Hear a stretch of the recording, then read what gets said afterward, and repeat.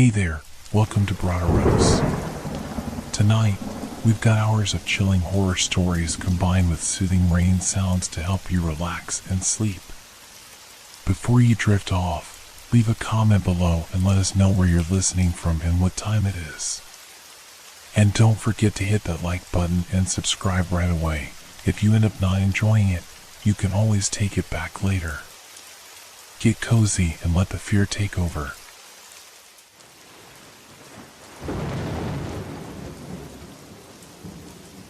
The mystic object. Have you ever stumbled upon something so mysterious that it makes you wonder if it was meant to find you instead? That question echoes in my mind as I stand in the old attic of my grandfather's house, gazing at a curious object hidden beneath years of dust and shadows. It's nothing special at first glance, a small, dark wooden box with intricate carvings wrapped in a delicate yet faded piece of cloth. But as my fingers trace the patterns, an unshakable chill runs down my spine. There's something unsettling, almost alive about this thing. I feel a strange connection to it, one I can't explain. My grandfather never mentioned this box to me. I'd often helped him with the odd job or two around the house, but the attic was always off limits. Now, with him gone, I have been clearing out his belongings, trying to hold on to his memory. Yet here, surrounded by his life's memories, I feel as if I've unearthed something he wanted hidden. A twinge of guilt tightens in my chest, but I can't ignore the pull this box has on me. I slowly wipe the dust off, revealing the intricate carvings that cover the entire surface of the box. They look almost ancient, patterns that twist and coil like vines, weaving around symbols I don't recognize. The designs seem random at first, but as I examine them more closely, they start to form shapes, a strange eye here, a clawed hand there, hidden within the swirls. The wood itself is dark, almost black, but when the light catches it, a faint, oily shimmer rises to the surface, like something alive is just beneath the surface, waiting to escape. As I hold it, the weight feels wrong, heavier than it should be for its size. I can't tell if it's the heaviness of the wood or something else entirely.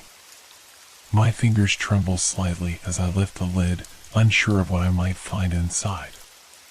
For a moment, I hesitate. Something deep inside me screams to leave it alone, to put it back under the dusty cloth and forget it ever existed. But that strange pull, the silent whisper of curiosity, is stronger.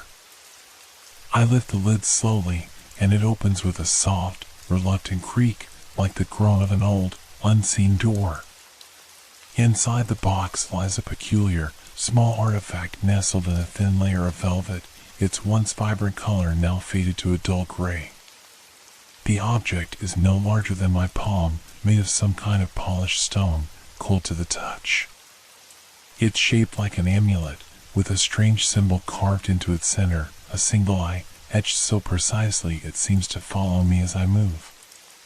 The stone around it has a peculiar pattern that almost resembles swirling mist frozen in time, giving it an ethereal, otherworldly quality. I pick up the amulet, and the air grows noticeably colder, as if a draft had blown through the room, even though the attic has no windows. For a brief moment, the entire house feels strangely silent, as if holding its breath. I can hear my own heartbeat, each thump magnified, reverberating in the stillness. My skin prickles with goosebumps, and the hair on the back of my neck stands up. Suddenly, I feel a strange pressure in my chest, a sensation somewhere between a warning and a plea. It's as though the amulet is alive, pulsing faintly in my hand, connected to something beyond my understanding. I clutch the amulet tighter, and a subtle warmth begins to emanate from it, spreading through my fingers and up my arm.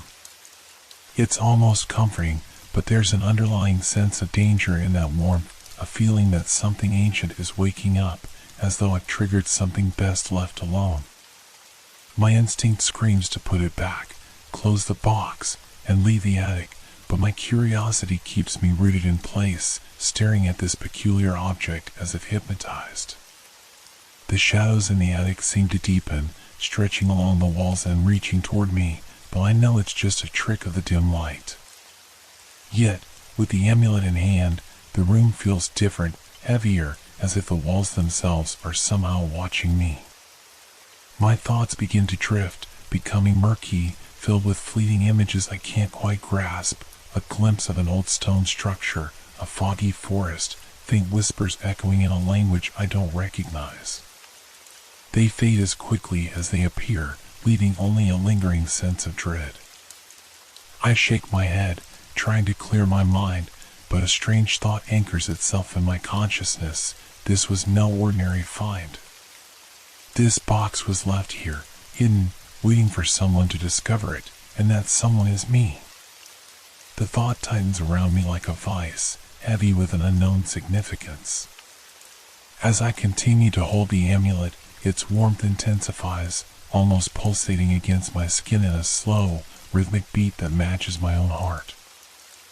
I can feel an energy within it, subtle but undeniable, as if something is trying to bridge the space between us, reaching out from a distance I can't comprehend. I don't understand how, but I know that whatever force this amulet holds, it's not bound to this world alone.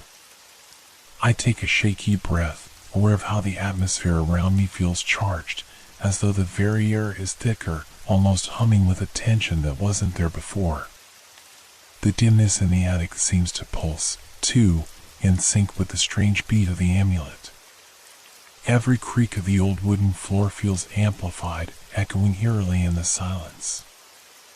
I start to feel lightheaded, like the weight of this discovery is pressing down on me, trying to pull me somewhere beyond the limits of my understanding. Suddenly, a soft sound breaks the silence, a faint whisper, almost inaudible, brushing past my ear like a breeze. I freeze, trying to convince myself it's nothing more than a draft or my mind playing tricks on me. But the whisper returns, clearer this time, low and barely discernible, like someone's voice echoing from far away, yet so close it sends a shiver down my spine. The whisper grows louder, almost as if it's coming from the amulet itself. It's still indistinct, like someone murmuring just beyond the edge of hearing, but every syllable seems to pull me further into a strange, heavy trance. I strain to make out the words, but they remain tantalizingly out of reach, a soft chant from a voice that is neither male nor female. The tone is neither welcoming nor threatening, but there's a strange authority in it, a presence so old it defies time. As I focus, I feel a shift, like the ground itself is slipping away from beneath me. The attic feels darker, colder, as if I'm not alone anymore.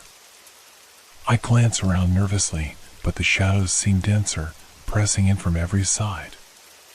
The old trunks, forgotten portraits, and even the cobweb rafters now feel like silent witnesses, closing in on me with an intensity that steals my breath. My grip tightens around the amulet, but its surface now feels oddly warm and damp, as though it's absorbing the fear seeping through my skin. An overwhelming urge to look away, to shut my eyes, leave the attic, and never return, rises within me, but my body feels locked in place, tethered by the object in my hand.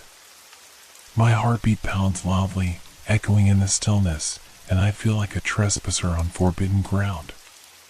And then, clear as day, the whisper speaks my name. Hearing my name in that soft, otherworldly whisper sends a jolt through me, as if an icy hand has wrapped around my spine. The voice is familiar yet foreign, with a tone that feels impossibly ancient, carrying with it a weight of knowledge and mystery beyond my comprehension. My mouth is dry, and my skin prickles, each nerve tuned to the slightest movement around me, but there is only silence now, a vast, oppressive stillness pressing down on me. I try to calm my breathing, which has turned shallow and fast, and force myself to release the amulet. Yet my fingers refuse to obey, clenched tight around the object as though bound by an unseen force. My mind races with half-formed thoughts, questions I can't put into words, fears I can't quite face. I wonder if this is what my grandfather meant to protect me from, if this is the reason he kept this place forbidden. But if he feared this object, why didn't he destroy it? Why did he keep it hidden in plain sight, waiting for someone, waiting for me, to find it? As if answering my thoughts, the amulet grows hotter, almost uncomfortably warm, like it's branding itself into my skin. Shadows around me seem to ripple, shifting slightly, almost as though they're alive, moving with the slow grace of something ancient and deliberate. My mind screams for me to throw the amulet away, to run, to leave this house and never look back. But something within me, a darker curiosity, keeps me rooted in place. The whisper returns, this time clearer and louder, each word carrying a resonance that seems to vibrate through my bones. It says, "You are chosen." The phrase echoes in my mind, "You are chosen," repeating like a heartbeat, filling the silence with an unsettling finality. The words seem to sink into me, deeper than sound, as if spoken directly into my soul. My skin prickles, shivers spreading across my body, and I suddenly feel as though something is watching me, studying me with an intensity that's both unsettling and inescapable. I force myself to look around, but the attic remains still, steeped in the same heavy shadows. Yet, somehow, I know I'm no longer alone. I feel an urge to put the amulet back, to close the box and bury it as deeply as I can under years of forgotten belongings. But my hand won't move. The amulet, though small, feels fused to my palm, its heat now searing, and I'm terrified to think of what might happen if I let go, or if I don't. My thoughts blur, like waves crashing in my mind, and images flash across my vision, a dense forest drenched in mist, an ancient, crumbling temple overrun with vines, shadows that move with a purpose. Suddenly, I realize something terrifying. The attic is no longer quiet. Soft whispers, like distant chanting, fill the air, surrounding me, overlapping, and growing louder with each passing second. The voices aren't in any language I understand, yet they pull at something deep within me, as though urging me to respond. I can feel their presence all around, enclosing me like a fog, thickening the air until each breath feels labored, weighted. As I stand there, frozen in fear, the voices begin to shift, aligning, merging into a single, unearthly chorus. And from that chorus, a question emerges, pressing into my mind like a demand. Will you accept? The question reverberates through me. Will you accept? A command veiled as a choice, leaving me paralyzed between instincts to flee and a strange compulsion to respond. My pulse races, each beat a reminder that I'm anchored to this moment, and yet, it feels as if a part of me is drifting, tugged into a space I don't understand. The attic around me fades, edges blurring, the walls melting into an eerie, dark void where the only tangible thing is the amulet in my hand, glowing faintly with an unnatural, pulsing light. The whispers swirl around me, their tones shifting, some pleading, others commanding, like countless voices vying for my attention. I feel the strange energy from the amulet intensifying, filling the room with an almost unbearable tension. A low hum vibrates in the air, steadily growing louder, resonating deep within me, as if connecting to some hidden part of my own being. I sense a presence pressing closer, unseen but undeniable, watching, waiting for my answer. Despite the fear tightening my chest, undrawn to the amulet, my gaze locked onto the symbol etched at its center, the single eye. It seems to shift, focusing on me with a gaze that pierces through every layer of who I am. The question, will you accept, echoes again, this time seeping into my mind, more insistent, leaving me unable to ignore it. I try to speak, but my voice catches in my throat, trapped. Instead, the answer forms silently, trembling at the edges of my mind. Part of me knows I should refuse, that nothing good can come from accepting whatever this is. But the pull is relentless, tugging at my curiosity, drawing me into a darkness both terrifying and somehow familiar. I feel my lips part as though of their own accord, and a single word hovers on the edge of my thoughts, ready to break the silence. My lips begin to form the word, unbidden, as though the decision has already been made for me. I try to resist, but an overwhelming sensation, a mixture of fear, awe, and a haunting familiarity, wraps around me like invisible chains, pulling the answer out from the depths of my soul. The attic feels like it's collapsing on itself, folding away to reveal something vast and ancient lurking just beyond my sight. In that brief moment, I feel as though I'm teetering on the edge of two worlds, both real and surreal, present and past, converging in one fatal choice. The amulet pulses warmly against my palm, almost impatient now, and I feel the pressure in my head building, the single word pushing through me, unstoppable.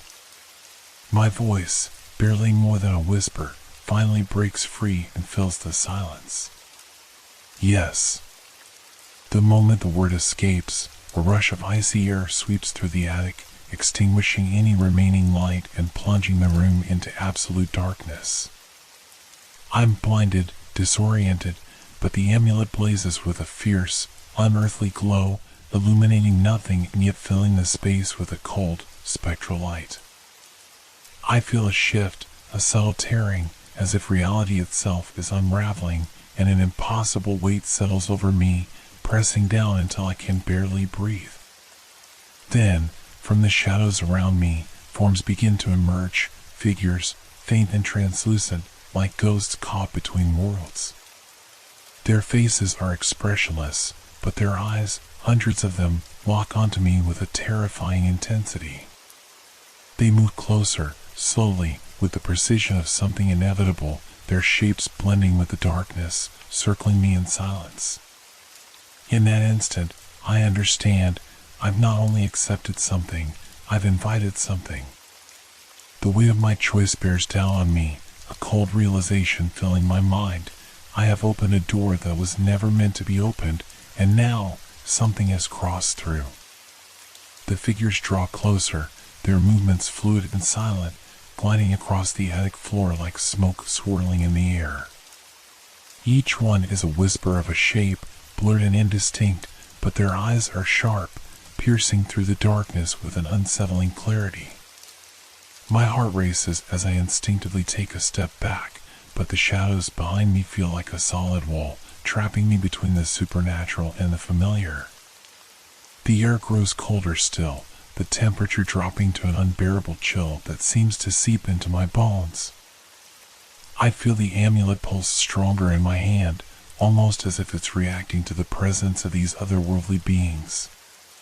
The glow shifts from a warm light to a cold blue, casting eerie shadows that dance across the walls, flickering in a manner that makes them appear alive. The whispers crescendo around me, a cacophony of voices rising and falling in a rhythm that matches my racing pulse. I strain to understand what they're saying, but the words are a tangled mess, slipping through my fingers like grains of sand. They swirl together, creating a symphony of fear and longing that resonates deep within me. I can almost feel their emotions, a mixture of desperation and an insatiable hunger, leaving me shaken and breathless. It dawns on me that these entities are not just figments of my imagination, they are trapped souls, echoes of the past yearning for release or perhaps seeking something they once lost. One figure, larger than the others, steps forward, its shape becoming more defined. The glow of the amulet illuminates its form, a woman, or what once was a woman, draped in tattered robes that flutter like smoke in an unseen wind. Her face is obscured by a veil of shadows, but her eyes shine brightly, glistening with a mixture of sorrow and rage. She raises a hand toward me, and an icy wind swirls around us, lifting strands of my hair and sending chills down my spine. "You have opened the path," her voice echoes, a haunting melody that vibrates through the air. You are the key. We have waited for you. Fear grips my heart, but there's something else, a flicker of understanding, a connection that threads between us. Somehow, I feel both terrified and strangely compelled, as if my fate has been intertwined with these lost souls long before I ever set foot in this attic. The weight of the amulet in my hand feels heavier, and I instinctively tighten my grip around it. I don't know I've awakened, but I know I'm not just a spectator in this unfolding drama. I am part of it. As the woman's voice echoes in the suffocating silence, a chill races through my veins, and I instinctively take a step back, my back pressing against the rough wood of the wall. The atmosphere in the attic thickens, heavy with a suffocating blend of anticipation and dread. The other figures sway gently, their forms flickering like candle flames caught in a gust of wind, and I feel the shadows around me start to close in tighter, as if the room itself has become a living entity. You must understand, the woman continues, her voice both alluring and chilling. You have been chosen to bridge our worlds. This amulet you hold is not merely a relic, it is a conduit, a beacon that calls to those lost between realms. And now, it is your burden to bear. The way she speaks makes my heart race faster, each word laced with a weight that threatens to crush me. I can't comprehend what it means to be a bridge, but the implication sends a ripple of fear through my thoughts. My mind races back to my grandfather's warnings about the attic, the strange things he would mutter about what lies beneath the surface of our reality. Had he known about this? Had he, too, been touched by the same strange call that now resonates in my bones? I feel the weight of her gaze pressing on me, and my thoughts scatter like autumn leaves in a storm. The room tilts, the shadows writhing as if in response to her words. A sense of foreboding creeps in, and the whispers grow frantic, echoing my confusion and fear. I clutch the amulet tighter, feeling its heat pulse through my fingers, drawing me deeper into this haunting narrative that now envelopes my life. What do you want from me? I finally manage to ask, my voice shaky but resolute. I don't know anything about this. The spectral woman's expression shifts, her lips curling into what could almost be a sad smile. You are not just anything, young one. You are our hope. The amulet chose you for a reason. Her gaze hardens, intensity flaring. But you must be willing. You must accept your role in this unfolding tale. As her words hang in the air, I feel the gravity of the moment. My heart thunders, the whispers crescendoing into a chaotic choir. The attic trembles, the shadows swirling in a dance of uncertainty, and the lines between choice and fate blur like the fog outside. I am caught in this web of ancient promises and forgotten histories, the weight of their expectations pressing down on me. And in that moment, the real question crystallizes in my mind. What am I truly willing to sacrifice to unravel the mystery that lies ahead? In the aftermath of the spectral woman's plea, a heavy silence envelopes the attic. The whispers fade into a tense stillness, and I'm left grappling with the enormity of what I've just been drawn into. The air feels thick and charged, like the moments before a storm, and I can sense the anticipation swirling around me. The figures hover in the periphery of my vision, their expectant gazes boring into me, urging me to make a choice, yet part of me clings desperately to the hope that I can still escape. But there's no turning back now. The amulet pulses gently in my grip, a steady reminder that I'm not just a bystander in this strange unfolding reality. I am, for better or worse, a participant in this ancient dance between light and shadow, life and death. My thoughts race as I consider the woman's words, "You are our hope." The weight of that statement settles heavily on my shoulders, threatening to crush me under its gravity. I swallow hard, my throat dry and tight. What if I don't want this? I manage to ask, my voice trembling, uncertainty flooding my heart. What if I want to go back to my life, my normal life? The spectral woman tilts her head, her features obscured by shadows, but her eyes glinting with understanding. Normalcy is an illusion, dear one. What you perceive as normal is a fragile veneer over the chaos that lies beneath. You have already crossed a threshold, and there is no going back without consequence. Her words strike a chord deep within me, and I can't help but remember the unease I felt before finding the amulet. The dreams that plagued me, the shadows that lurked in the corners of my life, growing darker and more insistent. Perhaps this encounter was not an accident. Perhaps it was the culmination of all those strange occurrences that had begun to seep into my reality. What do I need to do? I ask, my voice steadier now, compelled by a mix of fear and an insatiable curiosity. If this amulet has a purpose, if it can indeed connect me to something greater, then I must know the truth behind it. The woman's expression softens, and the shadows around her flicker, revealing hints of the figures beside her, each one bearing a distinct, haunting presence. To set us free, you must first uncover the truth of the amulet and the history it carries. You must venture into the realm of shadows, where we were once lost, and confront the darkness that binds us. Her gaze flickers to the other figures, and the whispering voices swell once more, a chorus of longing and despair intertwining with hope. But be warned, this journey will test your spirit and challenge everything you believe. The shadows hold many secrets, some of which may shatter your very understanding of reality. A knot of anxiety twists in my stomach, but alongside it is a surge of determination. The thought of uncovering hidden truths, of breaking free from the constraints of my mundane existence, ignites a flame within me. I can't ignore the call of the unknown, nor can I turn away from the suffering of these lost souls. I'll do it, I say, the words firm on my tongue. I will find a way to help you. The woman's eyes widen slightly, and a smile, soft yet bittersweet, breaks through the shadows. Then your journey begins. But first, you must trust in the amulet's guidance. It will show you the path, but be vigilant, for the shadows are treacherous. As I take a deep breath, feeling the weight of my decision, the amulet in my hand flares to life, illuminating the attic with a blinding glow. The figures draw closer, and the atmosphere shifts once more, the walls of the attic fading away like mist in the sunlight, revealing a vast, swirling expanse of darkness ahead. This is it, the point of no return.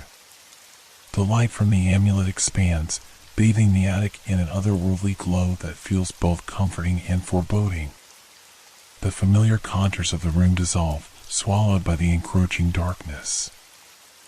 I stand at the precipice of a new reality, uncertainty quailing in my stomach as I feel the pull of the unknown drawing me forward. The spectral woman steps closer, her features sharpening under the amulet's light, and I see her expression now, a blend of hope and sorrow, the longing for release evident in her gaze. You must hold tightly to the amulet, she instructs. It will protect you from the shadows, but you must also listen to its guidance. Trust in what you feel. I nod, the gravity of her words weighing heavily on me. With a trembling hand, I clutch the amulet tighter, its warmth radiating through me like a heartbeat. As I take a cautious step forward, the darkness ahead swirls and shifts, revealing a path etched in shadows that seems to beckon me closer. With each step I take, the atmosphere thickens around me, and the air becomes charged with energy. The whispers intensify, swirling into a chaotic symphony that echoes through the void. I try to listen, to decipher the fragmented messages, but they remain elusive, slipping away like grains of sand. Suddenly, a cold breeze sweeps through, swirling past me and carrying with it a faint, haunting melody, an echo of laughter, sorrow, and despair.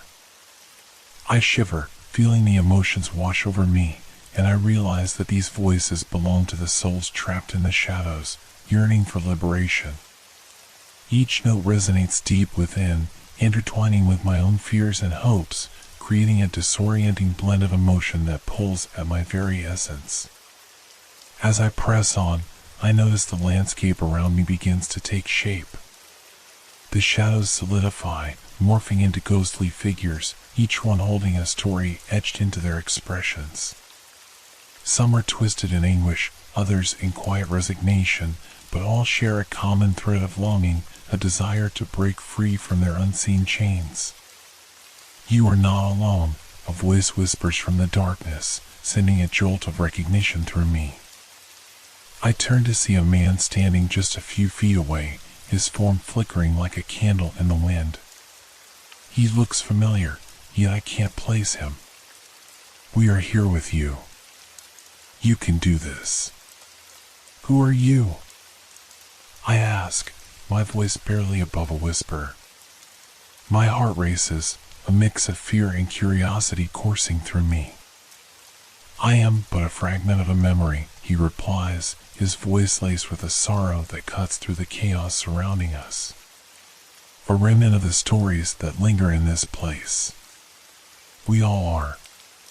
We've witnessed countless souls venture through these shadows, and some have returned, while others have been lost forever." A chill creeps up my spine at the thought of being lost in this shadowy realm. "What happened to them?" I inquire, unable to shake the feeling that I'm standing at a crossroads, teetering on the brink of an abyss. "They became part of the darkness," he explains, his expression grave. "They succumbed to fear, allowing the shadows to consume them. But you possess the strength that eludes so many. You have the amulet, and with it, the chance to navigate this perilous path."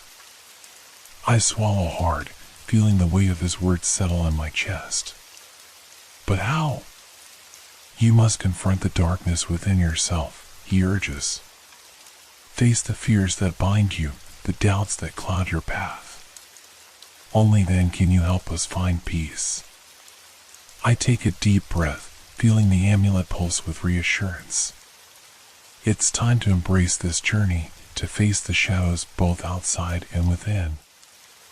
I glance around at the ghostly figures surrounding me, their eyes reflecting the flickering light of hope and despair, and I realize that my choice doesn't just affect my fate, it holds the key to theirs as well. "I will face it," I declare, feeling a surge of determination. "I'll find a way to help you all." As the words leave my lips, the shadows shift around me, coalescing into a vortex of darkness. I feel a powerful pull, the world around me spinning, and before I can grasp the reality of what's happening, the shadows engulf me, swallowing the light whole and thrusting me into an abyss where fear and uncertainty swirl like a storm. The sensation of being swallowed by the darkness is disorienting. It's as if the very essence of the shadows wraps around me like a suffocating blanket, squeezing the air from my lungs. My heart pounds furiously, a frantic rhythm echoing in the vast emptiness. For a moment, I lose all sense of direction, the familiar world I once knew fading into a distant memory. Then, as abruptly as it began, the swirling darkness recedes, and I find myself standing in an entirely different realm, a dimly lit landscape where the boundaries between reality and illusion blur. The air is thick with an oppressive weight, almost like being submerged in water, the sounds of the outside world muffled and distant. I take a cautious step forward, the ground beneath me cool and uneven, and I realize I'm standing on a narrow path bordered by swirling shadows. The path stretches endlessly in both directions, flanked by what appears to be ancient trees with gnarled roots that twist like grasping hands. Their branches reach out like skeletal fingers, silhouetted against a moonless sky, casting elongated shadows that seem to dance and flicker with every breath I take. I can feel a presence lingering just beyond the edges of my vision, something watching, waiting. "Focus," I whisper to myself, clutching the amulet tightly as I tread carefully along the path. Each step feels monumental, the weight of my choice hanging heavily in the air. Memories of my life flashed before my eyes, every moment that led me here, the mundane and the extraordinary, now intertwined with this inexplicable journey. The deeper I walk into this realm, the more palpable the tension becomes. I sense the shadows shift around me, forming vague shapes that whisper secrets I cannot decipher. What are you hiding? I call out, my voice echoing in the eerie silence, but the shadows merely swirl in response, teasing at the edges of my perception. Suddenly, a piercing cry slices through the stillness, sending a jolt of adrenaline coursing through my veins. It's a sound filled with anguish and desperation, echoing off the trees and reverberating within my chest. I freeze, heart racing, and scan the surroundings. The shadows twist violently, coiling like serpents, and I can feel the weight of their sorrow pressing in on me. Help us, the voice cries again, more desperate this time. I instinctively follow the sound, drawn towards the source like a moth to a flame. The path ahead narrows, flanked by towering shadows that loom menacingly, their whispers growing louder, filling my mind with doubt and fear. Stay focused. I remind myself, gripping the amulet tighter, its warmth a reminder of my purpose. The path leads me to a clearing, where the shadows part to reveal a circle of ethereal figures, lost souls trapped in an eternal dance of despair, their forms flickering in and out of existence. Each face reflects a myriad of emotions: fear, anger, longing, and hopelessness. They reach out to me with ghostly hands, their expressions pleading for release. What do you want? I shout, the echoes of my voice mingling with their mournful cries. We are bound by the darkness, a woman's voice replies, her figure flickering like a candle flame. We cannot move on until the truth is revealed. What truth? I ask, desperation creeping into my tone as the reality of their plight sinks in. My heart aches for these lost souls, their sorrow tangible in the air around us. The truth of the shadows, another voice, deeper and more resonant, calls out. The truth that binds us here, the fears we have left unchallenged.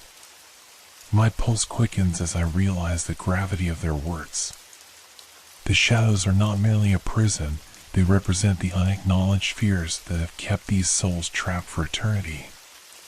If I am to help them, and myself, I must confront these fears head-on. I will help you find that truth, I declare, determination surging within me. But you must guide me. How do I uncover the darkness that binds you?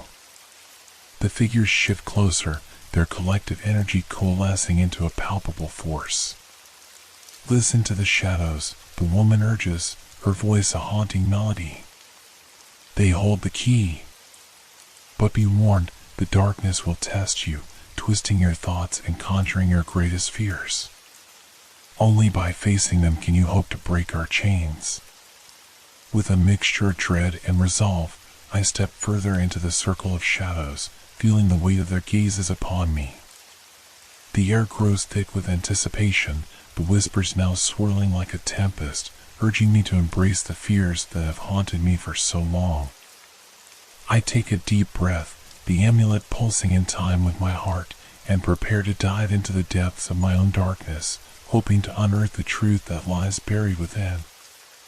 As I step deeper into the circle of lost souls, the shadows around me begin to pulse and sway, reacting to my presence. The air thickens, vibrating with an energy that sends a chill down my spine.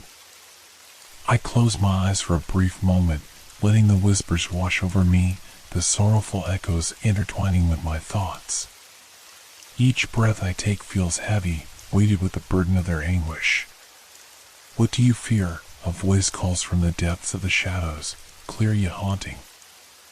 I open my eyes, scanning the figures that surround me, and I sense the unspoken question lies in the very fabric of this realm. What do I fear? Suddenly, a memory surfaces, a moment from my childhood that I had long buried. I see myself standing at the edge of a swimming pool, water glistening under the sun, but the depths beneath are dark and inviting. I remember the fear gripping my chest, the trepidation that prevented me from jumping in. I can still feel the echoes of laughter and encouragement from my friends, but the anxiety rooted in me, whispering that I would drown, held me back. I fear drowning, I whisper, the words slipping from my lips before I can think to stop them. I fear losing control. The figures shift in unison, their ethereal forms flickering like the flames of candles caught in a gust of wind. I can feel their collective gaze intensifying, and with it, the shadows around me deepen, swirling in a dance that feels both ominous and alive. Face your fear, the woman's voice urges, resonating within the very core of my being. Only then can you help us break free. My heart races as I focus on the memory, allowing it to engulf me. Suddenly, I'm back at the pool, standing on the edge, feeling the rough surface of the tiles beneath my feet and the warm sun beating down on my back. The laughter fades, replaced by a heavy silence. The water ripples before me, dark and unfathomable, and I feel the same wave of panic rise within me. You have to jump, I remind myself, the words echoing in my mind like a mantra. I force my body to move, stepping closer to the edge, my heart pounding. You won't drown. You have the strength to face this. With a surge of adrenaline, I leap forward, the sensation of weightlessness enveloping me. Time seems to slow as I plunge into the water, the cool liquid embracing me, but the darkness that surrounds me intensifies. The water pulls me down, deeper and deeper, and I fight against the instinct to panic. The shadows swirl around me, tugging at my limbs, whispering doubts and fears that threaten to drown me. You are stronger than this, I tell myself, focusing on the amulet's warmth against my chest. It glows faintly, illuminating the murky depths as I reach out, feeling for something solid, something to ground me. As I grasp at the darkness, I feel the shapes of the lost souls swirling around me, their voices rising in a cacophony of fear and longing. Help us, they cry out, their collective plea echoing in the watery abyss. I can sense their despair, their need for liberation, intertwining with my own fear. And in that moment, I realize that their fate is linked to mine. By confronting my fear, I can set them free. Drawing on every ounce of strength I possess, I push against the darkness, determined to rise. I will not drown. I will face this. I shout, my voice piercing through the suffocating silence. I feel the shadows recoil, the grip on me loosening as I fight to swim upward, kicking against the resistance. Just when I think I can't hold my breath any longer, I break the surface, gasping for air as the cool night envelopes me. I'm back in the clearing, surrounded by the flickering shadows of the lost souls, their faces filled with a mixture of hope and trepidation. You face the darkness, the woman whispers, her voice now clear and vibrant. You have taken the first step towards uncovering the truth. The shadows around me pulse with newfound energy, and I can feel the weight of their collective longing pressing in, urging me to continue my journey. But another fear begins to unfurl within me, coiling tightly like a serpent. What if I can't do this? What if I fail to uncover the truth they seek? What if I can't save you? I voice my doubt, the words escaping in a rush. The figures around me flicker, their forms momentarily wavering. You must believe, the man from before says, stepping closer. You've already proven your strength. But the shadows will not relent, they will challenge you further. You must face your fears again. What's next? I ask, my heart pounding, but deep inside, I can feel the ember of determination igniting. What do I need to confront? The shadows will reveal themselves, the woman replies, her eyes glinting with an otherworldly light. And you must follow the path they create, for it will lead you to the heart of the darkness, where the truth lies buried. As the shadows shift and contort around me, a pathway begins to materialize, lined with flickering lights that pulse like a heartbeat. The figures nod in unison, their expressions a mixture of fear and hope, and I know it's time to step forward again, to confront whatever lies ahead. With a deep breath, I take my first step down the path, the whispers growing louder, guiding me deeper into the heart of the shadows. The atmosphere crackles with energy, and I can feel the weight of my fears pressing down on me. But alongside that weight is a flicker of resolve, the knowledge that I am not alone in this journey, that these souls depend on me to unearth the truth and free us all from the darkness. With every step I take down the newly revealed path, the shadows around me dance and writhe, pulsating in rhythm with my heartbeat. The air is thick with an eerie silence, broken only by the whispers that echo off the unseen walls.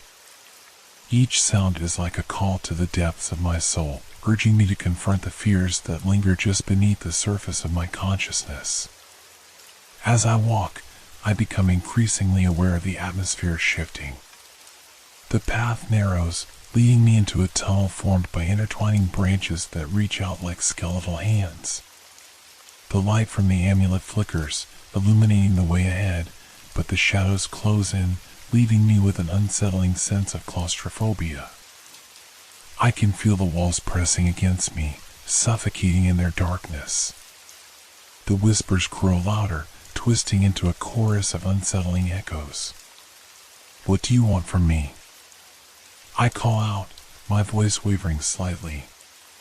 The shadows respond with a rush of wind that carries an assortment of fragmented memories, each more disconcerting than the last. I see images flashing before me, moments of vulnerability, failure, and loss. Suddenly, I find myself back in my childhood bedroom, surrounded by familiar toys and the comforting scent of my mother's perfume. I can hear her soft voice calling me from the kitchen, a gentle reminder to come for dinner. But the warmth of the moment is tainted by the sharp edges of memory, the anxiety that crept in when I failed to live up to expectations, the weight of disappointment resting on my shoulders. I remember the feeling of inadequacy that shadowed my childhood, the persistent belief that I could never be enough. "You fear disappointment," the woman's voice resonates through the shadows, her presence flickering like a candle flame. "You fear not being enough." "I do," I admit, my voice barely above a whisper. The admission feels like peeling back a layer of skin, exposing my vulnerabilities to the cold air. "I fear letting everyone down." "Acknowledge it," she urges, her tone gentle yet firm. "Accept that fear, but do not let it control you. It is a part of you, but it does not define you." As I grapple with my emotions, I feel the shadows closing in tighter, suffocating my resolve. But what if I fail again? I plead, the panic rising in my chest. What if I can't save you or myself? "That is the essence of fear," the man interjects, his voice steady and reassuring. "It is an illusion that thrives in the darkness. To break free, you must confront it. Remember, you are not alone in this struggle." Determined to push through the suffocating grip of despair, I take a deep breath, allowing the amulet's warmth to flood my senses. "I accept my fear," I declare, the words trembling on my lips. "I acknowledge that I may fail, but I won't let that stop me from trying." The shadows around me shift, their forms beginning to morph into figures that mirror my own insecurities. They loom larger than life, each one a representation of my past disappointments, friends I failed to support, dreams I abandoned, opportunities one let slip away. They move closer, whispering my failures, their voices an insistent drone that threatens to drown out my resolve. "You are nothing without us," one shadow sneers, its voice filled with mockery. "You'll always be a disappointment." I feel a surge of anger welling up inside me. No! I shout, my voice echoing with newfound conviction. I refuse to believe that. I am more than my mistakes. I have the power to change. I can learn from my failures instead of being defined by them. The shadows recoil, momentarily retreating from the force of my proclamation. The air shifts, and I sense a change in the atmosphere as the oppressive weight begins to lift. The amulet pulses brighter, casting a warm glow that pushes back the encroaching darkness. Good, the woman's voice encourages. Embrace that strength. It is the key to your freedom and ours. Encouraged by her words, I take a step forward, and the shadows begin to dissipate. Each stride feels more confident, the figures of my insecurities losing their hold on me. I can see the path ahead widening, illuminated by the glow of the amulet. The whispers transform into a melodic hum, resonating with the rhythm of hope. What now? I ask, my heart still racing but the weight of fear less suffocating. You must face the final truth, the man replies, his figure steadying amidst the flickering shadows. Acknowledge your deepest fear, what lies at the heart of it all. As the words settle over me, I feel an icy grip around my heart, a fear that has always lingered just below the surface, the fear of being truly alone. The thought of isolation sends a tremor through me, and I realize that my greatest fear is not failure itself, but the loneliness that comes with it. I fear being abandoned, I confess, my voice shaking. I fear that no one will stand by me when it matters the most.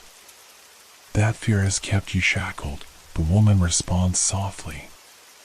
It's time to confront it.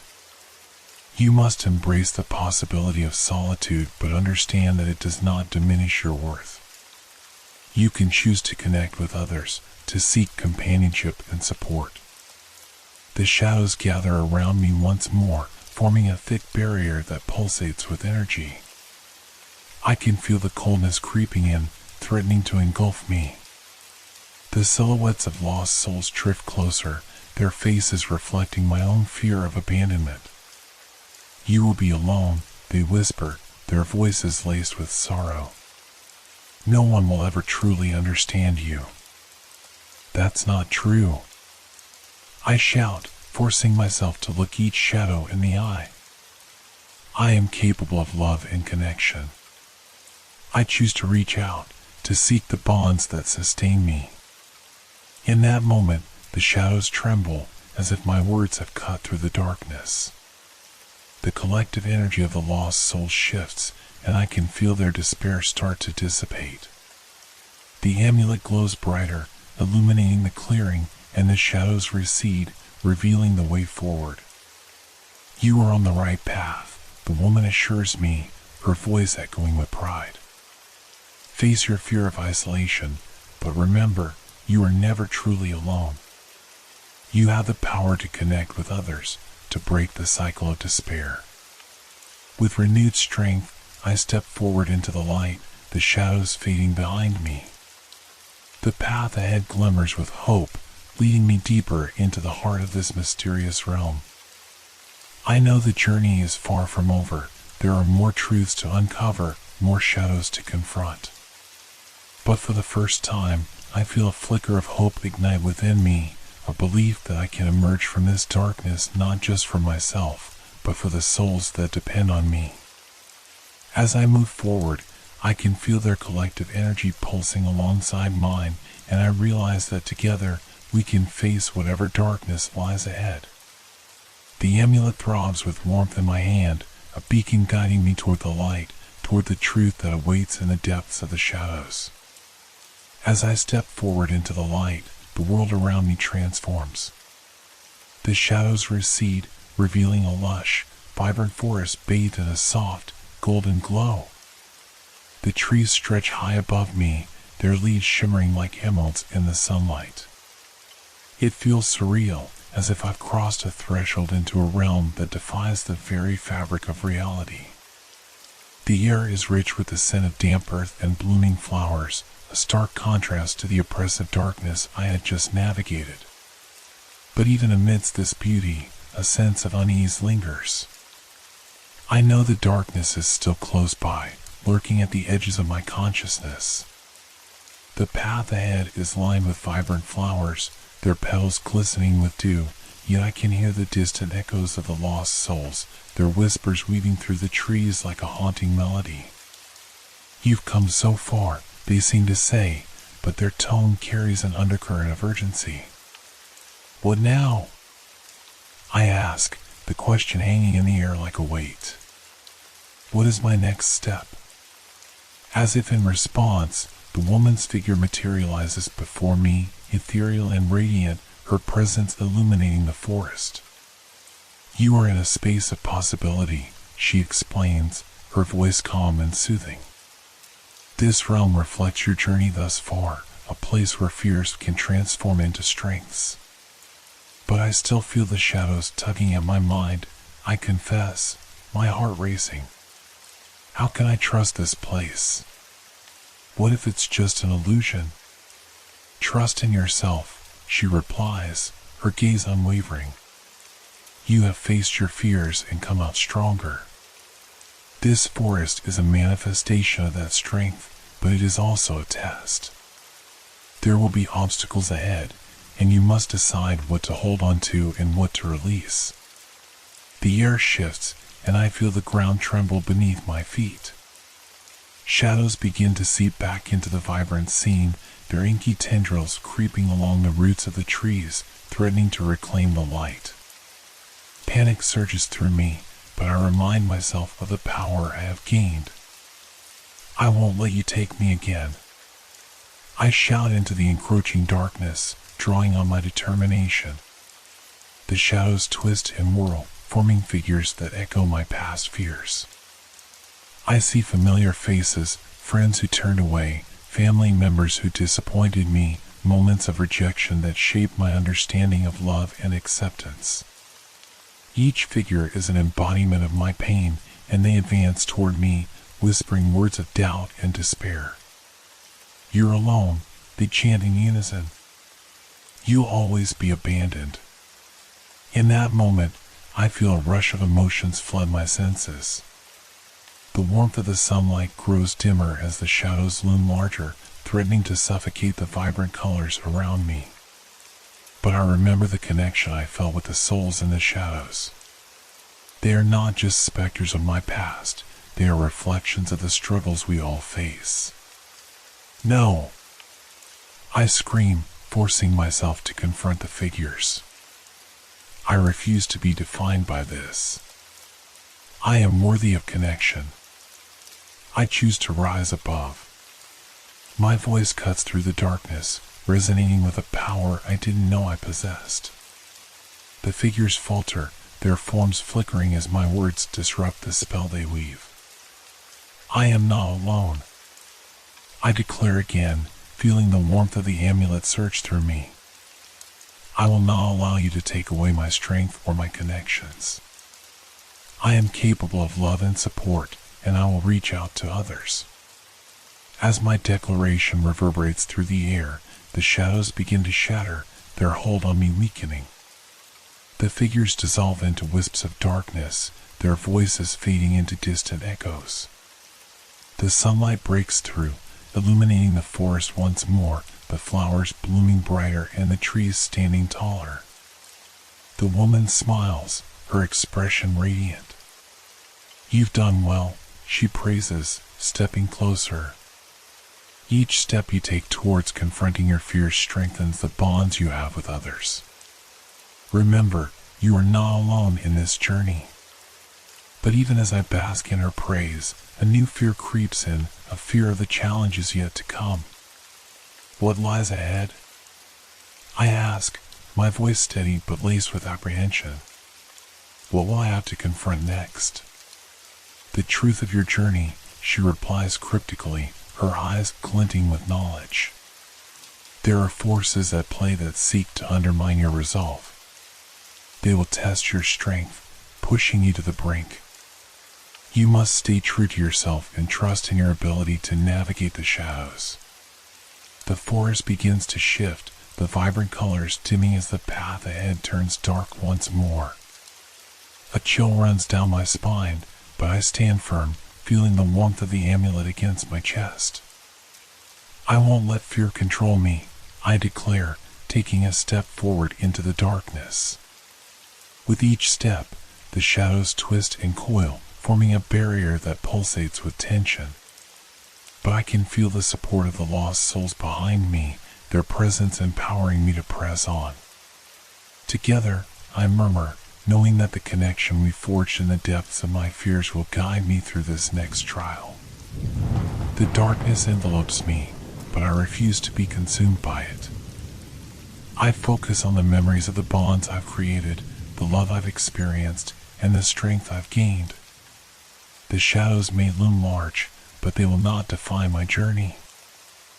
I step boldly into the unknown, ready to face whatever darkness awaits, knowing that I carry with me the light of those I've connected with. As I venture deeper, I can hear the whispers transforming once again, no longer filled with despair, but resonating with encouragement and hope. You are stronger than you know, they seem to say. Embrace the journey, and you will find your way. With that thought echoing in my mind, I brace myself for the challenges ahead, ready to confront the shadows and uncover the truths that await in the heart of the darkness. As I plunge deeper into the darkness, the atmosphere thickens, the air feeling heavy and charged with anticipation. The once vibrant forest fades into an oppressive twilight, where the light of the amulet barely pierces the gloom. Each step forward is met with a shudder of uncertainty, as if the very ground beneath me is alive and reacting to my presence. The whispers morph again, their tone shifting to something more sinister, reverberating around me like a warning.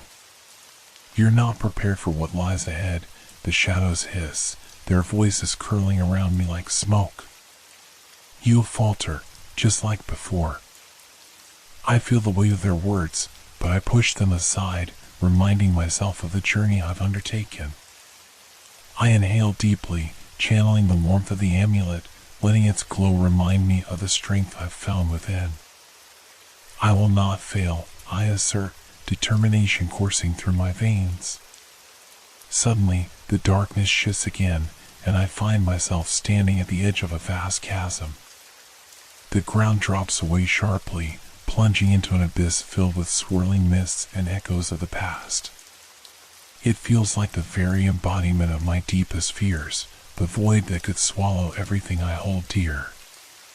The shadows gather around me, their forms contorting into figures that represent my insecurities, ghostly versions of myself, lost and broken, peering back from the edge of the abyss. Look at what you could become, one shadow taunts, its voice a chilling whisper. A hollow shell, consumed by your failures and regrets.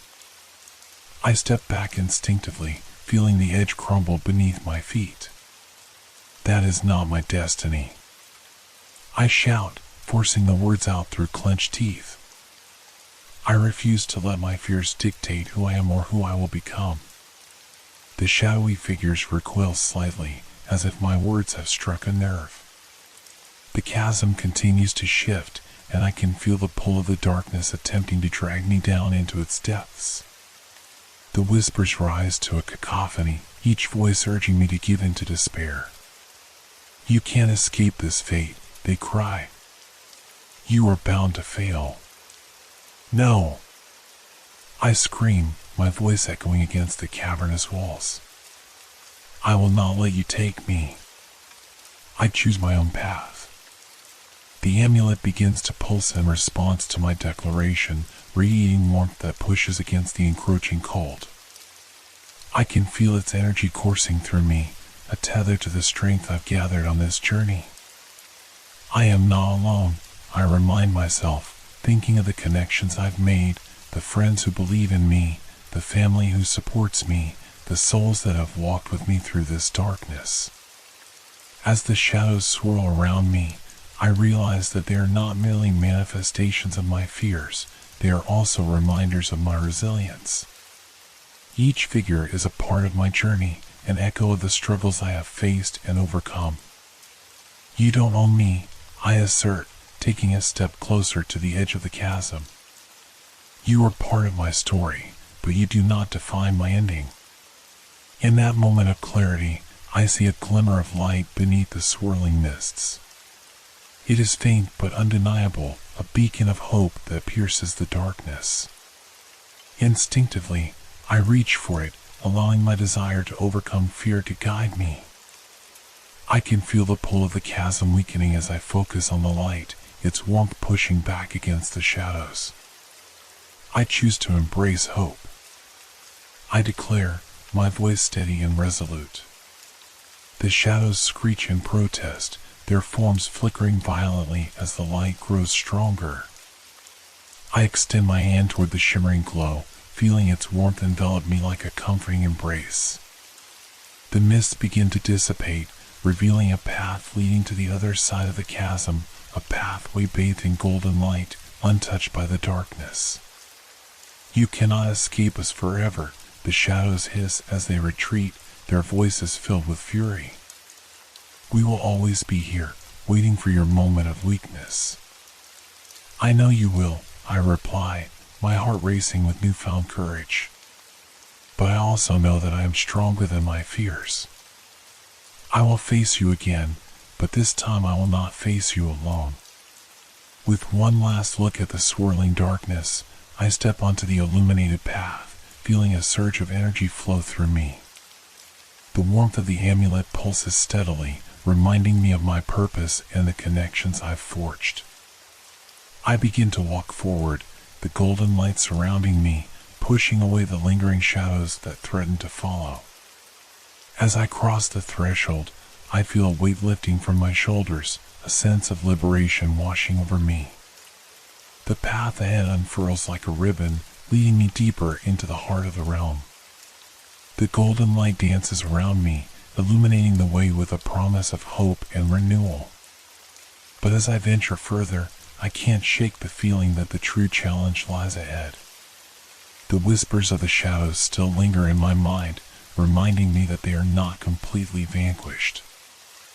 I must remain vigilant, for the darkness is cunning, waiting for any sign of weakness to seep back into my thoughts. What lies ahead? I ponder aloud, the question echoing in the stillness of the forest. What other truths must I uncover? The woman's voice resonates through the air, gentle yet firm. You will confront your greatest trial yet, the fear of losing everything you hold dear. It is a fear that haunts you, a shadow that can only be dispelled by facing the truth of your connections. The truth of my connections? I echo, my mind racing as I contemplate what that might entail. What does that mean? It means understanding that the bonds you create with others are powerful and fragile, she explains, her presence shimmering in the light. To embrace love and connection, you must also be willing to accept loss. It is a duality that must be faced in order to move forward. Her words resonate deeply within me, stirring up memories of loved ones I've lost and moments I wish I could relive. I've faced loss before, I say, my voice trembling slightly. But I don't know if I can handle it again. You are not alone, she reassures me, her gaze unwavering. Every bond you forge adds to your strength, and even in loss, there is growth and resilience. Trust in that truth as you move forward. With a heavy heart, I take a deep breath, preparing myself for whatever lies ahead. The golden light envelopes me, providing a sense of comfort as I step further down the path. The journey is far from over, and I know that I must remain strong as I confront the next trial. As I walk, the forest begins to shift once more, the golden light dimming to a twilight hue. The trees loom overhead, their branches intertwining like skeletal fingers, creating an archway that beckons me forward. I can feel the energy shift, a sense of foreboding hanging in the air. The whispers grow quiet, as if the forest is holding its breath, waiting for my next move. What will you reveal next? I wonder aloud, feeling the weight of anticipation pressing down on me. The shadows may have retreated for now, but I know they are still close, lurking at the edges of my mind, ready to strike when I least expect it. With determination in my heart, I step through the archway, ready to face the truth that awaits me on the other side. The path stretches before me, a tapestry of light and shadow, and I know that I must embrace both to fully understand my journey and the connections that will shape my destiny. As I pass through the archway formed by the intertwining branches, the world shifts dramatically around me. The golden light dissipates, replaced by a haunting twilight that envelopes everything in a thick veil of uncertainty. The air feels cooler, a stark contrast to the warmth I had just experienced, and the whispers of the shadows return, curling around me like a cold wind. "Welcome back," they hiss, their voices a blend of mockery and malice. "Did you think you could escape us?" I steel myself, remembering the strength I had summoned in the face of their darkness. "I'm not afraid of you," I assert, my voice echoing in the stillness. "I know you're part of my journey, but you will not control me." The ground beneath me is uneven, shifting with every step, as if it is testing my resolve. I tread carefully, my eyes scanning the dim surroundings. The trees here are gnarled and twisted, their bark dark and rough, reminiscent of ancient giants that have witnessed countless stories. A chill runs through me as I notice the shadows cast by their forms, elongated and distorted, reaching out like skeletal hands. Ahead, I spot a flickering light in the distance. It dances teasingly, beckoning me closer. I take a cautious step forward, my heart pounding with a mix of fear and curiosity. As I approach, the light reveals itself to be a small clearing, illuminated by an otherworldly glow that seems to pulse in rhythm with my heartbeat. In the center of the clearing lies a circular pool of water, its surface smooth and reflective, like a mirror to the soul. The light emanating from the pool creates a halo around it, casting a serene glow that contrasts sharply with the darkness surrounding it. I feel drawn to the water, an inexplicable urge pulling me closer. "What is this place?" I whisper, captivated by the tranquility it offers amidst the chaos. "This is the pool of truth." The woman's voice reverberates through the air, her presence materializing beside me. It reflects not only your inner self, but also the bonds you hold dear. To move forward, you must gaze into its depths and confront the truths you fear to acknowledge. A knot forms in my stomach. "What truths?" I ask, anxiety creeping into my voice. "What do I need to face?" "The fear of loss and the weight of your connections," she replies, her gaze steady. "Look into the pool, and you will see what you must confront. Only then can you truly understand the strength you possess." I hesitate, staring into the still water, my reflection rippling as I lean closer. The surface shimmers, and slowly, images begin to emerge. At first, it's just my face staring back, a mix of determination and fear reflected in my eyes. But then, the water transforms, revealing scenes from my life, moments both beautiful and painful. I see my childhood home, the laughter of friends echoing in the air as we play in the backyard, their faces alight with joy. My heart swells at the memory, but it quickly turns to sorrow as I witness the same friends growing distant, drifting away as life pulled us in different directions. The laughter fades, replaced by the silence of isolation. The image shifts again, and I find myself watching a family gathering filled with warmth and love. My parents, siblings, and cousins surround me, their smiles radiating happiness. But the scene darkens, the smiles fading as arguments break out, misunderstandings spiraling into hurtful words. I feel the ache of loss, the longing for connection that remains unfulfilled. "You see," the shadows whisper, their voices dripping with them. This is what you fear. You will always lose those you love. No! I shout, feeling the anger boil within me. That's not the truth. I can't let fear control my connections. The pool shifts again, the water swirling to reveal a different scene. I see myself standing alone, the shadows surrounding me, whispering doubts and insecurities. I feel the cold grip of despair wrapping around my heart. You are nothing without them, they taunt. You'll always be abandoned. But as I watch, another image emerges, a scene of me reaching out to others, offering a hand to those in need. Friends supporting each other, laughter returning, and connections growing stronger through shared struggles. I see the beauty of community, the power of love and support that transcends fear and loss. Yes, the woman urges, her voice filled with encouragement. These connections are what make you strong. Embrace the truth of their importance in your life. I take a deep breath, letting the warmth of the love I've experienced wash over me. I won't allow fear to dictate my relationships. I affirm, my voice steadier now. I will cherish the bonds I have and continue to forge new ones. I choose love over loss.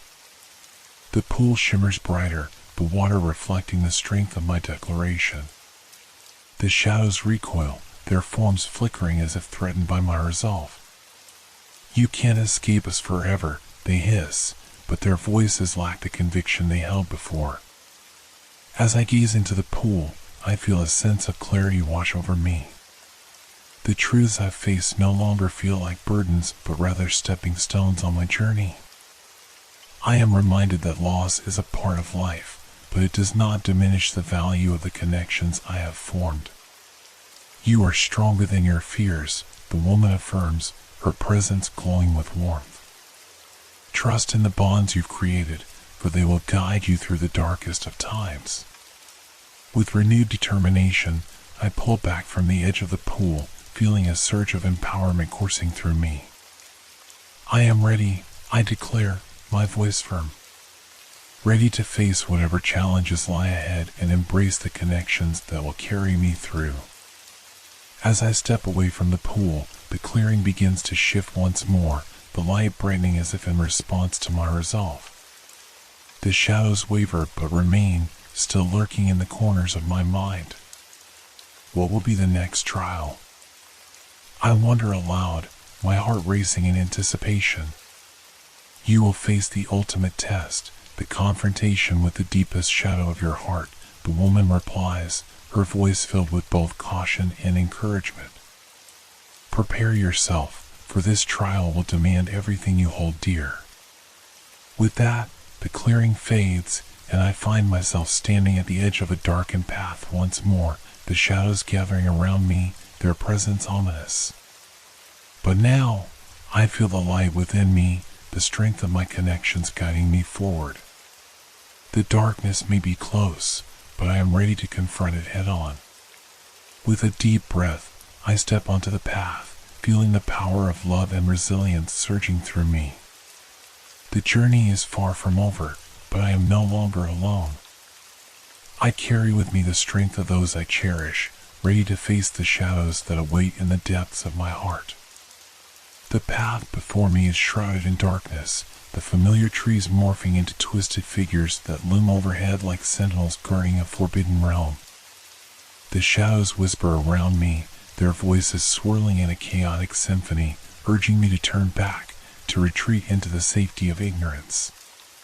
But I press on, each step echoing with a resolve I hadn't known I possessed. What awaits me here? I murmur to myself, the question lingering in the heavy air.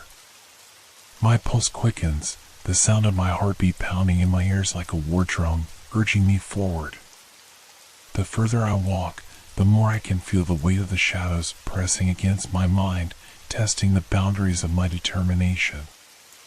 The path narrows, and as I continue, the shadows coalesce into darker forms, their features indistinguishable but their intentions clear. I sense that they are waiting, watching, anticipating my next move. Face us, they taunt, their voices dripping with malice. You know you cannot escape your fate. Fate is what I make of it. I shout back, my voice rising above the whispers, fueled by the strength I have gathered. I will not be defined by your darkness. Ahead, the path forks into two directions, each way cloaked in ominous shadows. One leads deeper into the forest, a winding trail that vanishes into an inky abyss. The other path appears lighter, although it is still shrouded in darkness, its destination unclear. Choose wisely, the shadows hiss, their laughter echoing through the air. Either way, you will face your reckoning.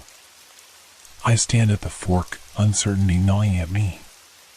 The lighter path beckons, but it feels almost like a trap, a mirage designed to lure me into complacency.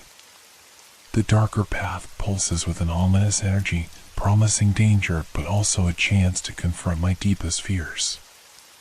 I take a deep breath, centering myself, recalling the strength I've found in my connections and the courage that has brought me this far. I will choose the path that leads to the truth, I declare, my voice steady as I step toward the darker trail. Whatever lies ahead, I will face it with courage. As I walk down the dark path, the shadows grow denser, curling around me like a shroud. I can feel their presence pressing against my mind, their whispers growing louder, more insistent. You think you are strong, but we know your weaknesses, they sneer, their voices intertwining like a twisted melody. You are nothing without your connections. You will fail, just like before. But with each step, I reaffirm my resolve. I have faced loss, I reply, my voice steady. I have learned from it. I will not allow it to dictate my journey or my relationships. The path twists and turns, leading me to a clearing darker than the one before. The air is thick with tension, and I can feel a change in the atmosphere, a charge that seems to electrify the very ground beneath me. In the center of the clearing stands a figure cloaked in shadow, its form shifting and contorting, obscured by darkness. Welcome, brave one, the figure intones, its voice echoing with an otherworldly resonance.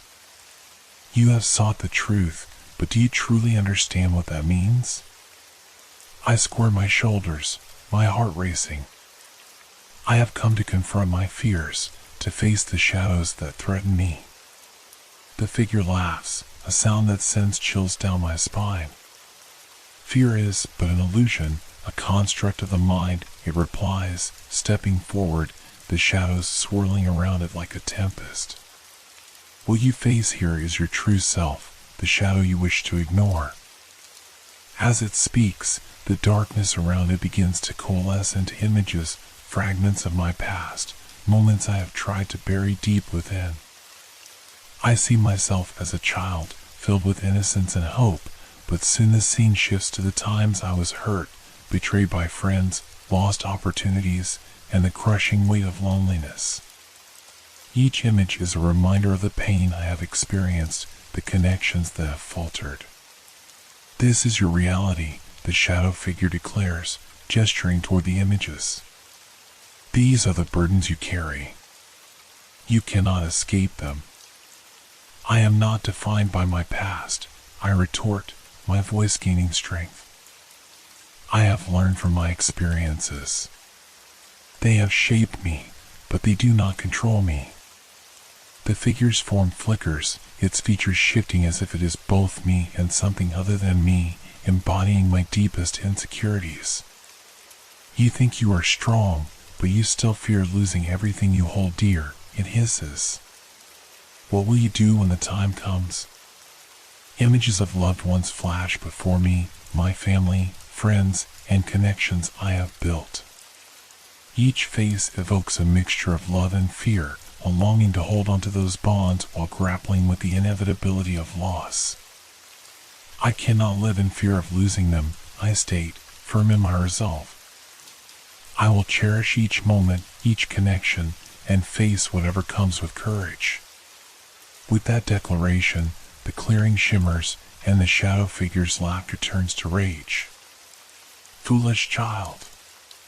You will see. You will face your loss, it screams, the darkness swirling violently, surrounding me as I prepare for the confrontation. In that moment, I feel the weight of all my connections and the pain of loss pressing down on me, but I also feel the warmth of love and support that has carried me through. I am not alone. I shout, summoning the strength of my bonds. I will not face this alone. The shadows begin to writhe, a tempest of darkness that threatens to consume me, but I stand my ground, fueled by the light of hope within me. You cannot take my heart, I declare, my voice rising above the chaos. I will face this trial, and I will emerge stronger. Suddenly, the darkness recoils, the image is flickering as the figure begins to fade. You may have won this battle, it hisses, its voice echoing ominously. But the war is far from over. We will return when you are most vulnerable. As the shadows dissipate, I find myself standing alone in the clearing, my heart pounding but filled with a sense of victory. I have faced a part of myself that I feared, and in doing so, I have reclaimed my strength. But I know this is just the beginning. The shadows may retreat for now, but I must remain vigilant, prepared for the trials that lie ahead. I take a deep breath, allowing the remnants of fear to wash away. The clearing begins to brighten, a new path unfolding before me, leading deeper into the forest. What comes next? I ponder aloud, my curiosity piqued as I step forward, ready to embrace whatever lies ahead. The path ahead is illuminated by a faint, ethereal glow, an almost welcoming light that pierces the lingering shadows. I step cautiously, my senses heightened, aware that the true test of my resolve awaits. Each step I take resonates with the echoes of the confrontation I just endured, reminding me of the power of my choices and the connections I hold dear. As I walk, the atmosphere shifts, the air grows heavier, charged with an energy that feels almost palpable. The light seems to beckon me forward, but it is laced with an undercurrent of dread that sends shivers down my spine. I remind myself of my resolve, clutching the memories of my loved ones tightly in my heart. Suddenly, the path opens into another clearing, larger than the previous one, and the air vibrates with an unsettling tension. At the center stands an ancient stone altar, overgrown with vines and surrounded by peculiar symbols etched into the ground. The glow emanates from the altar itself, casting dancing shadows that flicker and twist around me. Welcome, seeker of truth, a voice resonates from the altar, smooth yet haunting. It echoes through the clearing, wrapping around me like a whispering breeze. I step closer, my heart racing. Who are you? I call out, trying to mask the tremor in my voice. The light pulsates, and from it, a figure materializes, an ethereal being cloaked in shimmering energy, its form shifting like the surface of water. I am the guardian of truth, it replies, its voice soothing yet firm. You have come far, but your journey is far from over. Here, you will confront the truths you hide from yourself. Are you prepared? I am, I assert, though doubt flickers in the back of my mind. I remind myself of the strength I've discovered, the bonds I cherish, and the lessons I've learned. I will face whatever comes. Very well, the guardian intones, raising a hand that radiates light. But know this, the truths you confront here will not only challenge your heart, but may also shatter the illusions you cling to. Be ready to embrace what you find, for only then can you truly grow. With that, the light from the altar intensifies, enveloping me in a warm glow. I feel a surge of energy coursing through me, awakening parts of my mind I had long suppressed. Images begin to flicker in the air around me, memories long buried and emotions I had tried to ignore. The first image emerges, a vivid recollection of a moment from my childhood, a birthday party filled with laughter, balloons, and the scent of cake. I see my younger self, blissfully unaware of the world's complexities, surrounded by friends. But then, the scene shifts, the laughter morphing into the echoes of an argument between my parents, their voices rising with tension. I watch helplessly as the joy fades, replaced by a palpable heaviness that clings to my heart. You see how fragile happiness is? The guardian's voice cuts through the air, laced with a bittersweet melody. It can be so easily disrupted by conflict and strife. You've carried the weight of this memory, haven't you? I nod slowly, tears prickling at the corners of my eyes. Yes. I feared that my happiness could always be taken away. And that fear has followed you, the guardian continues. It has shaped your relationships, causing you to hold back, to keep others at arm's length. Is this what you truly desire? No. I exclaim, the realization hitting me hard. I don't want to live in fear of losing my love. I want to embrace it, to cherish every moment. As I voice my realization, the image dissolves and another scene unfolds before me, this time a moment from my teenage years. I stand in a school hallway, awkward and anxious, desperately wanting to fit in. I see myself laughing with friends, but the laughter feels forced, the smiles masks hiding my insecurities. In the background, a group of peers sneers, whispering hurtful things that slice through me like a blade. You allow their opinions to shape your self-worth, the guardian states, its tone gentle yet piercing. You buried your true self to conform, to gain acceptance. But did you find happiness? No, I admit, feeling the weight of regret wash over me. I lost myself in the process, trying to please others instead of being true to who I am. Then it is time to reclaim your identity, the guardian urges, the glow around it intensifying. Embrace the truth of who you are, for that is where your strength lies.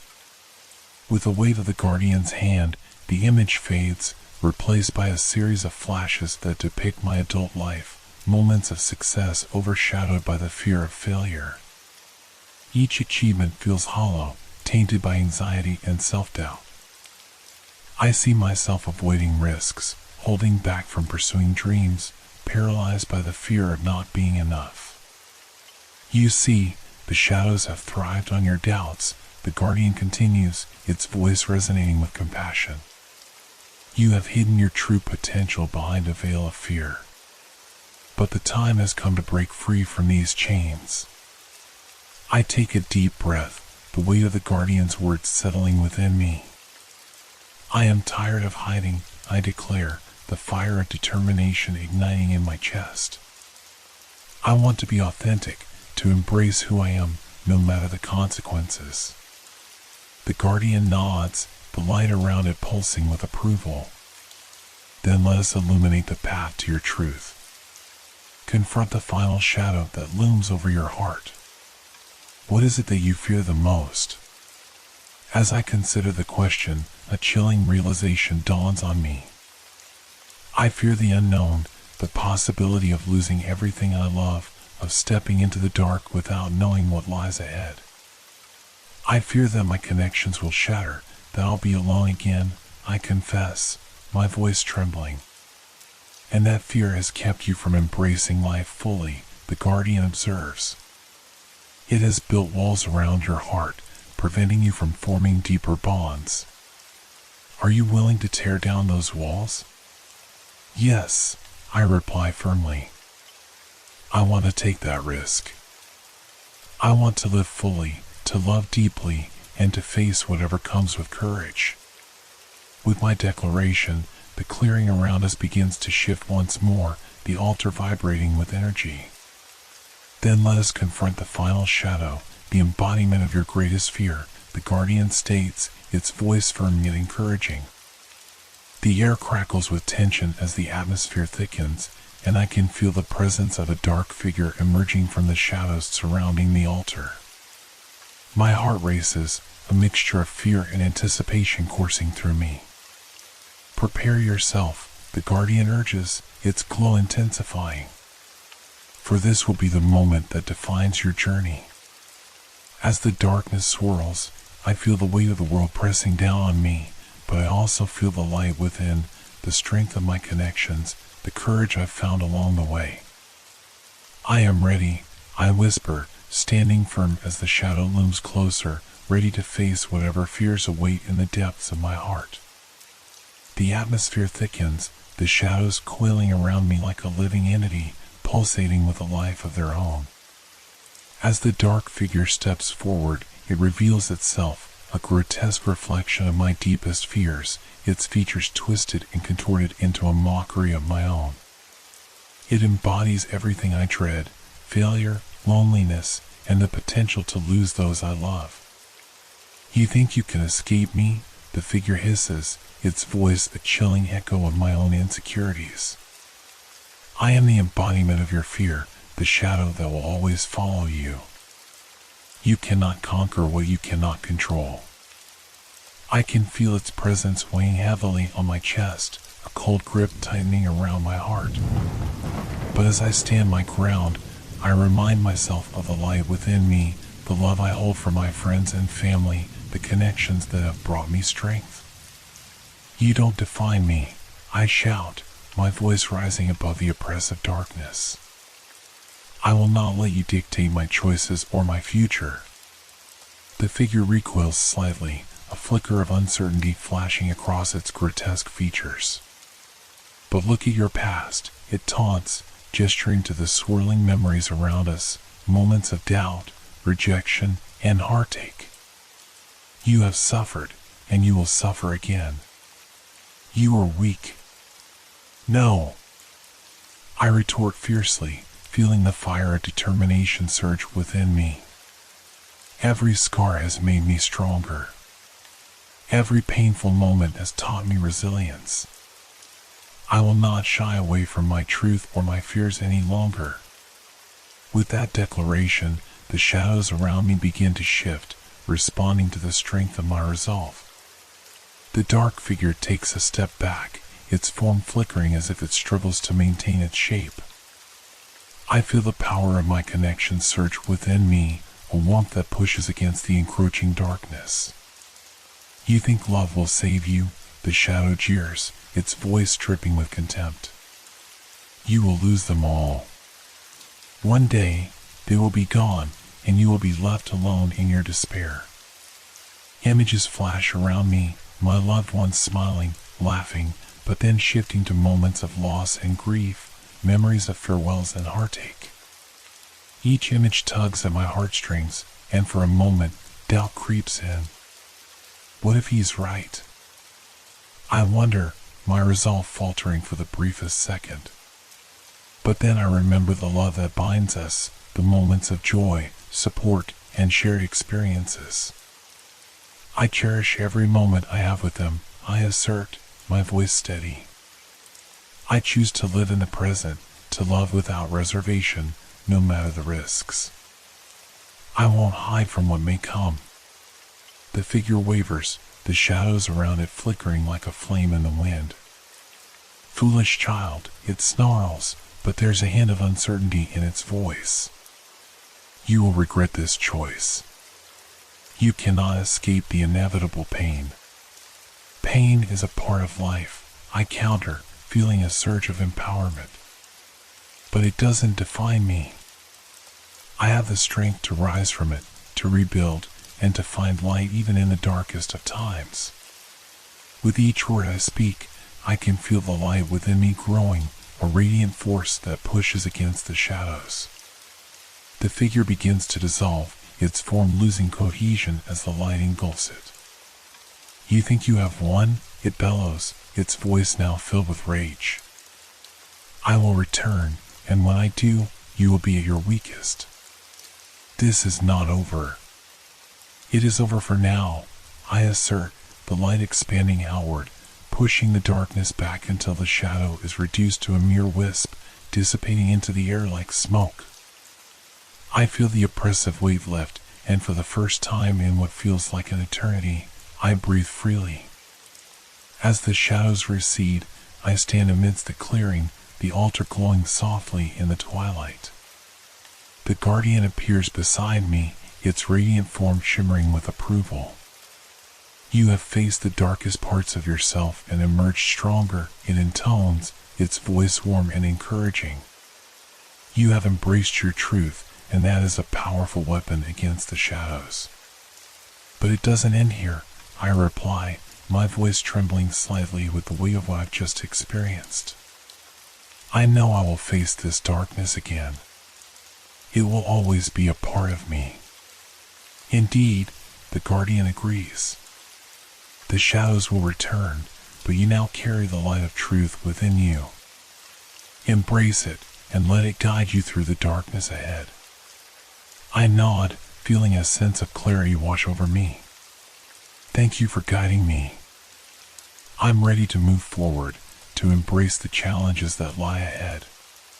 With those words, the clearing begins to transform, the oppressive atmosphere lifting, revealing a vibrant landscape beyond. The trees shimmer in shades of emerald and gold, the air filled with the sweet scent of blooming flowers. This is your path, illuminated by the choices you make and the love you carry, the guardian states, gesturing toward the vibrant world unfolding before me. Follow it, and continue to embrace your truth. As I step into the light, a wave of warmth envelopes me, a reminder of the connections I hold dear. I feel a renewed sense of purpose, a commitment to live authentically, regardless of the fears that linger in the shadows. But just as I begin to feel hopeful, a cold breeze sweeps through the clearing, chilling the air and making the vibrant colors fade momentarily. I glance back, sensing a shift in the atmosphere, a reminder that the darkness is never far behind. Stay vigilant, the guardian advises, its form shimmering as it begins to fade. Your journey is far from over, and the shadows will test you again. But remember, you have the strength to overcome them. With those final words, the guardian disappears, leaving me standing at the edge of the clearing, a blend of determination and apprehension coursing through me. I take a deep breath and step forward, ready to face the next chapter of my journey. The vibrant landscape around me feels alive with possibilities, yet I can't shake the lingering sense of unease. The shadows may have been pushed back for now, but I know they are ever present, lurking just out of sight. As I walk further along the path, the air grows heavy again, and I realize that I must be prepared for the trials that lie ahead. With each step, I can feel the shadows inching closer, but I refuse to be swayed. I carry my truth, my light, and my love with me. Whatever comes next, I will face it, I vow, my voice steady as I continue down the path. I will not allow fear to dictate my choices or my life. As I continue down the path, the vibrant colors of the landscape gradually give way to a more muted palette. The trees stand taller, their branches twisting ominously against the dimming sky, and the air grows thick with an unsettling silence. I sense the shadows lurking just beyond the periphery of my vision, always waiting, always watching. My heart races as I venture deeper into this transformed realm, each step echoing the uncertainty that has taken root in my mind. I pause to take in my surroundings, the once inviting scenery now feeling like a facade, masking the danger that lurks beneath. Stay strong, I whisper to myself, grounding my thoughts. I remember the guardian's words, how I faced my fears and emerged with a newfound strength. Yet, the chilling realization creeps in, the shadows may have retreated, but they are not gone. As I push forward, a fog begins to roll in, creeping through the underbrush like a living creature. It swirls around my feet, crawling up my legs, and I feel the chill seep into my bones. I can't shake the feeling that I'm being drawn deeper into a trap of my own making. Suddenly, I hear a rustling in the undergrowth, a sound so familiar yet haunting.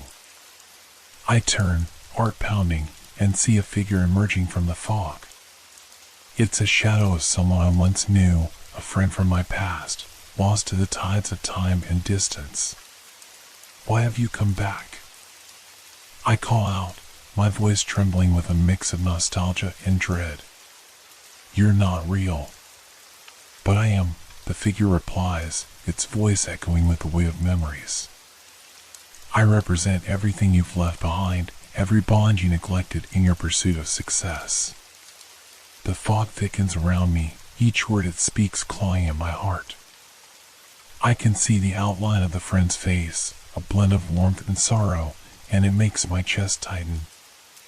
I tried to move forward. I thought it was what I needed, I confess, feeling the truth of my past choices bubble to the surface. And yet, here you are, the figure states, stepping closer. Haunted by the connections you let slip away. Did you think you could just forget us? I look down, guilt flooding my senses. Memories flood my mind, moments of laughter, shared dreams, and the slow drift into silence as I focused on my own life, neglecting those who once mattered. I didn't want to forget, I admit, my voice barely a whisper. I thought I was doing what was best for everyone. But in doing so, you lost a part of yourself, the figure presses, its voice softening. You cannot run from the past, and you cannot ignore the people who shaped you.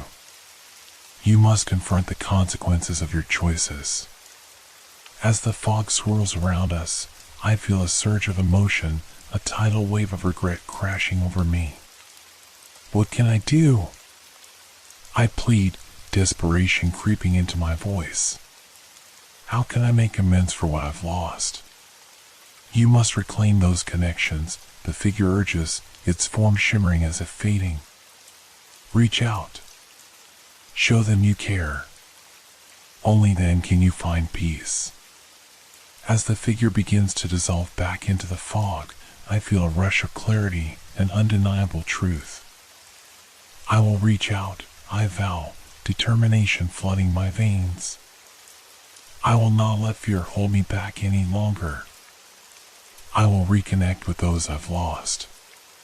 In that moment of resolve, the fog begins to lift, revealing a path that branches out in multiple directions.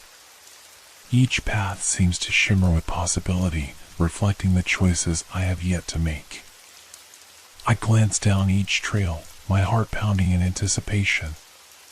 But just as I start to step forward, a chilling wind whips through the clearing, sending a shiver down my spine. I sense a presence behind me, a dark figure emerging from the shadows once again, more menacing than before. It is the embodiment of my self-doubt, a sinister force that feeds on my insecurities. You think you can simply reconnect with the past? It sneers, its voice like ice. You're a fool to believe they will welcome you back. You've abandoned them once, why would they trust you again? No! I shout, turning to face the figure, the weight of my resolve steadying my breath. I will not let you undermine my strength. I know I can rebuild those connections.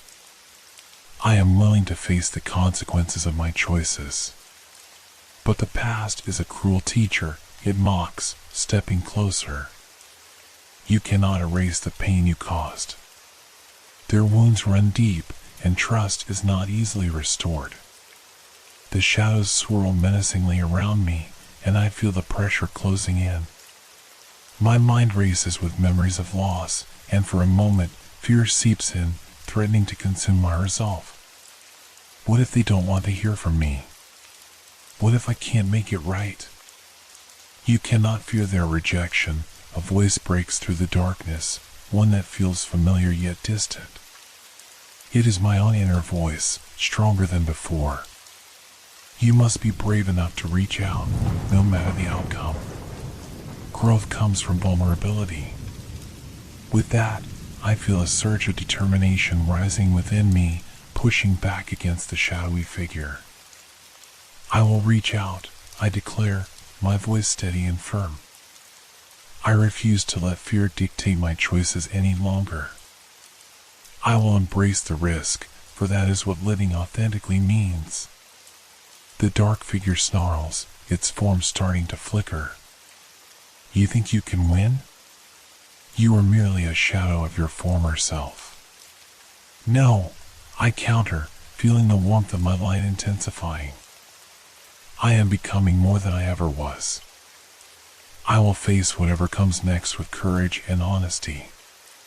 With each word, the shadows begin to dissipate, the figure losing its grip on me. The landscape around me brightens as I reclaim my power, the fog lifting to reveal a clearer view of the paths ahead. Embrace your journey, the inner voice echoes within me. Reach out, reconnect, and allow yourself to be vulnerable. That is where true strength lies. As the dark figure fades into nothingness, I stand in the clearing, the air around me filled with the promise of new beginnings. I take a deep breath, the lingering sense of fear replaced by a resolute determination. The paths stretch out before me, each representing the connections I can rebuild, the friendships I can rekindle. I choose one that glows with a warm, inviting light, a reminder of the bonds I once cherished. This is just the beginning, I whisper, stepping onto the path with renewed purpose. I will not let the shadows define my journey. I will embrace the light and the connections that give my life meaning. As I step onto the glowing path, a newfound energy surges through me, illuminating the way forward. The vibrant colors of the landscape feel alive, and every breath I take fills me with the resolve to reclaim what I've lost. Yet, the shadows linger, whispering doubts and fears that threaten to shatter my hard-won confidence. The path is lined with delicate flowers, each bloom radiating a soft light that seems to pulse in rhythm with my heartbeat. I reach out, brushing my fingers against the petals, feeling their warmth. It's a reminder of the beauty that exists in connection, in the bonds we forge with others. With every step, memories of my past friendships flood my mind, shared laughter, late-night conversations, moments of deep vulnerability. I can almost hear their voices echoing in the quiet air around me. You have to reach out, I remind myself, the weight of my resolve steadying my breath. You owe it to them and to yourself. As I walk, the path begins to twist and turn, leading me into a small clearing. In the center stands a weathered oak tree, its branches stretching toward the sky, adorned with shimmering leaves that dance in the gentle breeze. It feels familiar, a symbol of growth and resilience, and I'm drawn to it. I approach the tree, placing my hand against its rough bark. It pulses beneath my palm, and in that moment, I feel connected to the roots of my past. I am ready to face whatever comes next, I whisper, closing my eyes and grounding myself. I will embrace the connections I've let fade away. But as I open my eyes, a low rumble reverberates through the ground, shaking the very foundation of the clearing. The sky darkens, and the shadows begin to swirl, coalescing into a single dark figure that looms over me once more. It's a more formidable presence this time, an embodiment of my deepest fears about rejection and isolation. You think you can just walk away from your past? The figure growls, its voice a chilling echo of the doubts that have plagued me. You have abandoned them, and they will never forgive you. That's not true. I shout defiantly, feeling a rush of adrenaline surge through me. I have made mistakes, but I'm ready to own them. I want to reconnect and rebuild those bridges. Rebuild? The figure scoffs, stepping closer, its dark form casting a shadow over the clearing. Do you really think they will welcome you back with open arms? They will remember your betrayal, your silence. You cannot erase what you've done. I can feel its icy breath on my skin, chilling me to the core. Doubt seeps into my mind, and I momentarily falter, the weight of my past choices crashing down on me like a tidal wave. What if they don't want me back? What if I've lost them for good? But then I recall the warmth of their laughter, the joy we shared, and I feel a spark of hope reignite within me.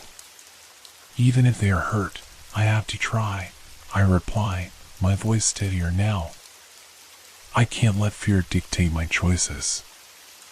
I owe it to them and myself to reach out. The figure narrows its eyes, its voice dripping with disdain. And what if you fail? What if they reject you? Can you bear that pain? I can bear it, I assert, drawing upon the strength of my resolve. Pain is a part of life, but it doesn't define me. I'd rather face that pain than live with the regret of not trying. With each word, I feel the darkness around me begin to waver, the shadows losing their grip on my spirit. You cannot win, fear, I declare, my voice rising with conviction. I refuse to let you control my life any longer. I will embrace the risk, no matter the outcome. As the dark figure recoils, I can feel the light within me growing stronger. The clearing brightens, the warm glow of the oak tree illuminating the path ahead. The shadows retreat, unable to withstand the force of my determination. You think this is the end? The figure snarls, but its voice is weaker now, trembling in the light. You will regret this choice. The past is a relentless enemy, and it will haunt you still. I will face whatever comes next, I respond firmly, my heart pounding with newfound strength. I will not shy away from the challenges ahead. I choose to confront my fears head-on and reclaim my life. With that declaration, the shadows disperse, fading into the ether as I stand beneath the oak tree, its leaves shimmering in the light. I can feel the weight of my past lifting, replaced by a sense of clarity and purpose. As the air settles, I realize the true meaning of the journey I've undertaken. It's not just about battling the shadows, but also about embracing the light, the connections that have shaped me, and the strength that comes from vulnerability. I step away from the tree, taking a moment to gather my thoughts. It's time to reach out, I whisper, determination coursing through my veins. I can almost envision the faces of my friends, the warmth of their smiles, and the love that once bound us together. Before I can second-guess myself, I pull out my phone, my hands trembling slightly as I scroll through my contacts. Each name brings forth a wave of nostalgia, memories of shared laughter and tears flooding my mind. I stop at a name that holds a special place in my heart, Sarah, my childhood friend, who was always my anchor during turbulent times. With a deep breath, I tap her name and stare at the screen for a moment, contemplating what to say.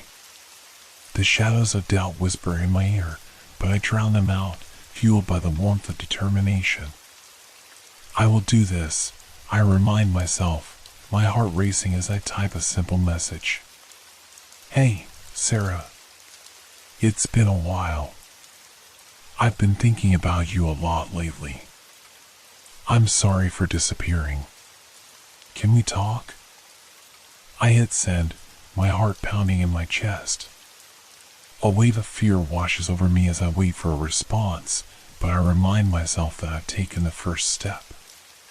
No matter what happens next, I've chosen to embrace my vulnerability and reach out.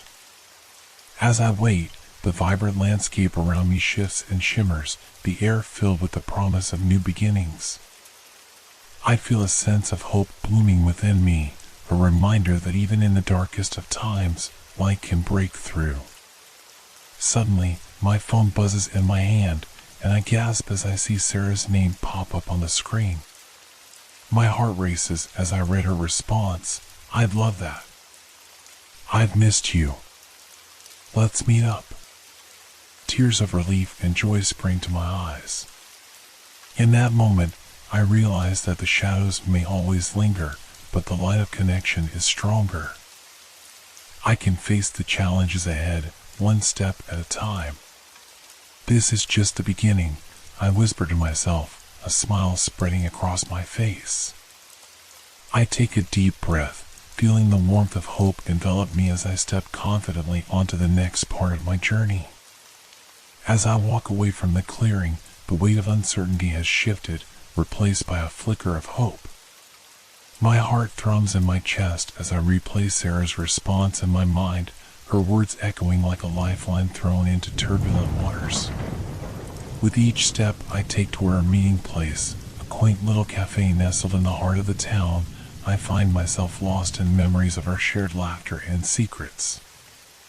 I can almost hear the sounds of our teenage conversations, each one imbued with dreams and aspirations, the innocence of youth still fresh in our minds.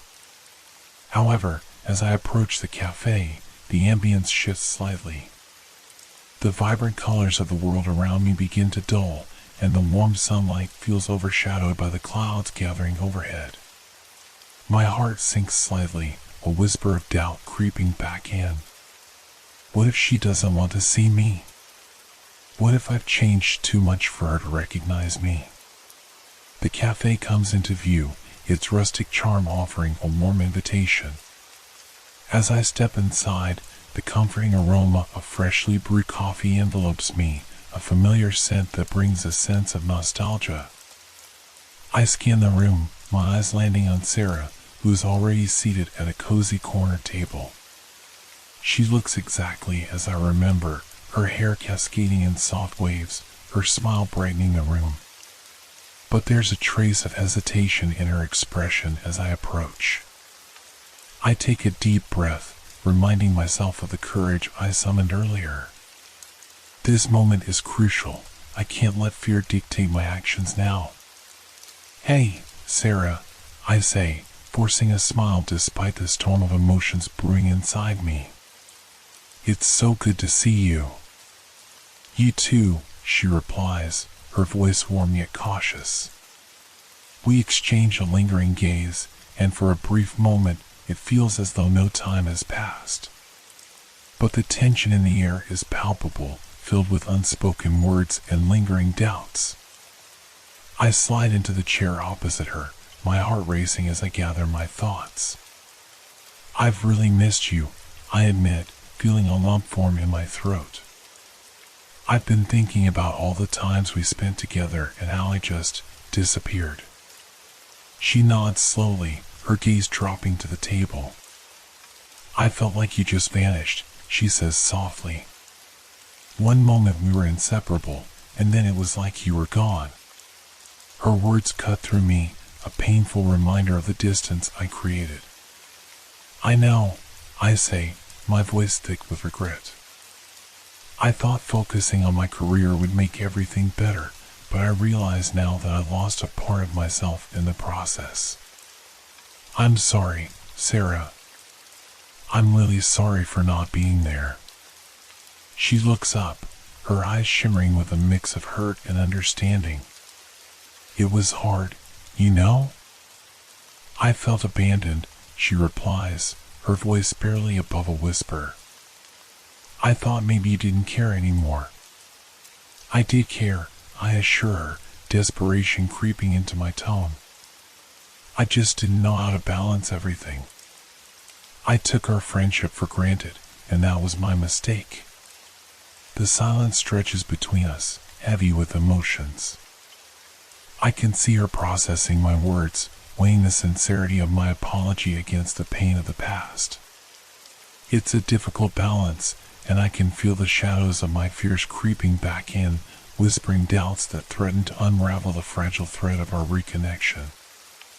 "I've changed too," Sarah says finally, her voice steadying. "Life has thrown some curveballs my way. I've had to adapt, and it hasn't always been easy." "I'd love to hear about it," I reply, eager to learn about the experiences that have shaped her. We both have stories to share. Maybe we can find common ground again. She nods slowly, a small smile breaking through the tension. I'd like that. The warmth in her voice stirs hope within me, a flicker of light dispelling the shadows that had threatened to reclaim their hold. As we dive into conversation, I learn about her journey, the challenges she faced, the triumphs she achieved, and the heartaches that tested her resilience. She speaks with passion, her eyes lighting up as she recounts stories of perseverance.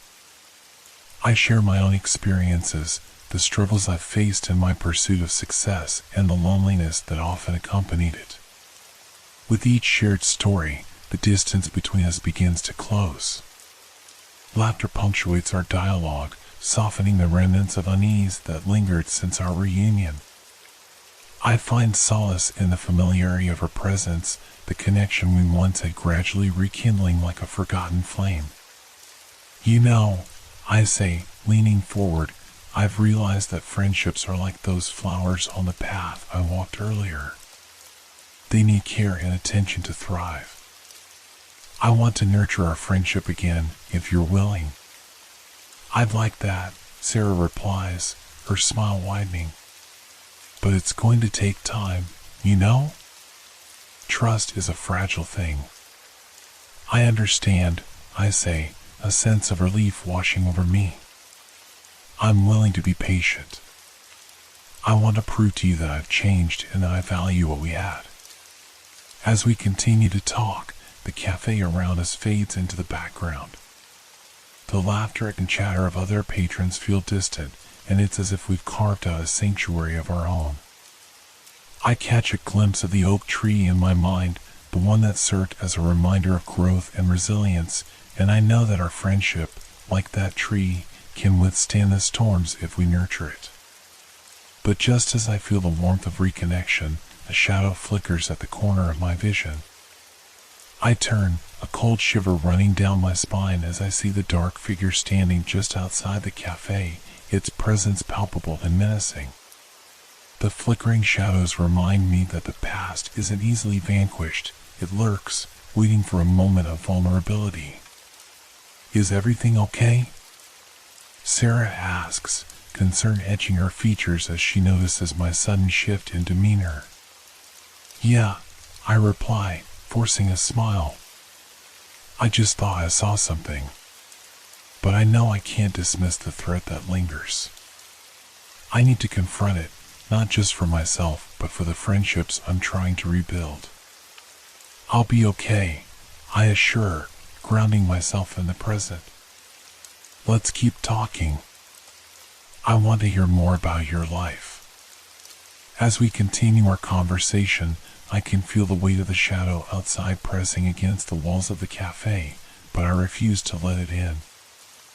I choose to focus on the light, on Sarah, on our laughter, and the promise of rekindling a cherished bond.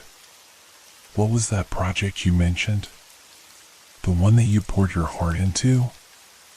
I ask, eager to shift the conversation back to her. Her eyes light up as she delves into the details, and I hang on to her every word, allowing the warmth of her passion to fill the space between us. For now, the darkness can wait. I am here, anchored in this moment, ready to reclaim the connections that once defined me.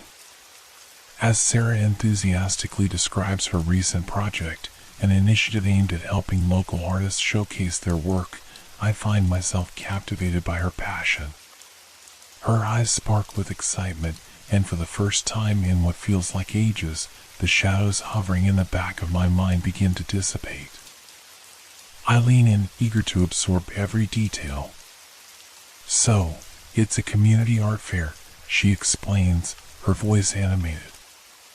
We're organizing it in the park downtown.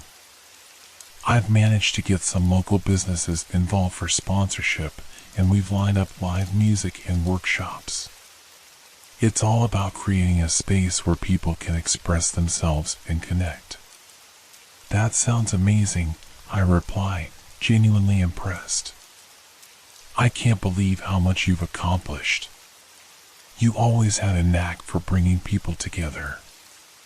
Thanks, she says, her cheeks flushing slightly. It's been a lot of work, but it feels good to contribute to something meaningful. I've always believed in the power of art to heal and unite. I nod, feeling a swell of pride for her. I remember how you used to organize those little art nights at your place, where we'd all create something, no matter how terrible we were at it. It was one of my favorite memories. Those were fun, she laughs, the sound filling the cafe with warmth. We were so clueless back then, but we didn't care. It was all about having a good time. In this moment, the warmth of nostalgia washes over me, and I realize just how much I've missed this. I lean back in my chair, soaking it all in. I'd love to help with the fair, I offer, surprising myself with my eagerness. I could assist with logistics or anything else you need. It'd be great to contribute again. Her eyes light up, and she grins. Really? That would be awesome. I could use all the help I can get, especially with promoting it. It's just a few weeks away. Count me in, I say with conviction. The idea of working together, rebuilding our connection through a shared goal, fills me with purpose. It's a chance to mend what has been broken and reconnect with the community I had distanced myself from. Just as the excitement begins to swell between us, a heavy silence falls over the cafe. The atmosphere shifts, the cheerful chatter fading into a murmur as I catch a glimpse of movement from the corner of my eye.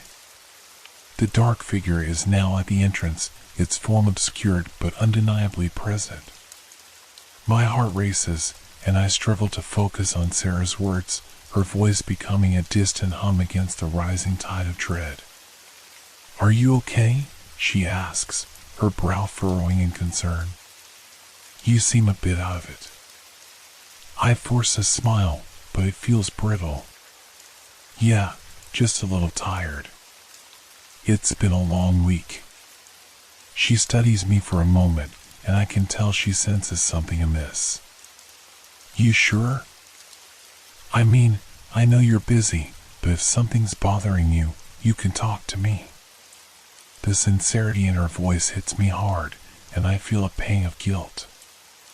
I want to confide in her about the shadows that loom over me, the dark figure that represents my fears and failures. But I hesitate, unsure if I should taint this moment of reconnection with the darkness that has been haunting me. "It's nothing, really," I say, though my voice lacks conviction. "Just trying to figure some stuff out in my head. I don't want to burden you with my issues." She tilts her head, her expression softening. "You're not a burden.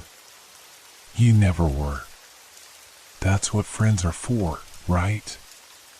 Her words resonate within me, and I feel the stirrings of vulnerability. I take a deep breath, weighing the risks of opening up. "I guess I just thought I could handle everything on my own," I admit, the truth slipping out before I can stop it. But it's exhausting, trying to fight these shadows alone. Her eyes widen slightly, and for a moment, I see a flicker of recognition. "Shadows? What do you mean?" Before I can respond, the figure outside the cafe shifts, its dark presence looming larger. The cafe's ambience dims, a chill spreading through the air.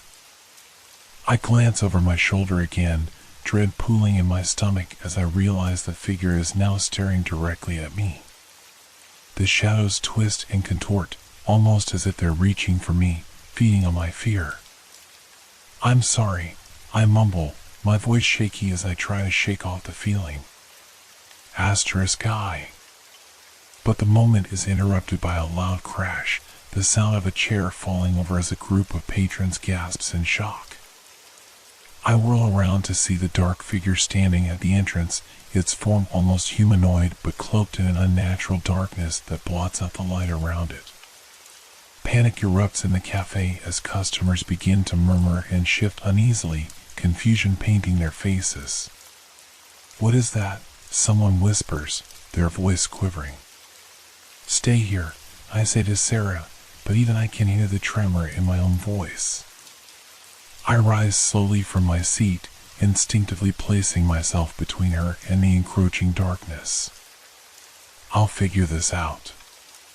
As I step toward the figure, a wave of dread crashes over me, but I can't allow fear to control my actions. What do you want? I call out, my voice steadier than I feel. The figure tilts its head, a shadowy semblance of a smile creeping across its featureless face. You cannot escape me, it hisses, its voice an unsettling mix of whispers and growls. I am the manifestation of your fears, your regrets. You cannot outrun me. I'm not afraid of you. I shout, though doubt creeps into my mind. My heart races as the figure looms closer, dark tendrils of shadow extending toward me, wrapping around my thoughts like a vice.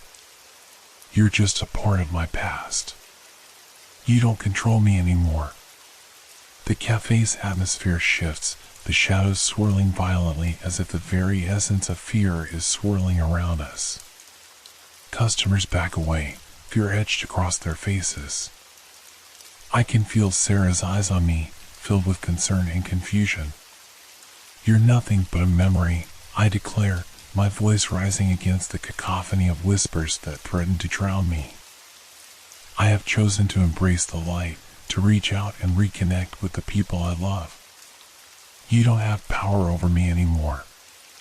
As I speak, I feel an unfamiliar strength surging within me, fueled by my determination to break free from the shackles of the past. The darkness begins to waver, the tendrils retracting in response to my defiance. You think this is over? The figure snarls, but the menace in its voice falters. You cannot run from your shadows forever. They will find you. Let them come, I reply, my voice steady and resolute. I will face them head on. I am not alone anymore. With that declaration, the figure lets out a furious howl, the sound reverberating through the cafe like a storm. The shadows that envelop it flicker violently before exploding outward, forcing the figure to retreat. I turn to Sarah, who watches with wide eyes, a mix of fear and admiration evident on her face. Are you okay? She asks, her voice trembling. Yeah, I reply, but my heart is still racing. I think I am. The darkness recedes, the figure dissolving into nothingness as the atmosphere returns to normal. The cafe is filled with whispers and murmurs of disbelief, but I feel a sense of triumph bubbling within me. I'm sorry you had to see that, I say, my voice quieting as I return to my seat. It's just... I've been fighting these shadows for so long. I didn't want you to see me like that. It's okay, Sarah reassures me, her eyes searching mine. It's part of who you are. We all have our shadows, you know? I nod, the weight of her words sinking in. Yeah, but I'm learning to face them, and it's not easy. She reaches across the table, placing her hand over mine. I'm here for you, just like you're here for me. We can face our shadows together. A sense of warmth spreads through me, and I realize how much I've missed this connection. Thank you, I whisper, feeling a profound gratitude for her understanding. Let's keep talking, she says, her voice firm yet comforting. We've both been through a lot. I want to know everything, and maybe together we can find the strength to confront whatever comes next. The cafe fades into the background as we dive back into conversation, the shadows retreating into the corners of my mind. I feel lighter, knowing that I'm not alone in this battle. In that moment, the fear that once loomed over me begins to dissipate, replaced by the light of friendship rekindled, a beacon guiding me forward. Together, we'll confront the shadows that threaten to engulf us, united in our resolve to find the light again. The cafe slowly returns to its previous rhythm, the low hum of conversation and clinking of cups gradually filling the air again. Yet, the atmosphere feels different now, charged with an unspoken understanding. I can feel the remnants of the encounter with the dark figure still lurking at the edges of my consciousness, but there's a newfound determination coursing through me. So, tell me more about this art fair, I prompt Sarah, eager to shift the focus away from the unsettling experience. She beams, the earlier shadow of concern lifting as her passion takes center stage again. Right, she says, her enthusiasm contagious. We're going to have local artists displaying their work all day. I've reached out to a few people who do incredible things with recycled materials, art that tells stories while promoting sustainability. That sounds fascinating, I respond, genuinely intrigued. I've always admired artists who can turn something old into something beautiful. There's something profound about that. Exactly, she exclaims, her eyes sparkling. I want to create a space that inspires people. Art isn't just about creating, it's about sharing experiences and fostering connections. It's what we need in this world right now. Her words resonate with me, and I realize how much I've yearned for this connection, not only with her, but with the world around me. The shadows of isolation have held me captive for far too long, and perhaps this art fair is the first step toward breaking free. And the workshops? What do you have planned? I ask, leaning forward, completely absorbed. Oh, we have a few exciting ideas, she replies, her voice bubbling with excitement.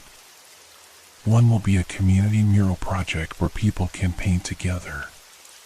It's about collaboration and expression. We're also thinking of hosting a poetry slam, give people a chance to share their words in a supportive environment. A poetry slam? I repeat, my interest piqued. That's brilliant. It gives everyone a voice, regardless of their experience. Exactly. I want to make it as inclusive as possible, she explains. Everyone has a story worth sharing, and I believe the art fair will help bring that to light. As she continues to outline her plans, I feel a surge of admiration for her spirit. It's as if she has the ability to breathe life into everything around her. I can't help but think about how she's managed to find beauty in the chaos of the world, a stark contrast to the darkness I've been wrestling with. What about music? I inquire, eager to contribute. Do you have any bands lined up? We're hoping to feature a few local acts, she responds, tapping her fingers on the table. I'm working on getting a couple of indie bands, maybe even some solo artists. The goal is to create a vibrant atmosphere where everyone feels alive. You've really thought this through, I comment, genuinely impressed. I can see this turning into something beautiful. I hope so, she replies, her smile faltering slightly.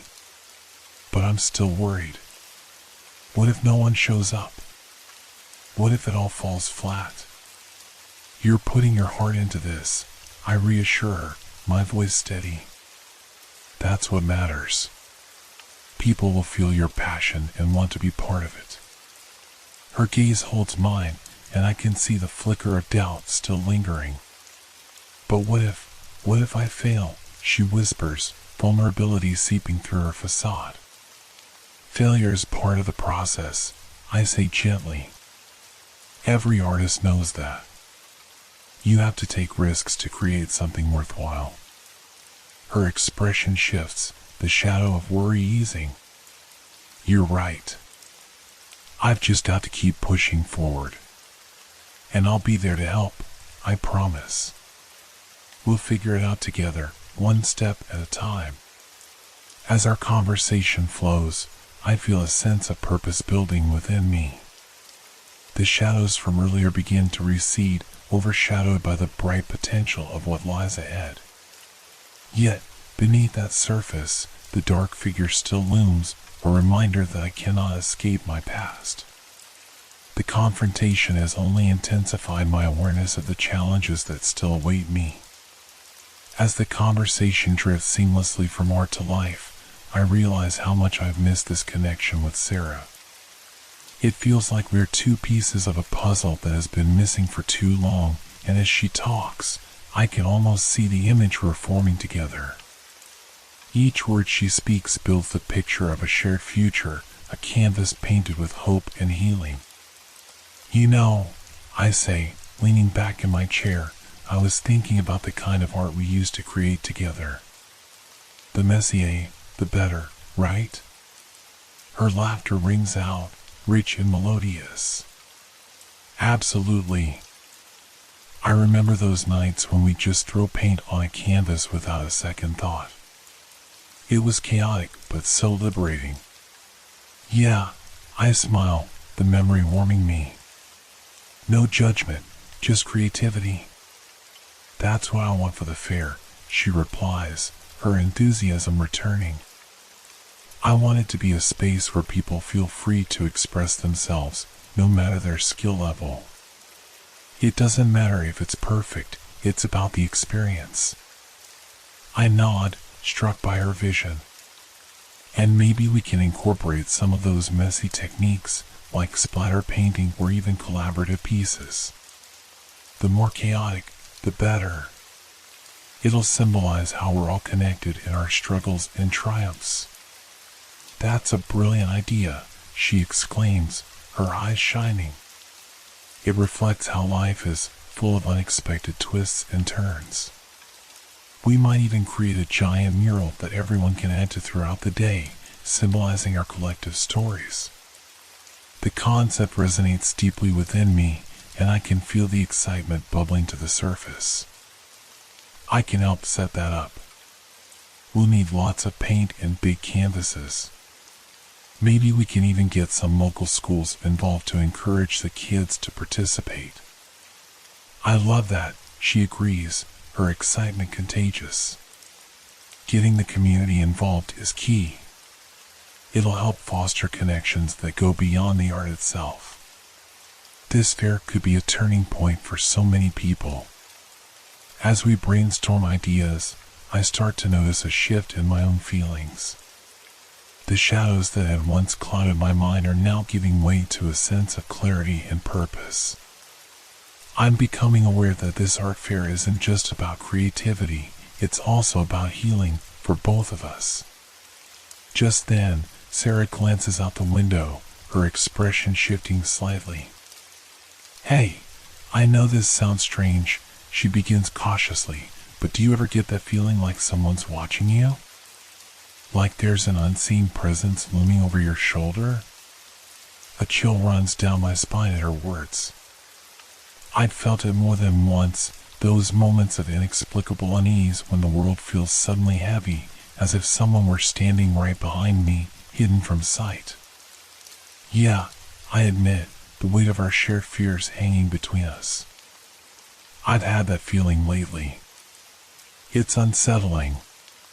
It's like the shadows have eyes, she whispers, her gaze still fixed outside. And it makes me wonder if they're drawn to us for some reason. Or if they're just a reflection of what we're going through, I suggest, trying to find a silver lining. Maybe they're there to remind us of our fears, so we can confront them instead of running away. Her eyes flicker to mine, a glimmer of understanding passing between us. You might be right. It's almost as if they're pushing us to face them together. A moment of silence stretches between us, charged with the gravity of our revelations. I can feel the shadows of our pasts intertwining with the present, urging us to acknowledge them. Do you think we can really face these shadows? I ask, my voice barely above a whisper. If we do it together, I believe we can, she replies firmly. We just have to trust in our strength and each other. It's what we've always done. With newfound resolve, I nod, the sense of connection between us deepening. Okay, then. Together we face our shadows, starting with the art fair. Let's make it a space where we can share our stories, our fears, and our triumphs. As we continue to talk, the atmosphere inside the cafe shifts again, but this time it feels lighter, almost electric. I realize that while the shadows may always be a part of us, we have the power to confront them, to shine a light on the darkness. After a while, we decide to leave the cafe, our spirits buoyed by the plans we've laid. Stepping outside, the world seems brighter, the air infused with possibility. I glance back at the cafe, the warmth within a stark contrast to the cool evening air. So what's next on the agenda? I ask, curiosity bubbling up within me. Let's go for a walk, Sarah suggests, her eyes glinting with mischief. I want to show you something. What is it? I inquire, intrigued. Just trust me, she replies, grinning as she starts to lead the way down the street. As we stroll through the familiar streets, the night air wraps around us like a comforting blanket. Laughter and music drift from nearby homes, creating a lively backdrop to our conversation. With each step, I feel the weight of the past lifting, and I become increasingly aware of the beauty surrounding us, the twinkling lights overhead, the laughter of children playing in the distance, and the soft rustle of leaves in the breeze. Here, Sarah suddenly stops, gesturing toward a small park we used to visit as kids. Remember this place? We used to come here all the time after school. Of course. The swings were my favorite, I chuckle, recalling the countless afternoons spent swinging under the sun, the world melting away as we soared through the air. I always thought you were going to fly off into the clouds, she laughs, her smile warm and inviting. We step into the park, the scent of damp earth and fresh grass grounding me in this moment. As we walk deeper into the park, the familiar sights tug at my heart, a bittersweet reminder of our childhood innocence. Do you think we could bring the art fair here? I ask, the idea sparking to life in my mind. That could be incredible, she exclaims, her eyes lighting up with the possibilities. The community would love it. The park is so inviting, imagine all the colors and creativity bursting forth in this space. And the children could participate too, I add, envisioning the laughter and excitement of families coming together to create something beautiful. As we approach the swings, a sudden chill washes over me. The laughter from before fades, and an unsettling silence envelopes the park. I glance around, my heart racing as the air grows heavy, thick with an unshakable sense of dread. Sarah? I say, my voice trembling slightly. Do you feel that? Yeah, she replies, her brow furrowing in concern. It feels different. The shadows in the park seem to elongate, stretching like fingers reaching out to us. The once inviting space now feels ominous, the darkness creeping back into my thoughts. I can feel the presence from earlier, watching, waiting, lurking just beyond the edges of my vision. We should go, I whisper, panic creeping in. But just as I turn to suggest leaving, the air grows colder, and the shadows twist ominously around us. It's as if the park itself is breathing, exhaling an icy gust that makes me shiver. What is happening? Sarah's voice quivers, and I can see the fear reflected in her eyes. Stay close to me, I say, taking her hand instinctively. We'll face this together. The shadows shift, forming shapes that seem to dance just out of sight. I feel the dark figure looming in the distance, its presence overwhelming, drawing strength from our fear. You can't escape me, the voice whispers again, echoing through the park. You are mine. No. I shout defiantly, the fire within me igniting as I stand my ground. You have no power here. With that declaration, the shadows tremble, as if my words have struck a chord. They flicker and fade for a moment, but I know they won't be easily vanquished. Let's go, I urge Sarah, tugging her toward the path leading out of the park. We run, hand in hand, the dark presence trailing behind us, a relentless shadow determined to reclaim what it has lost. The sounds of laughter and music fade into the background as we escape the park, the familiar streets feeling foreign under the weight of fear. Once we're back on the main road, I stop to catch my breath, Sarah beside me, her expression a mix of fear and confusion. "What was that?" she asks, her voice barely above a whisper. "I don't know," I reply, the adrenaline still coursing through me. But it's clear we can't ignore the shadows anymore. They won't just go away. "Then what do we do?" she asks, her eyes wide with concern. "We face them," I say firmly, a newfound determination taking hold. Together, we confront whatever this is. We can't let it control our lives. As the night deepens around us, I feel a surge of strength within me. The shadows may loom, but I refuse to let them dictate my life any longer. We will face the darkness, side by side, and reclaim our light. The streets stretch before us, silent witnesses to our shared terror. As we walk, I can still feel the chill in the air, a lingering reminder of the shadows that sought to claim us. My heart races with each step, but amidst the fear, a sense of purpose ignites within me. We are alive, and together we will confront whatever darkness lurks in our pasts. "We should talk about what just happened," I suggest, glancing at Sarah. Her face reflects the turmoil within me, a mix of fear and determination. "Agreed," she replies, her voice steadying as we find a small bench nestled beneath a flickering street lamp. The light feels fragile against the encroaching darkness, but it offers a small sanctuary.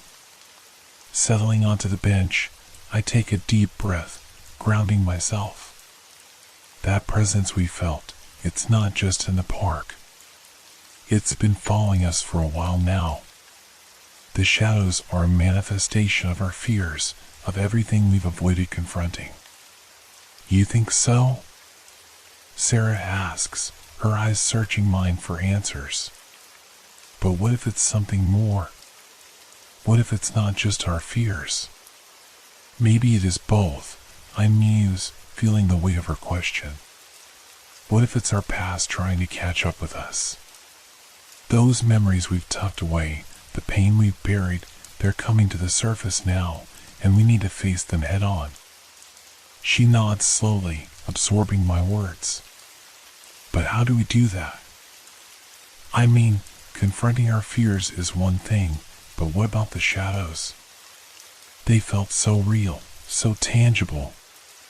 "We start by acknowledging them," I reply, my voice gaining strength.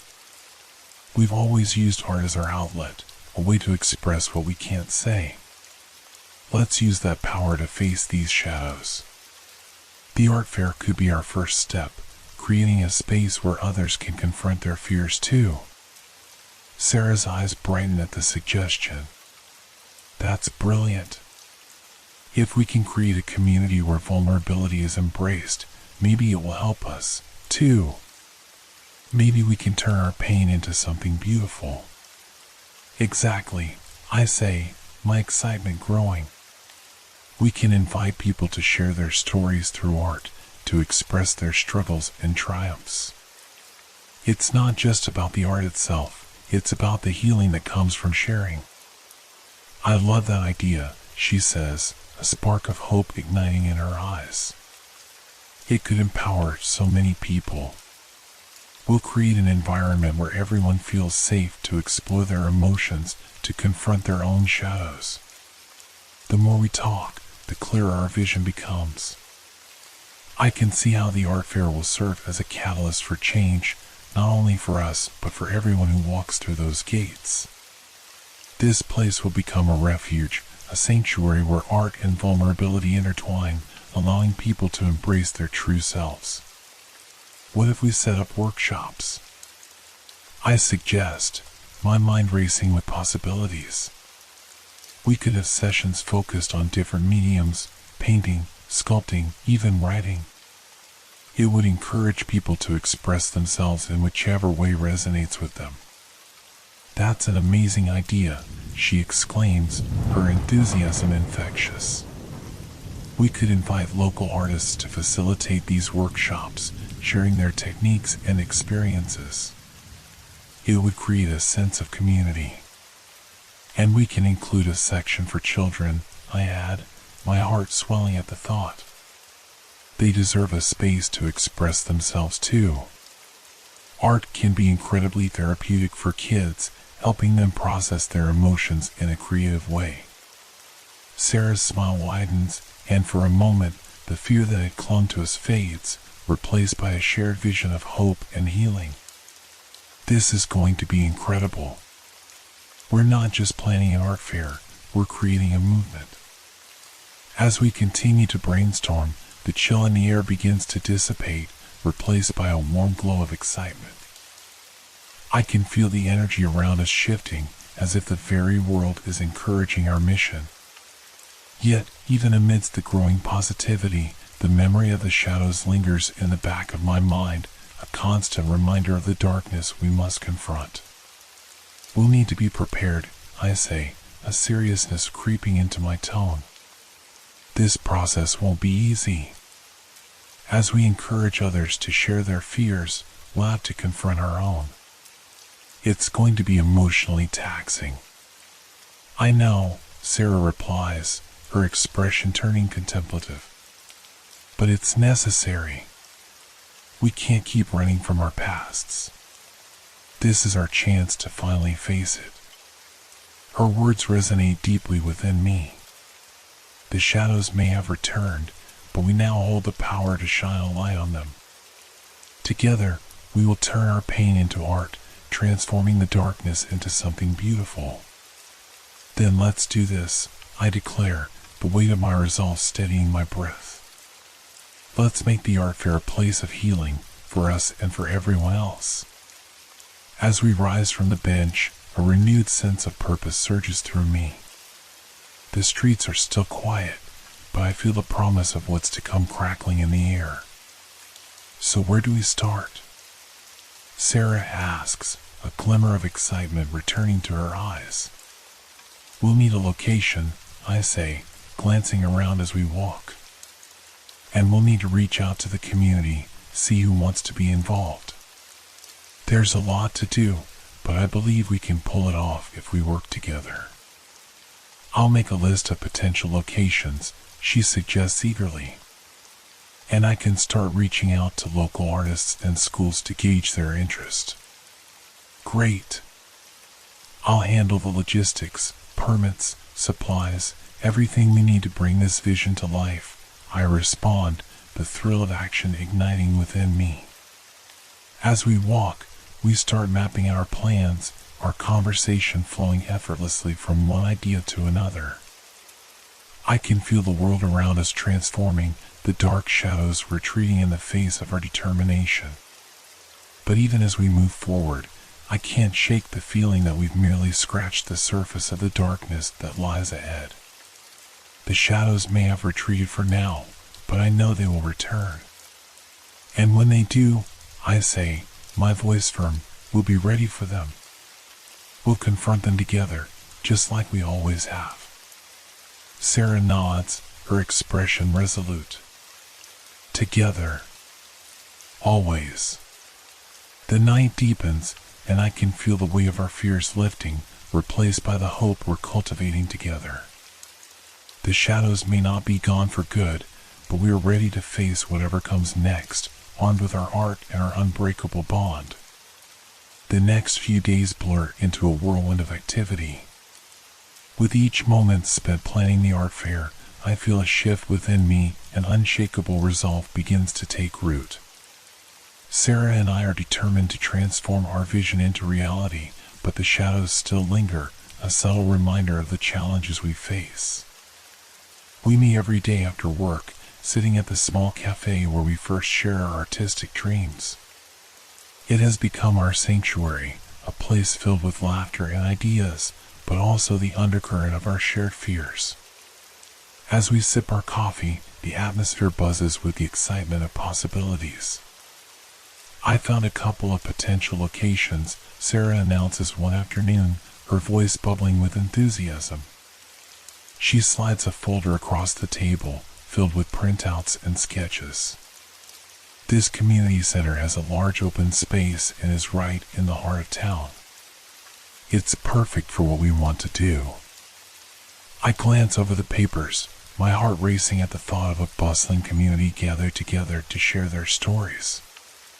This looks great, I reply, flipping through the pages. And it's accessible too, which is important. We want everyone to feel welcome. Exactly, she beams. And it's affordable. We can even have outdoor spaces for people to set up their art. Imagine how vibrant it would be with everyone showcasing their work. It'll be like a celebration of creativity, I say, my imagination soaring. I picture the vibrant colors, the laughter, and the connections being forged as people come together to share their art. But we need to make sure we create a safe environment for everyone. We can't forget the emotional aspect of this. Right, Sarah agrees, her expression turning serious. We should set up a dedicated area for discussions and workshops where people can share their experiences and learn from one another.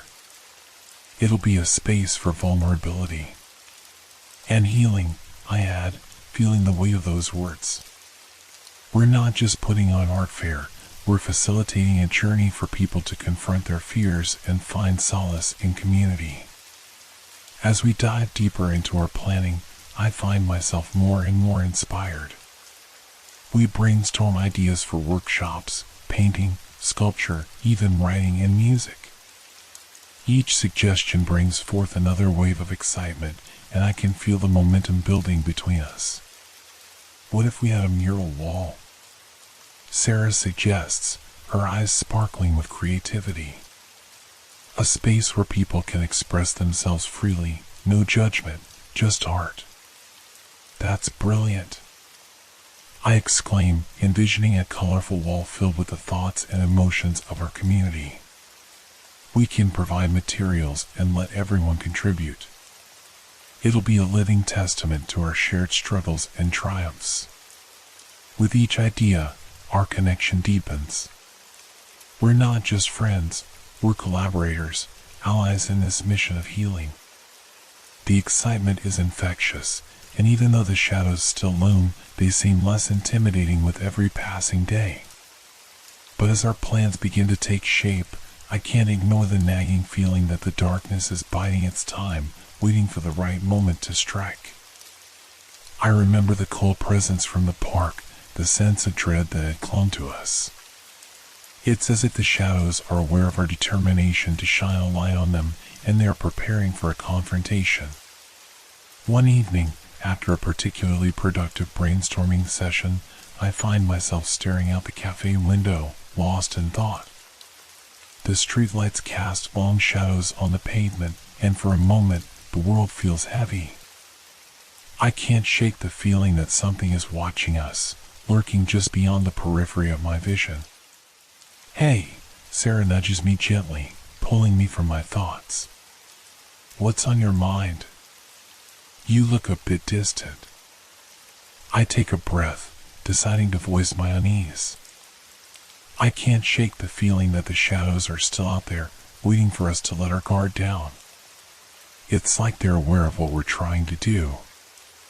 I feel it too, she admits, her expression shifting to one concern. But we can't let that stop us. We're stronger than our fears, and we have each other. Together, we can face whatever comes our way. Her words resonate deeply within me. She's right. We can't allow fear to dictate our actions. This art fair is about reclaiming our power, not just for ourselves, but for everyone who's ever felt trapped by their fears. We owe it to ourselves and to our community to push forward even when the shadows threaten to engulf us. You're right, I say, a newfound determination igniting within me. We'll face them together, just like we always have. We're creating something beautiful, and no darkness can take that away from us. As we continue to plan, the atmosphere around us shifts again. The weight of our fears still lingers, but it's overshadowed by the hope we're cultivating. We spend hours drafting flyers, reaching out to local artists, and organizing workshops. Each email sent and each phone call made feels like a step towards something transformative. We are no longer just two friends chasing a dream, we are architects of a movement, standing against the darkness. However, as the days pass, I notice Sarah seems more introspective. She sometimes drifts off mid-sentence, lost in thought. I want to ask her if she's all right, but I hesitate, unsure of how to approach the topic without pushing her further into her own fears. One night, as we sit in our living room surrounded by art supplies, I finally broach the subject. Hey, I've noticed you seem a bit distant lately. Is everything okay? She pauses, her hand stilling over the paintbrush. I don't know, she admits, her voice barely above a whisper. I've been thinking about the shadows a lot, what they represent. It's hard to shake the feeling that we're opening old wounds, and I'm scared of what that might bring. I get that, I respond gently. But remember, we're not alone in this. We're creating a space for healing, not just for others, but for ourselves too. Confronting our fears doesn't mean we have to face them alone. I know, she says, a hint of a smile breaking through. It's just. I feel like I'm standing at the edge of a cliff, ready to jump. I want to leap into the unknown, but there's this fear holding me back. That's okay, I reassure her. Fear is a natural part of this process. It means we care. But we can't let it paralyze us. We need to keep moving forward, one step at a time. Sarah takes a deep breath, her gaze steadying. You're right. I want to confront this darkness, and I want us to do it together. We're in this as a team. I smile, feeling the strength of our bond fortify me. Together, always. Let's not just survive this, let's thrive. As the evening wears on, we continue our planning, the conversation flowing more freely now. I can see the spark returning to Sarah's eyes, and I feel a sense of relief wash over me. We are on the brink of something incredible, and we are prepared to face whatever shadows may come our way. But as I glance at the clock, I can't shake the sense of urgency gnawing at my insides. The art fair is only weeks away, and I can feel the darkness closing in. We need to keep pushing forward, I say, a sense of urgency creeping into my voice. We have to build momentum now, while we still have the energy. Absolutely, Sarah agrees, determination shining in her eyes. Let's reach out to more artists and finalize our workshop schedule. The more people we involve, the stronger our community will be. As we work late into the night, fueled by caffeine and adrenaline, I feel a sense of exhilaration building within me. The shadows may be lurking, but we are not powerless. We are armed with creativity and a shared mission, and together we can light the way forward. The weeks leading up to the art fair rush by in a whirlwind of activity. Each day brings us closer to our goal, and with each passing hour, the excitement mingles with a growing sense of dread. I feel it in the pit of my stomach, a gnawing uncertainty that something is coming. We expand our outreach, contacting local artists, musicians, and poets to join us. The response is overwhelmingly positive, each reply a reminder of the community we're trying to build. But as we draft our final flyers and set up social media pages, the shadow of unease looms larger. One evening, after a long day of planning, we sit in Sarah's living room, surrounded by half-finished artwork and piles of flyers.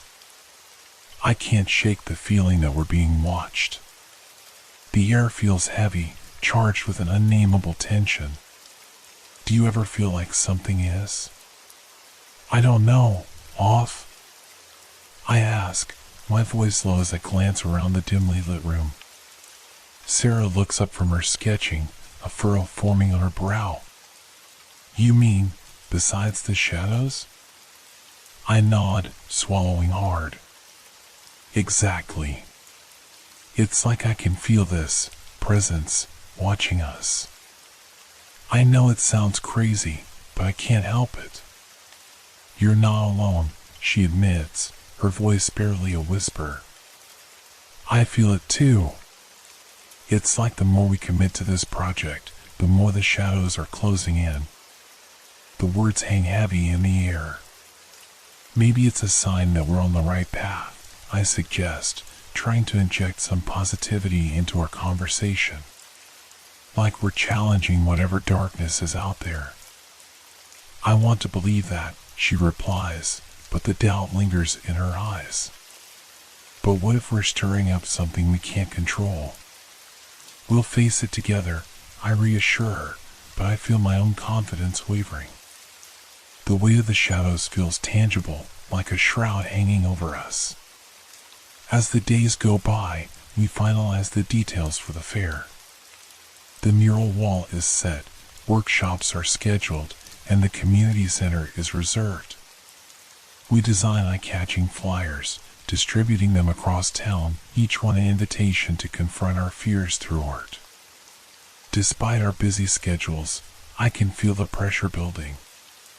The weight of responsibility presses down on me, making it harder to breathe. Late nights blur into early mornings, and as exhaustion sets in, so does the creeping fear. On a particularly tense evening, Sarah and I decide to take a break. We find ourselves at the park where it all began, the very spot where I first felt the cold grip of the shadows. The air is crisp, and the stars twinkle above us, providing a momentary reprieve from the chaos of our lives. It's nice to step away for a bit, I say, letting the fresh air fill my lungs. Just being here reminds me why we're doing this. Sarah nods, her gaze fixed on the dark outline of the trees. I know. But sometimes, I wish we could just forget it all. The shadows, the fears, everything. But then we wouldn't be ourselves, I reply softly. We've faced so much, and now we have the chance to help others face their darkness too. She turns to me, a flicker of determination in her eyes. You're right. We can't let them win. But as we sit in silence, I can't shake the feeling of unease settling over us again. It's as if the shadows are lurking just beyond the trees, waiting for the perfect moment to pounce. Suddenly, I hear a rustling sound coming from the bushes nearby. My heart races, and I exchange a glance with Sarah. We both freeze, the tension crackling in the air between us. What was that? I whisper, fear creeping into my voice. I don't know, she replies, her eyes wide with apprehension. We sit still, listening intently as the rustling continues, growing louder. Then, as if on cue, the noise stops. A heavy silence descends, and my heart thuds in my chest. Let's just go, I suggest, trying to keep my voice steady. As we stand to leave, I catch a glimpse of movement in the shadows, a fleeting figure, barely discernible against the darkness. My blood runs cold, and I can feel panic rising within me. Did you see that? I gasp, my voice trembling. What? Where? Sarah asks, her eyes darting around. There, in the trees, I point, but the figure is gone, swallowed by the night. "You're imagining things," she says, but there's an edge to her voice that betrays her fear. "I swear I saw something," I insist, scanning the darkness. "We should go, now." We hurriedly make our way back to the car, the tension palpable. The atmosphere feels charged, as if the shadows are closing in around us, whispering secrets only they can understand. As we drive away, I can't shake the feeling that the encounter was just a taste of what's to come. That night, I find it hard to sleep. My mind races, replaying the evening over and over. I toss and turn, unable to shake the sense of foreboding that has settled over me. I wonder what it all means, what the shadows want from us. Are they merely a manifestation of our fears, or are they something more sinister? The next morning, I wake up feeling drained, as if the weight of the night has followed me into the day. I meet Sarah at our usual cafe, but the energy between us feels different, charged with anxiety and unspoken fears. "How did you sleep?" she asks, her eyes shadowed with fatigue. "Not great," I admit, pouring coffee into my cup. "Last night really rattled me." "Me too," she confesses, her voice low. "I keep thinking about that figure. What if it's a sign?" "A sign of what?" I inquire, trying to keep my voice calm. "I don't know," she sighs. "Maybe we're pushing too hard. What if we're drawing attention to ourselves?" "But we can't let fear control us," I argue, though my own doubts begin to creep in. "This fair is important. We're doing something meaningful." "I know," she replies, her expression turning serious. "But we have to be careful. If those shadows are real, we need to stay vigilant. We can't afford to be reckless." The tension hangs between us, thick and suffocating. I know she's right. We have to tread carefully. But how can we confront the darkness when it feels so overwhelming? The days leading up to the art fair turn into a fever pitch of frantic preparation. Each day feels like an uphill battle against an unseen force, the shadows lurking just out of sight. I can sense that time is running out, and with each passing hour, the pressure mounts. Sarah and I dive into our tasks with fervor, but the unease remains, creeping into our thoughts and actions like a persistent fog. We decide to hold a meeting with the artists and performers we've invited. I send out an email, nervously tapping my fingers against the table as I await their responses. The night before the meeting, I can hardly sleep, my mind racing with possibilities and fears. I keep envisioning the shadows, their shapes twisting and contorting, threatening to pull us under. On the day of the meeting, the air is charged with anticipation. I arrive early to set up, hanging colorful banners and arranging the chairs in the community center. The walls are adorned with vibrant artwork from local artists, but the colors seem dull to me today, muted by the weight of impending doom. As the artists trickle in, I try to engage them, discussing the vision for the fair and encouraging them to share their stories. Each tale feels like a thread connecting us, weaving a tapestry of courage and creativity. I want to believe that this collective energy can shield us from whatever darkness is encroaching. "This is going to be amazing," Sarah says, her enthusiasm palpable as she rushes in with a stack of flyers. "Look at all the people who are showing up. I can't believe how many artists are willing to participate." "Yeah, but I can't shake this feeling," I reply, scanning the room for any signs of disturbance. "What if something goes wrong?" "We've prepared for this," she insists, her voice firm. "We can't let fear dictate our actions. We're making a difference here." As the meeting begins, I notice a mix of excitement and apprehension in the artists' eyes.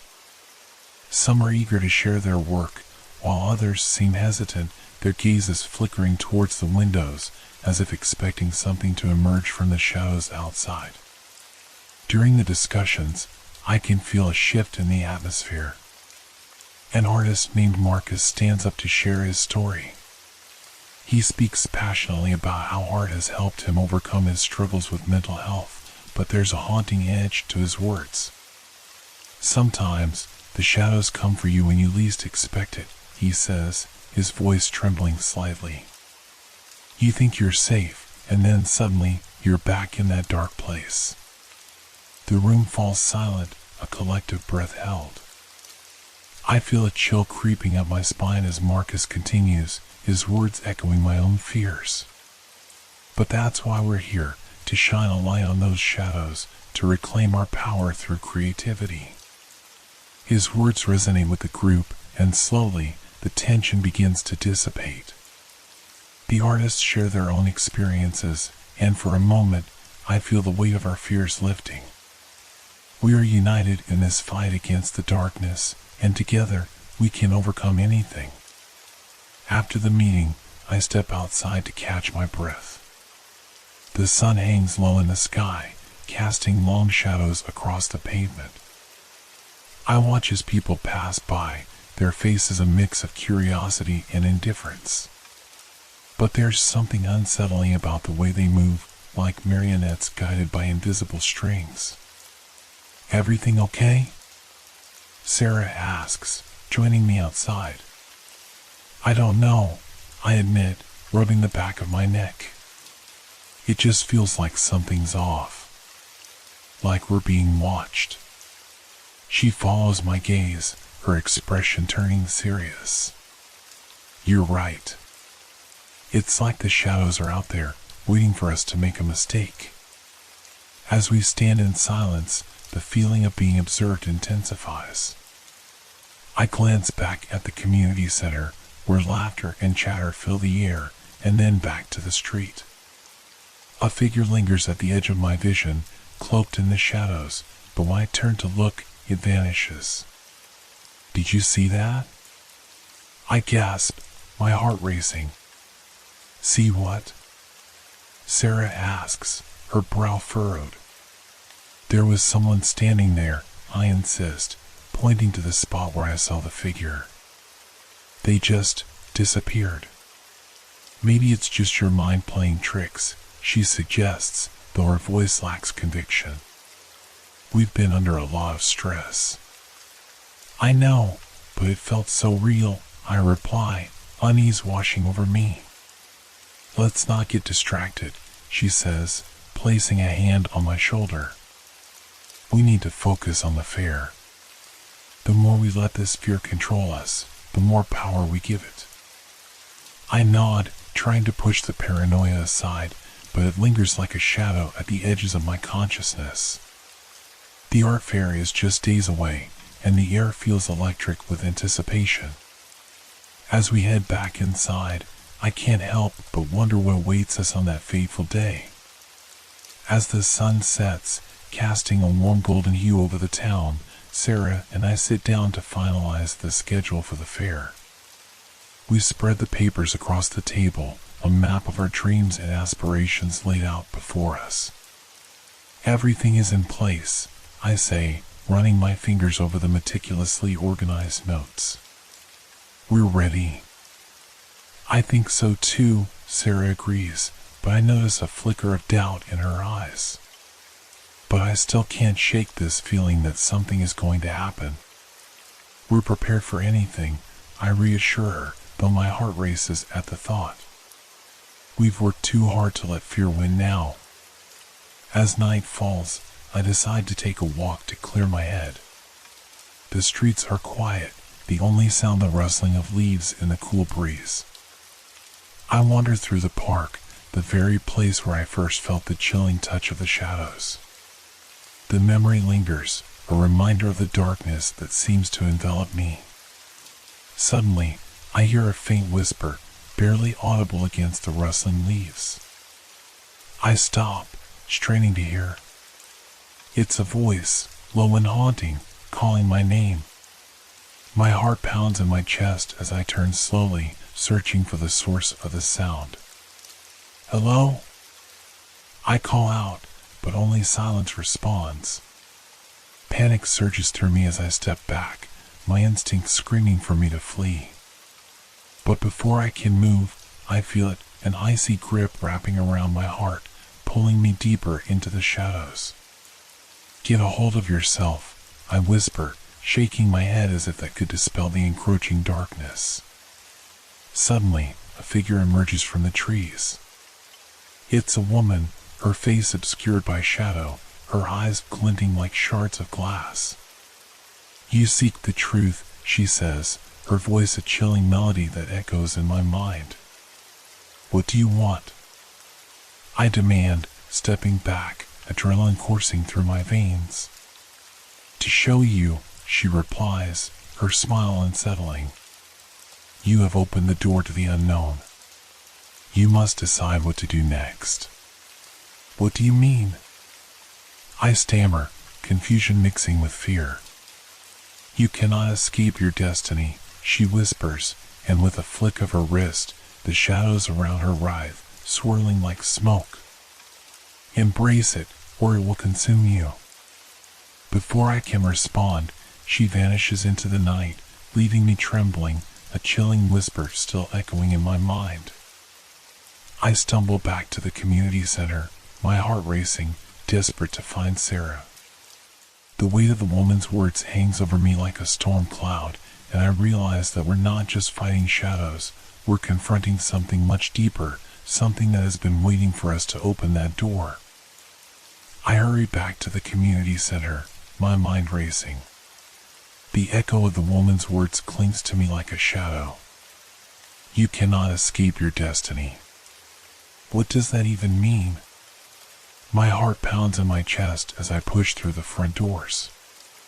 The familiar surroundings of the center, filled with laughter and the vibrant energy of creativity, feel strangely foreign now. "Sarah!" I call out, my voice rising above the din of chatter and laughter. I weave through the crowd, searching for her. "Over here," she waves, sitting at a table with several artists. Their faces light up with excitement as they discuss the final preparations for the fair. I can see that Sarah is wrapped up in the conversation, but her eyes widen when she sees my expression. "What's wrong?" she asks, rising to her feet. I saw something," I stammer, struggling to catch my breath. "A woman in the park." She said I opened a door. The laughter around us dies down, and the artists turn their attention to me. "What do you mean?" one of them asks, concern etched on their face. "She said that we can't escape our destiny," I continue, my voice trembling. It was like she knew everything. Sarah takes my arm, leading me away from the group, her expression serious. "You need to focus. We can't let this distract us from the fair. Whatever that was, it's just fear talking." "But what if it's not?" I reply, my anxiety bubbling to the surface. "What if it's a warning?" She sighs, glancing back at the artists, who are now whispering among themselves, their eyes filled with a mix of curiosity and apprehension. "We can't let fear take control. We're stronger together. Let's focus on what we can do, not what might happen." I nod, but deep down, I can't shake the feeling that something is brewing beneath the surface. The shadows are closing in, and no matter how hard I try to ignore it, I know we're running out of time. The following days fly by in a blur of frantic activity. The community center becomes a hive of creativity, with artists setting up their displays and performers rehearsing their acts. I immerse myself in the preparations, determined to drown out the unease that clings to me like a second skin.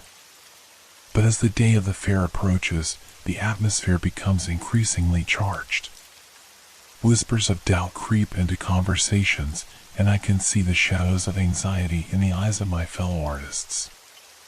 It's as if the very walls of the community center are pulsing with a foreboding energy. Each night, I lie in bed, staring at the ceiling, the chilling encounter replaying in my mind.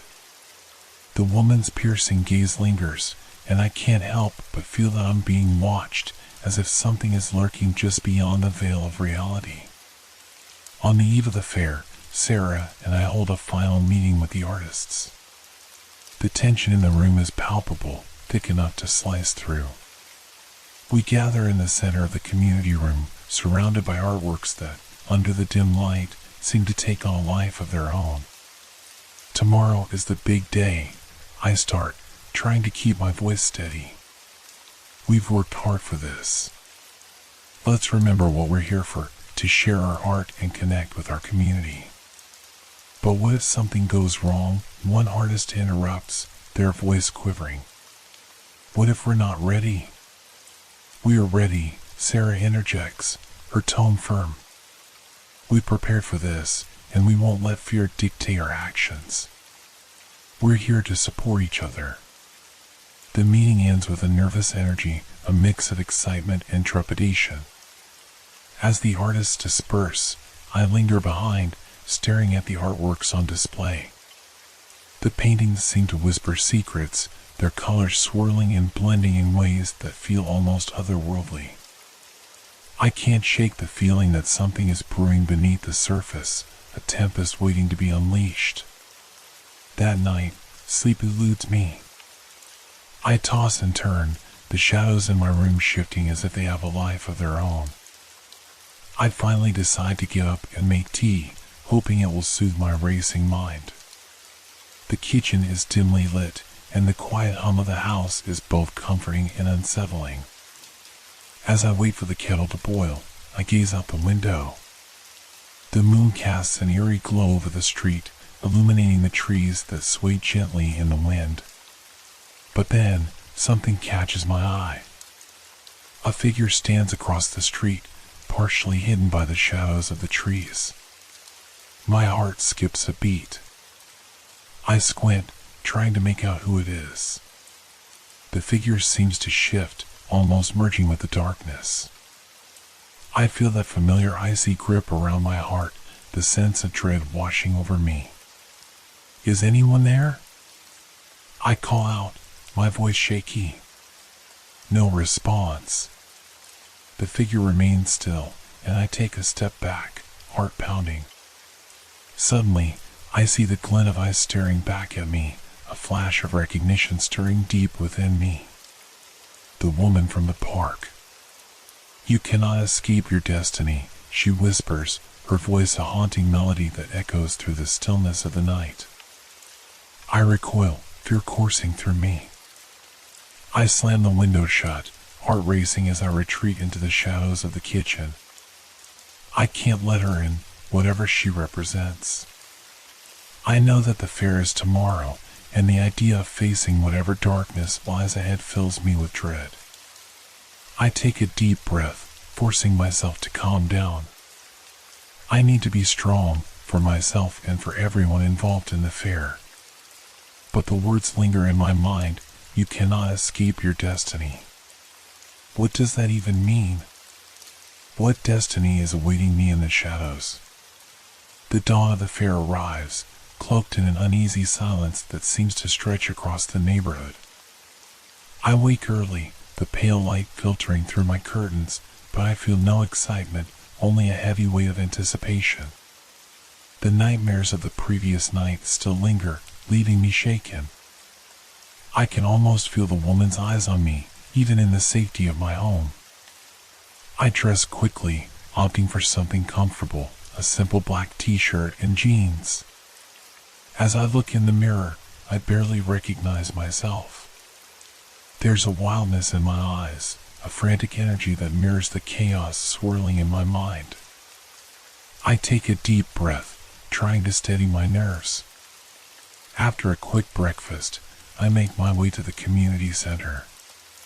The air is thick with tension as I approach, the chatter and laughter of my fellow artists feeling like a distant echo of normalcy. I can see tents being set up outside, colorful banners flapping in the wind, and a line of eager patrons forming at the entrance. "Hey, you made it!" Sarah greets me with a bright smile, her enthusiasm a stark contrast to my mood. "Yeah," I reply, forcing a smile in return. "Ready for the big day?" "Absolutely," she beams, but her eyes dart around, scanning the crowd as if searching for something. "Let's set up your booth. We want it to look amazing." As we move to my assigned space, I can't shake the feeling of unease. The fair is bustling, yet every laugh feels hollow, every cheer eerily distant. I work alongside Sarah, arranging my paintings and adjusting the lighting. But my focus is scattered, thoughts drifting back to the woman in the park. "Are you okay?" Sarah asks, her voice tinged with concern. "Yeah," I lie, my eyes darting towards the entrance, half expecting to see her there again. "Just a little nervous." "That's normal," she reassures me, placing a hand on my shoulder. "Everyone's feeling it. Just remember, we're in this together." The fair begins, and for a while, I manage to push my fears aside. The community center transforms into a vibrant celebration of art and creativity. People wander from booth to booth, laughter and applause ringing out in waves. I catch snippets of conversations, praises for the artwork, excitement about upcoming performances. The atmosphere buzzes with life. But as the day wears on, I notice something strange. The shadows seem to stretch longer, creeping closer as the sun dips lower in the sky. The laughter of the crowd begins to feel strained, the joy overshadowed by an unshakable tension. I catch glimpses of faces in the crowd, some familiar, others not, but they all share an unsettling look, as if they are anticipating something. Then, as if summoned by my anxiety, the woman appears again, standing at the edge of the fairgrounds. Her presence sends a chill down my spine. I can feel the weight of her gaze, a heavy cloak that wraps around my shoulders. My breath catches, and the world around me fades into a dull hum. "Sarah," I whisper, pointing toward her. There she is. "Who?" Sarah turns, but the woman has vanished into the throng of visitors. I don't see anyone. She was right there. My heart races as I scan the area, desperation clawing at me. She's been following me since the park. "You're just seeing things," Sarah insists, concern furrowing her brow. "You need to focus on the fair. It's a beautiful day, and people are loving your work." I force a nod, but my mind is elsewhere, spiraling into darkness. I can't let my fear overshadow everything I've worked for. With trembling hands, I return to my booth, trying to smile at the visitors who approach, but my thoughts are consumed by dread. The hours drag on, and I immerse myself in the task at hand. Yet, the feeling of being watched grows stronger. It's as if the very air thickens with anticipation, an unseen presence coiling around us. I catch glimpses of shadows moving in the corners of my vision, fleeting and intangible. As the sun begins to set, a hush falls over the fairgrounds. People gather around the main stage, where performers prepare for the evening show. The vibrant colors of the day fade into deep shades of blue and purple, and the atmosphere shifts. "This is it," Sarah says, her eyes sparkling with excitement. "Let's watch the performances together." We squeeze our way through the crowd, and I try to enjoy the moment. The performers dazzle us with their talents, dancers twirl gracefully, musicians fill the air with haunting melodies. The beauty is mesmerizing, yet my anxiety festers in the back of my mind, an insistent whisper reminding me of the lurking darkness. As the final act draws near, I feel a shiver run down my spine. The tension in the air grows thicker, as if something ominous is about to unfold. Just as the last performer finishes, the lights flicker ominously, plunging the crowd into darkness for a heartbeat. A collective gasp rises from the audience, and then laughter erupts as the lights snap back on. But my heart sinks. In the glow of the lights, the woman stands in the crowd, her eyes fixed on me, unwavering and cold. "You cannot escape your destiny," she mouths silently, a cruel smile curving her lips. I turn to Sarah, panic rising in my chest. "She's here." "Who?" Sarah asks, bewildered. "The woman from the park."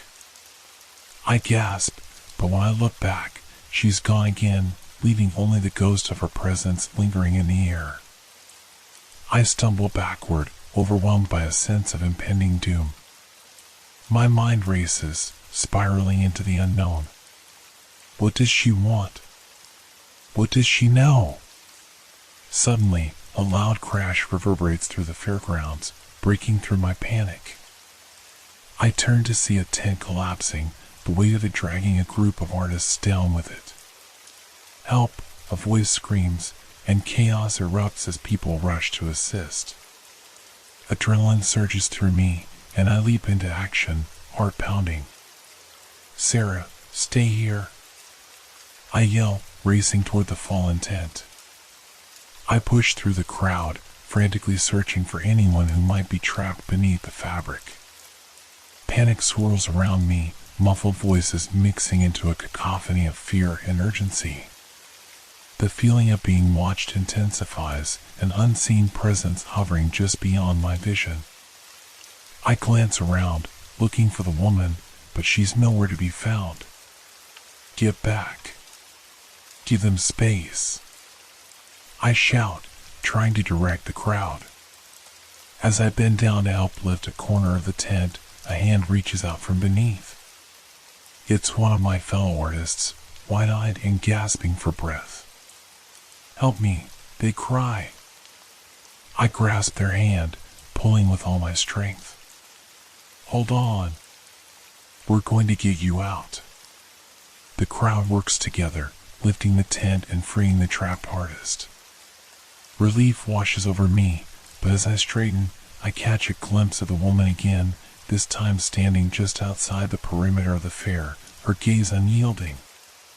"You cannot escape your destiny," she repeats, her voice a chilling echo in my mind.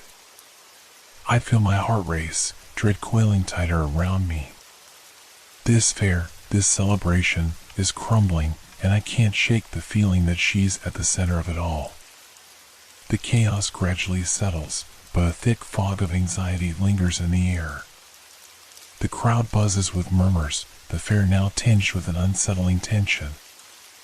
I watch as people assist the fallen artist, and it dawns on me how quickly joy can turn into panic.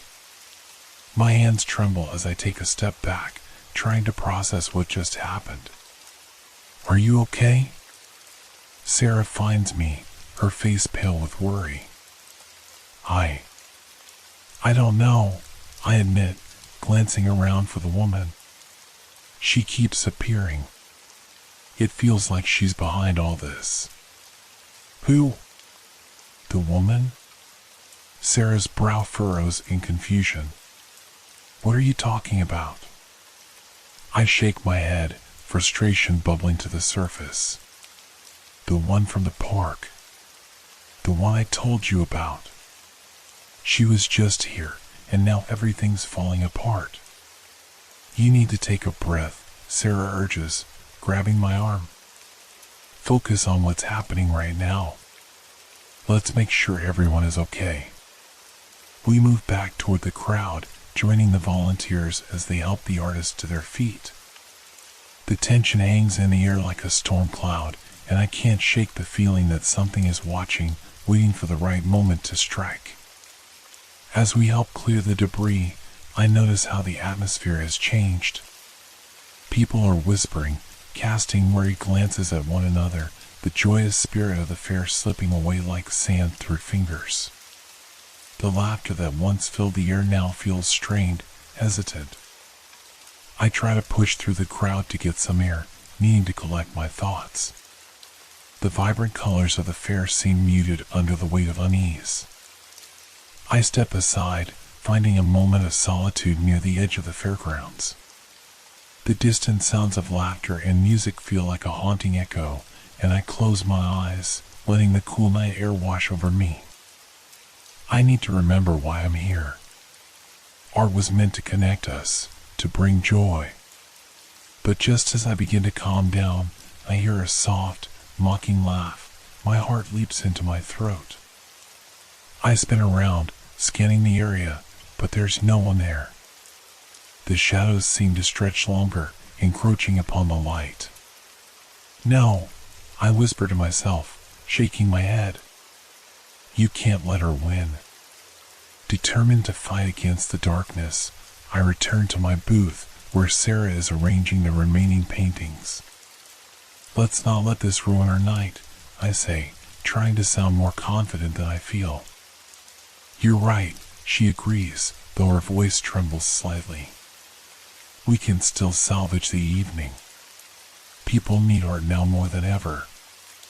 We finish arranging my paintings, and for a moment, we both stand back to admire our work. The vibrant colors stand out against the dimming sky, the light illuminating their brilliance. Just as I take a deep breath, the lights flicker again. The crowd gasps, and a chill runs through me. I look around, my heart racing. Shadows dart between the booths, the laughter turning into nervous chatter. What's going on? I ask Sarah, my voice barely above a whisper. I don't know, she replies, her eyes wide. It's like something is off. It's her, I murmur, unable to shake the feeling. She's causing this. We decide to venture back toward the main stage, hoping that a performance might lift the spirits of the fairgoers. As we approach, I can feel the tension in the crowd, a heavy anticipation thickening the air. The announcer steps up to the microphone, his voice cracking slightly as he addresses the audience. Thank you for your patience, everyone. We have an exciting finale for you tonight. A cheer rises from the crowd, but I can't help but feel that something is lurking just beneath the surface. As the spotlight shines on the stage, a hush falls, and I scan the crowd again, searching for any sign of the woman. But she's not there. Instead, a new performer steps onto the stage, cloaked in darkness, their features hidden beneath a hood. The atmosphere shifts, a palpable tension wrapping around us like a cocoon. And now, the announcer continues, a special surprise performance from an artist who has traveled far and wide. The hooded figure begins to sing, their voice hauntingly beautiful yet eerily unsettling. The melody wraps around us, a spellbinding sound that seems to pull at the very fabric of reality. Suddenly, the lights flicker again, this time plunging us into darkness for a heartbeat longer. Panic rises in the crowd, and I can feel my heart pounding in my chest. When the lights return, I see the hooded figure still standing there, their gaze piercing through the shadows. Then, without warning, the figure lifts their hand, and an ominous silence falls. My breath hitches as the crowd begins to sway, entranced by the melody, and I fight against the compulsion to join them. No, I say aloud, the sound of my voice breaking through the haze. I grab Sarah's arm, shaking her gently. We need to get out of here. But the performance, she protests, but I can see the fear flickering in her eyes. It's not right, I insist, tugging her away from the crowd. We have to go now. We push our way through the throng, the thrumming energy of the performance vibrating beneath our feet. The laughter and cheers have been replaced by an eerie stillness, and I glance back at the stage, my heart pounding. The hooded figure raises their hand again, and an unnatural chill sweeps through the fairgrounds. The crowd is still swaying, entranced, and I can see the light in their eyes dimming. We need to warn everyone. I shout, but my words feel swallowed by the haunting melody. Just as we reach the edge of the crowd, a scream pierces the air, shattering the trance. The crowd jolts awake, panic flooding their faces as the realization of danger settles in. Run! I shout, and chaos erupts around us as people begin to flee in all directions. In the midst of the madness, I feel a presence behind me, that familiar weight of being watched. I turn, but there's no one there, only shadows dancing on the edges of the light. This isn't happening, I breathe, gripping Sarah's hand tighter. We need to find a safe place. We make our way toward the community center, the sounds of the fair fading behind us. But I know deep down that whatever darkness has descended upon us isn't finished yet. I can still hear the echoes of screams as we stumble into the community center, the heavy doors slamming shut behind us. The sudden silence inside feels like a blanket, smothering the panic that's engulfed the fair. I lean against the wall, my breath coming in shallow gasps as I try to collect myself. What just happened? Sarah's voice trembles as she looks around the dimly lit room, her eyes wide with fear. I don't know, I admit, running a hand through my hair. But that performance, it felt wrong, like it was drawing people in. That singer, the hooded figure, she murmurs, her gaze distant. I've never seen anything like it. The community center is filled with people trying to catch their breath, murmurs of confusion and concern floating through the air. Some are comforting one another, while others pace anxiously, clearly shaken by the events outside. We need to find out what's going on, I say, my determination slowly rising. We can't let this go unanswered. Sarah nods, her fear giving way to a flicker of resolve. But where do we even start? I glance around the room, searching for answers. A large bulletin board covers one wall, filled with flyers and notices about local events. Among them, I spot a notice for a paranormal investigation group that meets regularly. My heart races. Over there. I point to the board. They might know something about the weird occurrences. We make our way to the bulletin board, weaving through the crowd. As we approach, I can see a few familiar faces among the crowd, a couple of local artists I've spoken to before. They look just as bewildered as I feel. Did you see that? One of them asks, his voice shaking. What the hell was that performance? We need to talk, I say, urgency filling my voice. There's something happening here, and it's not just the performance. They nod, curiosity overtaking their fear as they gather around. I quickly explain the events of the evening, the strange woman, the performance, and the overwhelming sense of dread. You think it's connected? Sarah asks, glancing between us. I don't know, I reply, but I have a feeling it is. That woman, she's been following me. I can't shake the feeling she's behind all of this. You should talk to the paranormal group, one of the artists suggests, her eyes wide. They have experience with things like this. I glance back at the bulletin board and find the group's contact information. A rush of hope fills me. Let's go. We need to find them before it gets worse. With a new sense of purpose, we push through the crowd and step outside. The night air is cool against my skin, and the stars shine bright above, but a heaviness hangs in the atmosphere as if the world is holding its breath. As we walk, I can't shake the feeling that we're being watched.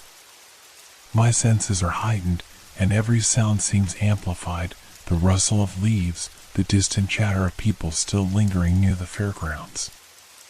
Do you think she'll follow us? Sarah whispers, her voice barely audible. I don't know, I admit, glancing over my shoulder. But we need to stay together. Whatever is going on, we're stronger as a team. We reach the community center's side entrance, where the paranormal group is scheduled to meet.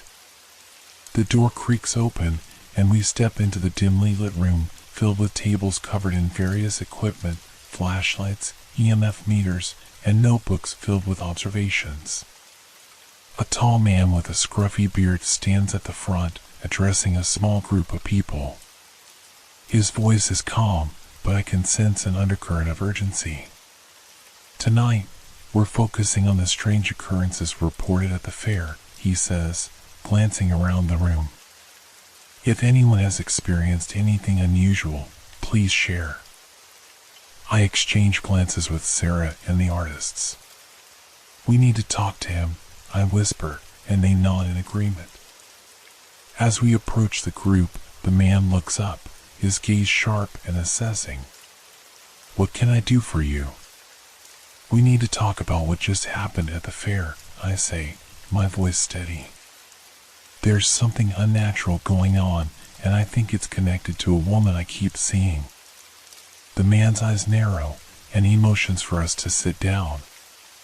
You're not the first to mention her, he says slowly. There have been whispers of a figure appearing at events lately, bringing chaos with her. What do you know? Sarah asks, leaning forward. Legend has it, the man begins, that a woman with the power to manipulate fear has been haunting this town for generations. They say she preys on those with artistic spirits, feeding off their creativity and leaving them hollow. My stomach drops. That's exactly what's happening. I felt it during the performance. It was like everyone was under a spell. The performance, it drew people in, didn't it? He nods knowingly. That's how she operates. She thrives on their fear and confusion. What do we do? I ask, desperation creeping into my voice. You need to confront her, he replies, his tone grave.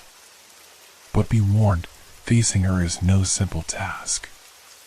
She thrives in darkness, and once you enter her realm, escaping is a challenge. A cold sweat breaks out on my brow as I consider his words.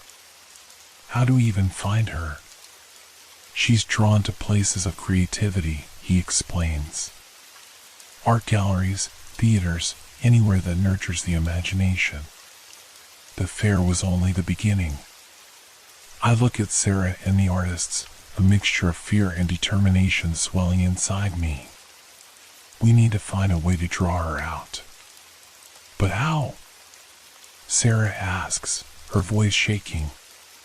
We have to create a distraction, I reply, my mind racing. If we can gather people again, we might lure her out. But we need to be prepared. The group listens intently, and I can see the spark of hope igniting in their eyes. Together, we discuss our plan, forming a strategy to confront this malevolent force. As the meeting continues, I feel a growing sense of purpose. Whatever this darkness is, I know I won't face it alone. But deep down, I can't shake the feeling that the woman is watching, lurking just out of sight, waiting for the perfect moment to strike. The meeting drags on as we finalize our plan.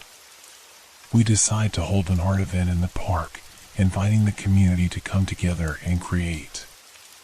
The idea is to generate an atmosphere filled with creativity and energy, which we hope will draw out the woman.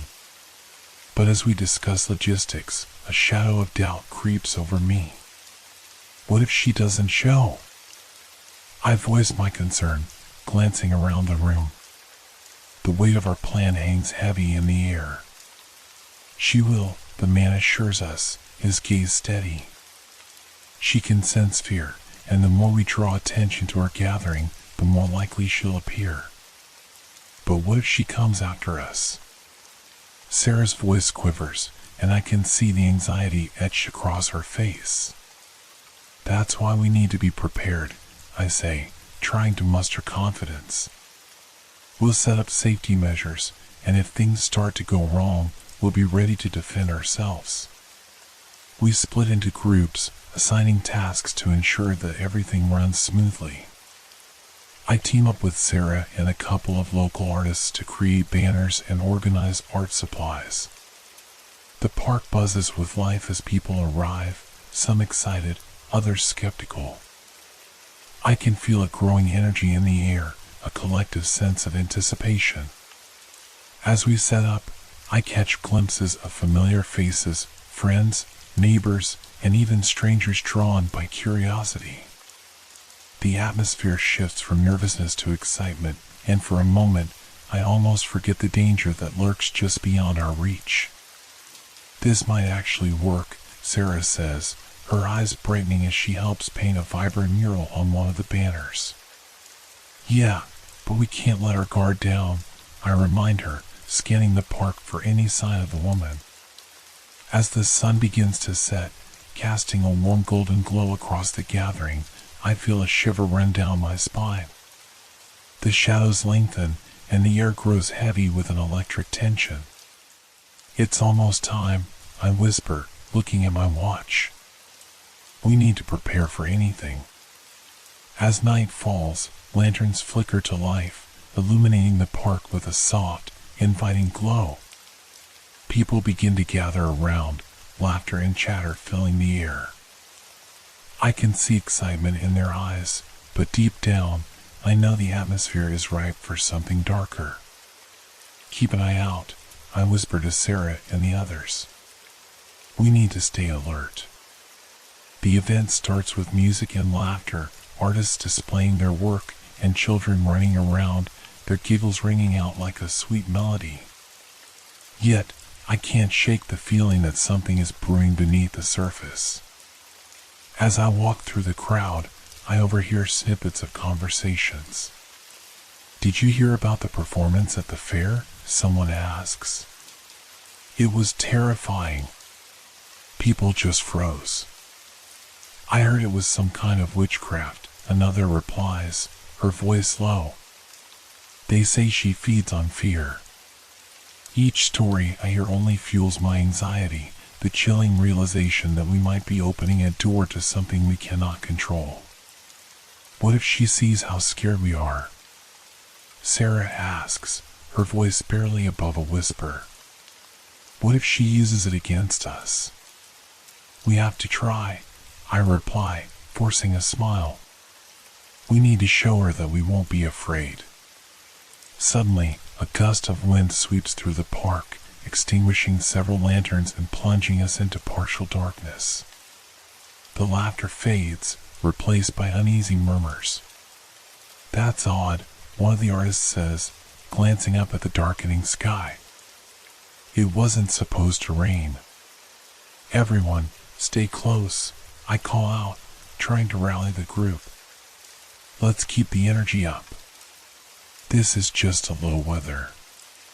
As the wind howls, I catch a glimpse of movement at the edge of the park, a figure cloaked in shadow, watching us from a distance. My heart races as I point toward it, my voice trembling. There! The group turns, but the figure vanishes as quickly as it appears. Panic ripples through the crowd, and I can see the fear taking hold. Stay calm, I urge, but my voice quivers. We're here together, remember? The moment I utter those words, the ground beneath us seems to tremble. A deafening silence falls over the park, and the laughter and chatter vanish, leaving only the sound of my own heartbeat pounding in my ears. This isn't good, Sarah breathes, her eyes wide with terror. Just then, the music stops, and the air grows thick with an oppressive energy. The temperature drops, and I can see my breath misting in front of me. It feels as if the darkness itself is closing in around us. What's happening? One of the artists asks, looking around in confusion. I think she's here, I whisper, my heart racing. Before I can say anything else, a piercing scream cuts through the air. My blood runs cold as I realize it's coming from the direction of the park entrance. No, I murmur, dread washing over me. We need to go check it out, Sarah urges, her eyes filled with fear. Are you sure? I hesitate, feeling a deep instinct to stay close to the others. If someone's in trouble, we can't just leave them, she insists. Reluctantly, I nod. Okay, but we stick together. As we make our way toward the source of the scream, I can feel the darkness pressing in around us, a malevolent force determined to keep us from reaching the truth. Every step feels like a battle against an unseen enemy, and the shadows seem to stretch and swirl as we approach the entrance. The sight that greets us sends chills down my spine. A small crowd has gathered, their faces pale with fear.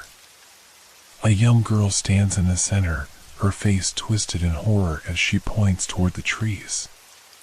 She's there, the girl stammers, trembling uncontrollably. What do you mean? I ask, moving closer. The woman. The one from the fair, she cries, her voice breaking. She's watching us. I turn to where she's pointing, my heart racing. Through the trees, I can make out the figure of a woman cloaked in darkness, her eyes gleaming like shards of glass. The air thickens with an energy I can't describe, a sense of impending doom washing over me. Run! I shout, the instinct to protect everyone kicking in. As the crowd begins to scatter in panic, I feel the weight of the darkness pressing down, a suffocating presence determined to claim us. We need to regroup. I yell to Sarah and the others, my voice barely breaking through the chaos. But what about the girl? Sarah shouts back, her face pale. We'll get her, but we can't let the darkness trap us. I respond, fear surging through me as I try to focus on our survival. But even as I speak, I can feel the pull of the shadows, the whispers of fear swirling around me. The woman's laughter echoes in my mind, taunting me. Face me, she calls out, her voice a haunting melody that sends shivers down my spine. I grip Sarah's arm tightly, my heart pounding in my chest. We can't give in to fear. We have to stay strong. Just then, the girl lets out another terrified scream, her eyes wide as she points at the woman who has now stepped closer, her presence radiating an aura of malevolence. You can't hide from me, she hisses, her voice echoing through the park, drowning out the chaos around us. In that moment, I realize we're standing at a precipice. We can either succumb to the darkness or confront it head-on. We're not afraid of you. I shout, forcing my voice to be steady. The shadows swirl around us, and the woman's laughter fills the air, but I hold my ground. We stand together. You can't take us. The darkness hesitates, a flicker of uncertainty passing through the air. Strength in numbers, Sarah murmurs, and I can see her gathering her courage. We need to fight back. I yell to the group, rallying everyone around me. Focus on the light. She thrives in the dark, but we can push her back. I reach for the nearest lantern, holding it high. Light drives away darkness. Don't let her win. The group responds, grabbing lanterns and flashlights, illuminating the space around us. As the light flickers to life, the shadows begin to recede, but the woman doesn't back down. You think you can defeat me? She taunts, her eyes narrowing. You're just children playing with toys. No, I shout, my voice filled with resolve. We are the light, and we won't be silenced. In that moment, the fear that had threatened to consume us transforms into strength. We raise our lights, the glow growing brighter, pushing back the darkness. The woman's expression shifts from confidence to rage, and I can see the shadows struggling against the light. "You cannot stop me," she screams, but her voice wavers as the brightness begins to consume her. "Together," I call, feeling the unity of our group. "We are stronger than you." The light envelopes us, radiating warmth and energy, pushing against the shadows. I can see the woman beginning to dissolve, her form flickering as if caught between worlds. With a final surge of determination, I raise my voice once more. "You have no power here. You are nothing but a shadow." And with that, the darkness shatters, and the woman's shriek pierces the night air as she is drawn back into the shadows. As the light expands, the crowd erupts into cheers, and I feel an overwhelming sense of relief wash over me. "We did it!" Sarah breathes, her eyes shining with tears of joy. But even as I celebrate, a lingering dread remains. I know this isn't the end. The shadows may have retreated for now, but I can feel them waiting, lurking just out of sight, ready to strike again. "This isn't over," I murmur, looking around at the gathered group. "We need to stay vigilant. She'll be back." As the night wears on, we share stories, laughter, and relief, but the weight of our encounter hangs heavy in the air. I can't shake the feeling that the labyrinth of shadows is far from behind us, and the next confrontation will be even more challenging. As dawn breaks over the park, the first rays of sunlight filter through the trees, illuminating the remnants of our gathering. The air is thick with a sense of triumph, but an undercurrent of fear lingers. We've faced the darkness and pushed it back for now, but I can feel the shadows waiting, lurking just beyond the light. Did we really just do that? Sarah asks, her voice still trembling with the adrenaline of our confrontation. She clutches her lantern tightly, as if it's a lifeline. "We did," I reply, trying to reassure her. "But we need to be prepared. This isn't over." The park feels different now, as if the very atmosphere has shifted.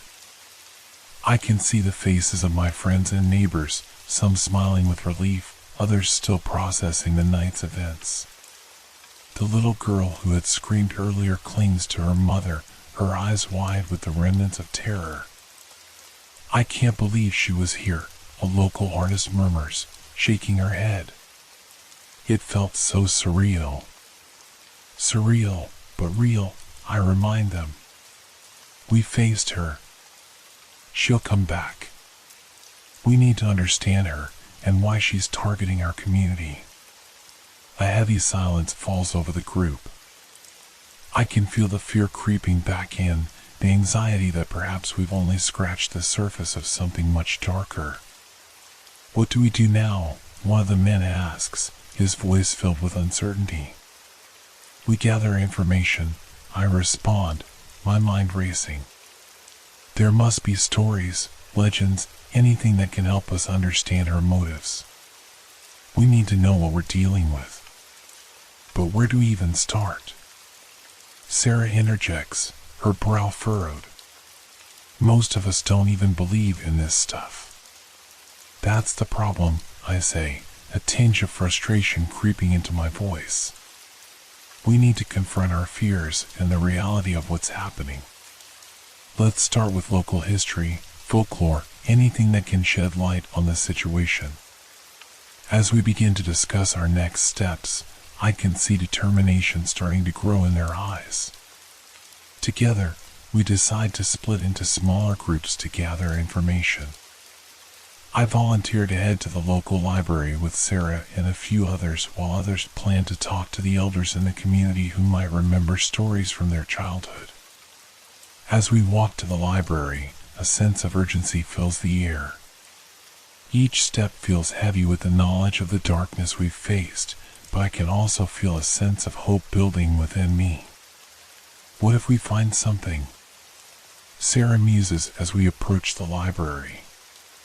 What if we uncover something that can actually help us?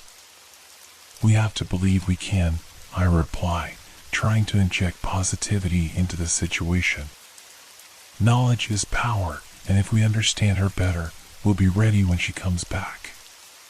Entering the library, the familiar scent of old books washes over me, grounding me amidst the chaos of the past night. I lead our small group to the back, where the local history section is nestled among the shelves.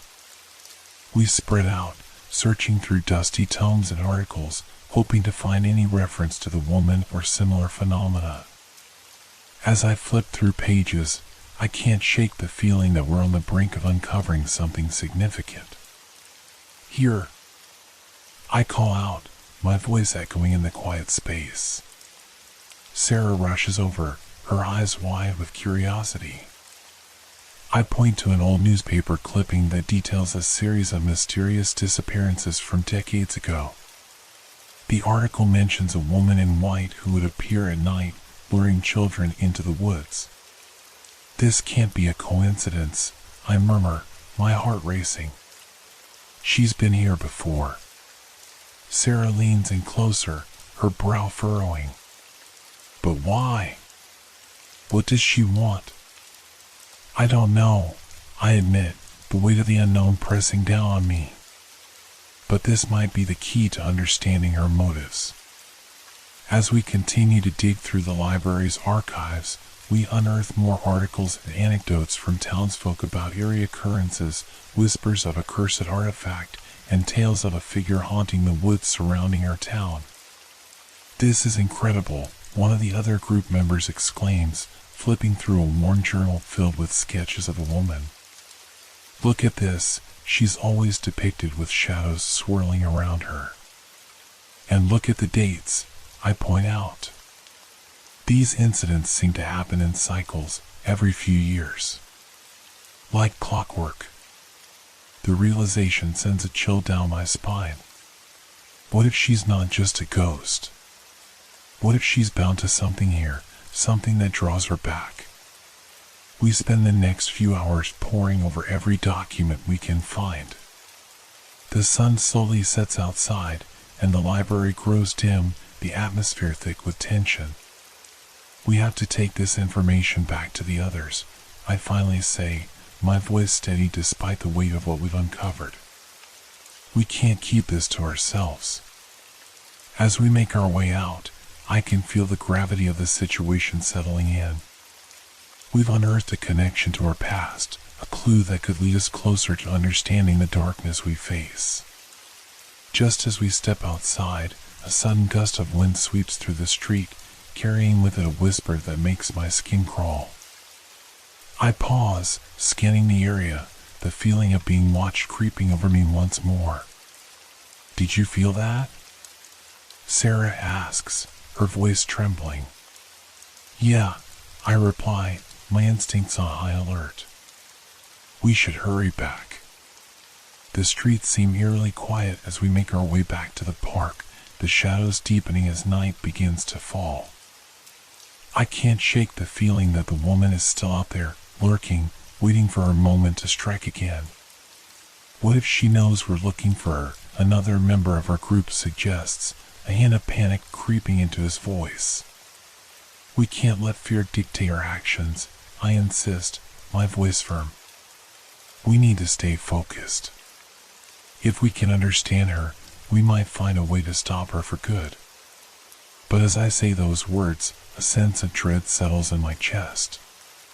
The more we learn, the more I realize that the shadows are closing in and time is running out. The atmosphere in the park is heavy as we reconvene with the rest of the group. The sky above us shifted to an ominous gray, clouds gathering like a shroud. I can see the anxious expressions on the faces of my friends, the lingering fear evident in their eyes. Did you find anything? One of the women asks, her voice tinged with apprehension. Yes, I reply, trying to keep my tone steady despite the weight of what we've uncovered. We found articles about similar encounters, disappearances linked to a woman in white. She's been haunting this area for decades.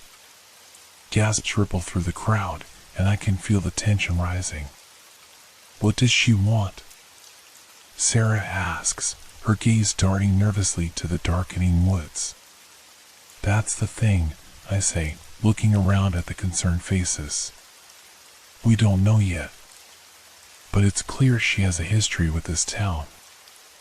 I take a deep breath, my heart pounding in my chest as I share the details of what we found, accounts of children lured away, shadows lurking in the corners of homes, the recurring cycles of her appearances. I can feel the weight of disbelief and fear growing among us. How do we stop her? A voice calls from the back of the crowd, a man who had been particularly shaken during our earlier confrontation. That's what we need to figure out, I respond, trying to project confidence. If she's tied to something here, we might be able to sever that connection.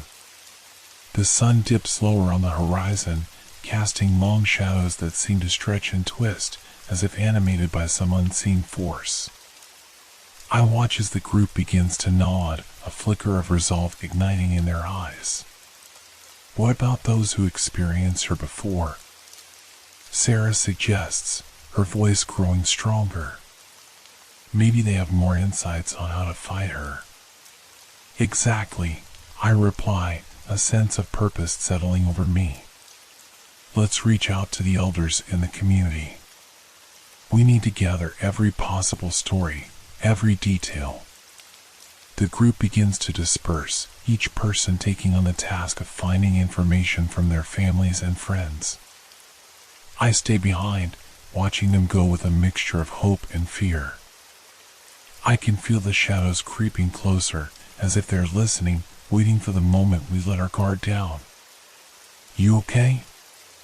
Sarah asks, stepping closer to me. I will be, I say, forcing a smile. Just trying to process everything. It's a lot, she replies softly. But we're in this together. We'll figure it out. Her words comfort me, and I realize how much I rely on this group. We may be frightened, but together we're a force to be reckoned with. As the day turns to dusk, I head home, the weight of our research pressing on my mind. I can't shake the feeling that time is against us, that the woman is more than just a ghost. She's a predator, waiting to strike. The next day dawns, bright yet eerie, as if nature itself is holding its breath in anticipation. I meet with Sarah at the park, and we discuss our findings. She shares stories from her grandparents about the woman in white, the warnings that had been passed down through the generations. I can see the fear in her eyes, and it reflects my own. They used to say she could sense fear, Sarah whispers. That if you showed any signs of weakness, she would come for you. Then we can't let her see us afraid, I reply firmly. We have to stay strong. As more members of our group arrive, we share the stories we've gathered. Each account adds another layer to our understanding of the woman's dark presence. The more we learn, the more we feel her looming shadow above us. So what's the plan? A local teacher asks, his brow furrowed with concern. We need to prepare for our return, I say, trying to maintain my composure. We'll organize watches at night, stay in pairs, and keep our lights close. We'll also create a safe space here where we can gather and strategize. And what about the artifact? Another woman chimes in. Isn't it tied to her somehow? Yes, I reply, recalling the fragments of information we uncovered. But we need to dig deeper. If we can find the artifact, we may be able to confront her on our terms. The group nods, the gravity of our situation settling in. That evening, as we gather around a campfire in the park, I can see the tension etched on everyone's faces. We share stories, laughter, and moments of camaraderie, trying to push back the darkness that threatens to engulf us. But even as we talk, I can feel the chill in the air, the sensation of being watched. I glance into the woods, half expecting to see her silhouette lurking among the trees. Do you think she knows we're preparing? Someone asks, breaking the uneasy silence. I don't know, I reply, my heart racing. But we need to be ready for anything. As the night wears on, the atmosphere grows heavier, and I can sense the shadows creeping in closer, eager to snuff out our light. The fire flickers, casting eerie shadows that dance around us, and I can't shake the feeling that we're in a precarious balance between light and dark. Stay vigilant, I remind everyone as the fire crackles. We have to look out for each other. No one is alone in this. And just as I finish speaking, the wind picks up, carrying with it a whisper that chills me to my core. I turn toward the woods, feeling the air thicken with an unmistakable presence. Did you hear that? Sarah asks, her voice barely above a whisper. Before I can answer, the darkness around us seems to shift, the shadows elongating as if alive. I can feel the energy in the air crackle with tension, and a sense of dread washes over me. Stay close, I shout, my heart pounding as I sense the encroaching danger. As we huddle together, the firelight flickers, and I know that the time to confront the shadows is drawing near. We may have pushed her back for now, but I can feel her presence growing stronger, and I realize with dawning horror that our true battle is just beginning. As the night deepens, our little campfire flickers like a heartbeat against the encroaching darkness. I can sense that we're teetering on the edge of something vast and unknowable. It's a palpable feeling, one that coils around my stomach and squeezes tighter with each passing moment. We should set up shifts, I suggest, trying to keep the focus on practical matters. 2 people at a time to watch the perimeter. We can't let our guard down. The group murmurs in agreement, but I can see the anxiety in their faces. We each take a moment to gather our thoughts before dividing into pairs. I pair up with Sarah, grateful for her steady presence beside me. What if she comes for us tonight? Sarah whispers, her voice trembling slightly. Then we'll be ready, I respond, forcing confidence into my tone. We've read her stories. We know her patterns. If she shows up, we'll confront her together. As the first shift begins, the forest around us seems to breathe, alive with whispers and rustling leaves. The fire crackles, casting eerie shadows that flicker and dance.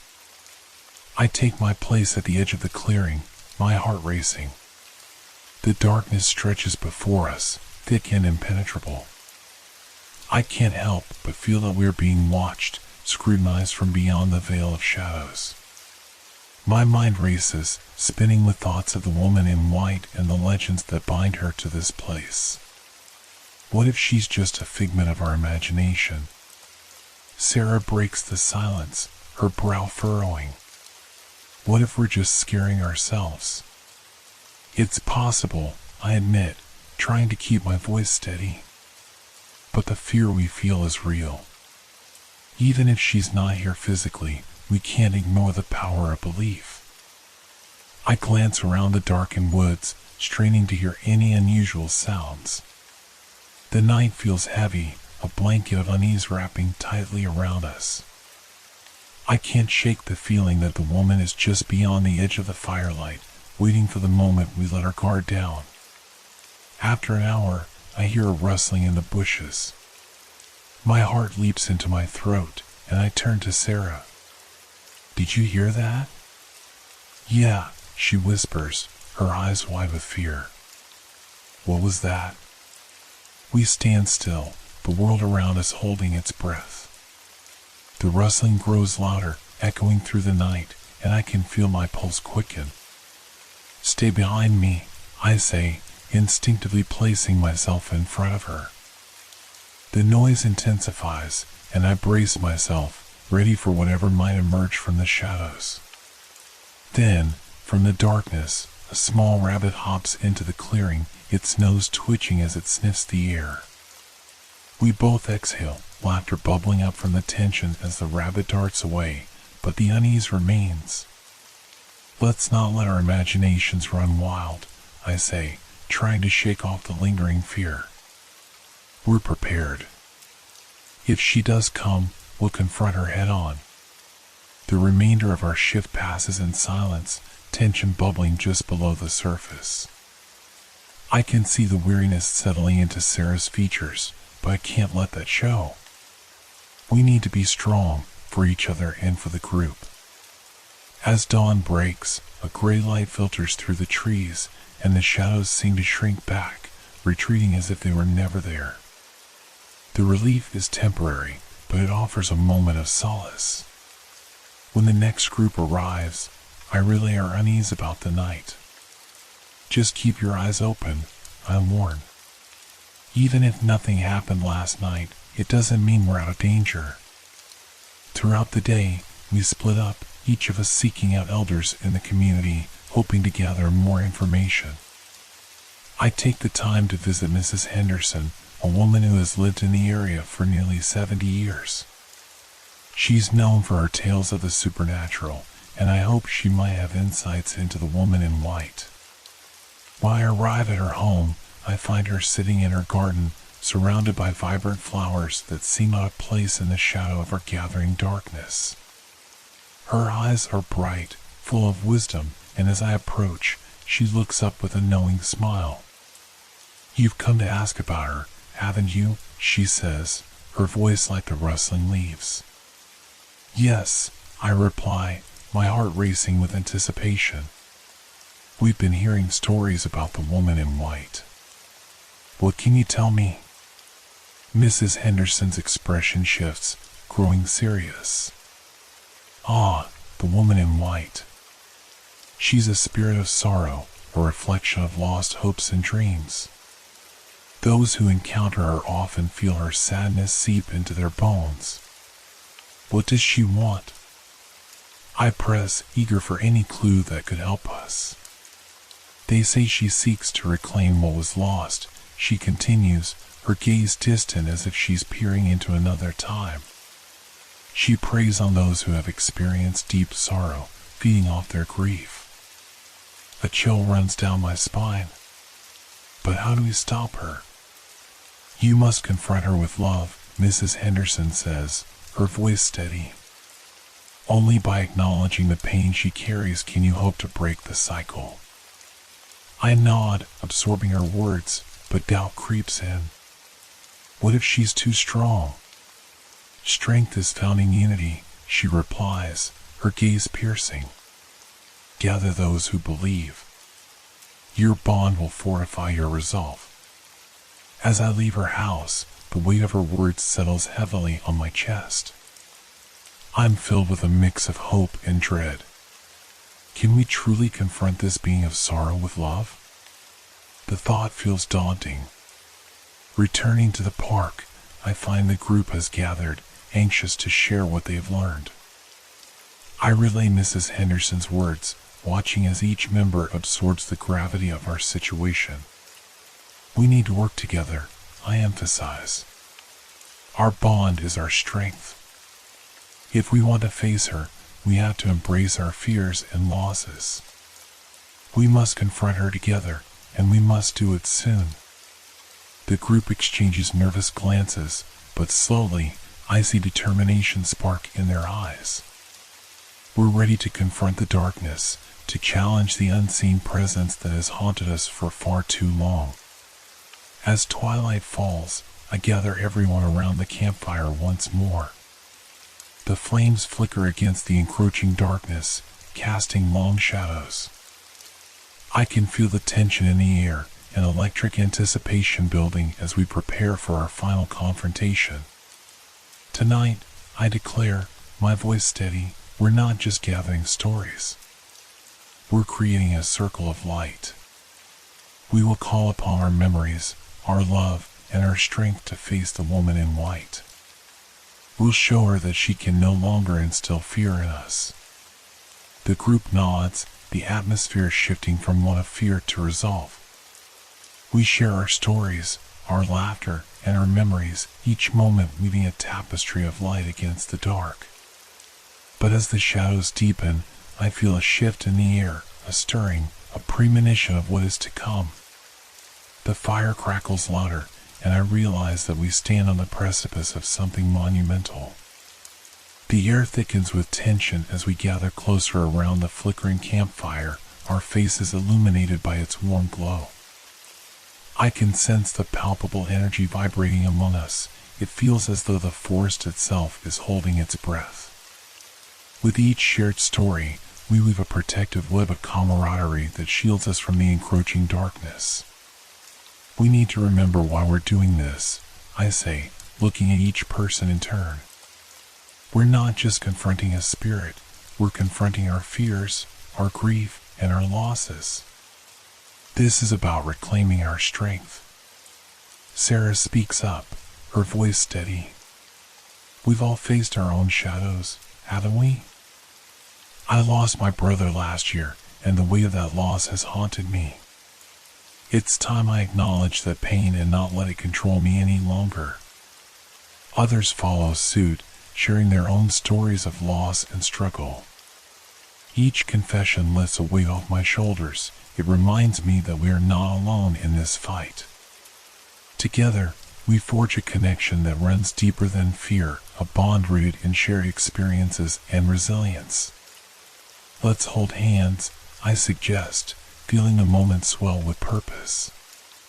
As we join our hands in a circle, a warmth spreads through me, contrasting sharply with the coldness creeping in from the surrounding woods.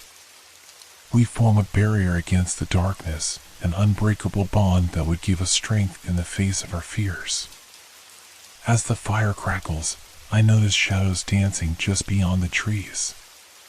My heart races, but I remind myself that we are not powerless. Let's close our eyes for a moment, I instruct. Let's focus on the love we share, the memories we cherish, and the light that binds us together. In that instant of stillness, I feel the pulse of our connection, the love emanating from each person. It creates a soft, warm light in my mind's eye, illuminating the shadows that threaten to engulf us. I visualize this light expanding, reaching out beyond our circle, casting away the darkness. Suddenly, a chilling gust of wind sweeps through the clearing, extinguishing the flames for a brief moment. Gasps fill the air, and I can feel panic beginning to creep in. I open my eyes, heart pounding. The shadows seem to thicken, swirling like smoke around us. Stay together, I urge, squeezing Sarah's hand tightly. We're stronger united. Just as quickly as it came, the wind dies down, and the fire flickers back to life, illuminating our faces once more. Yet, I know the storm has only just begun. Listen, I say, my voice firm. We can't let fear overwhelm us. Remember why we're here and who we are fighting for. We must call upon our memories, call upon her and let her know we will not be victims anymore. With renewed determination, we start to chant softly, calling her name into the darkness, our voices rising and falling like a chant from ancient times.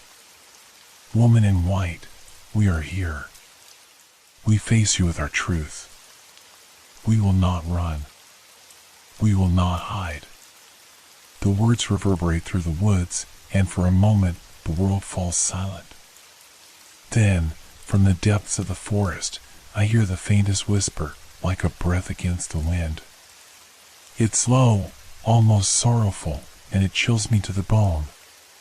Do you hear that? I whisper, fear gripping my heart once again. The others nod, eyes wide, as the air grows thick with anticipation. Then, out of the shadows, she appears. Draped in a flowing white gown, the woman's face is pale and haunting, framed by long, dark hair that billows like smoke around her. Her eyes glisten with a deep, profound sadness, drawing me in like a moth to a flame. Despite the fear that threatens to consume me, I feel an odd compulsion to step forward. What do you seek? she asks, her voice echoing softly like a distant lullaby. We seek understanding, I reply, surprising even myself with my courage. We want to know why you haunt this place, why you bring sorrow to others. Her gaze pierces through me, and I can feel the weight of her despair pressing down on my shoulders. I am bound to this world by the grief of those who have forgotten me, she whispers. My pain is their pain. I seek to remind them of what they have lost. But you can't feed on their sorrow, I say, feeling a surge of anger. You must let them heal. We're here to confront that pain, not to let it consume us. A flicker of surprise crosses her face, and for a moment, the sorrow in her eyes softens. You do not fear me? We fear what you represent, I respond, feeling the strength of our circle behind me. But we refuse to let it control us any longer. We will honor our losses without being chained to them. The atmosphere shifts, the tension crackles like electricity in the air. The woman in white hesitates, and I sense the weight of her sadness beginning to lift, if only slightly. Perhaps there is a way, she murmurs, her voice almost pleading. If you can show me your memories of love and joy, perhaps I can find peace. We exchange glances, a silent agreement passing through our circle. One by one, we share our happiest memories, laughter around a family dinner, the warmth of a lover's embrace, the beauty of a sunset shared with a friend. Each story flows into the next, creating a tapestry of light that fills the clearing. As our words fill the night air, I can see the woman begin to dissolve, her sorrowful visage transforming into something lighter, more ethereal. Her eyes shimmer with tears, but these are tears of release, not despair. Thank you, she whispers, her voice barely audible. You have shown me that love still exists, even in the depths of pain. I can finally let go. And with that, the darkness around us seems to dissolve, the shadows retreating into the trees as the first rays of dawn break through the canopy above. The woman in white smiles softly, a flicker of gratitude in her gaze, before she vanishes entirely, leaving only a gentle breeze in her wake. The first light of dawn breaks through the dense canopy, casting golden rays over our small group. A serene stillness blankets the forest, almost as if nature itself is holding its breath in the wake of our confrontation. I feel the warmth of the sun on my skin, a stark contrast to the cold darkness we faced just moments before. Is it over? Sarah asks softly, her voice a fragile whisper that carries through the quiet. The question hangs in the air, laden with the weight of uncertainty. I take a deep breath, feeling a sense of both relief and lingering anxiety. I think we've freed her, I reply, though doubt lingers in my mind. But there's always a possibility that shadows can return. We need to remain vigilant. One by one, the others nod in agreement, their expressions a mix of exhaustion and newfound determination. The weight of our shared experiences binds us closer together, creating a tapestry of strength that we will carry forward. It feels as though we have survived a storm and emerged stronger, though the remnants of fear still cling to our thoughts. Let's pack up and head back, I suggest, glancing around at the disheveled campsite. Our temporary refuge, once a place of anxiety, now feels like a sacred ground, a place where we faced our fears and embraced our truths. The fire's embers flicker gently, still warm but no longer threatening. As we gather our belongings, I can't shake the feeling that something has shifted within me. It's as though the confrontation with the woman in white has not only affected her but has also ignited a fire within me. The memories we shared, the stories of joy and love, resonate in my heart, echoing louder than the shadows of grief. I can't believe we did it, Jake says, breaking the silence that has enveloped us. His face, usually reserved, is now lit with a mixture of awe and triumph. I feel like we just turned a page in our lives. And we should continue to turn those pages, I reply, my voice growing stronger with conviction. We've learned that confronting our fears is the first step toward healing. We have to keep sharing, keep supporting each other. The others nod, their faces reflecting the dawning realization that our journey does not end here. We have ventured into the depths of our pain, but we have emerged with a sense of hope. Together, we can forge a path through the darkness that threatens to consume us. As we walk back through the forest, the air is charged with energy. Each step feels lighter, the weight of the past lifting as we share our dreams for the future. It's as if the trees themselves are celebrating our victory, their leaves shimmering in the gentle breeze. What if we create a support group? Sarah suggests, her eyes bright with excitement. We could meet regularly, share our stories, and help others who are dealing with loss. That's a fantastic idea, I say, feeling a surge of enthusiasm. We can turn our pain into something beautiful, something that helps others find their way through the shadows.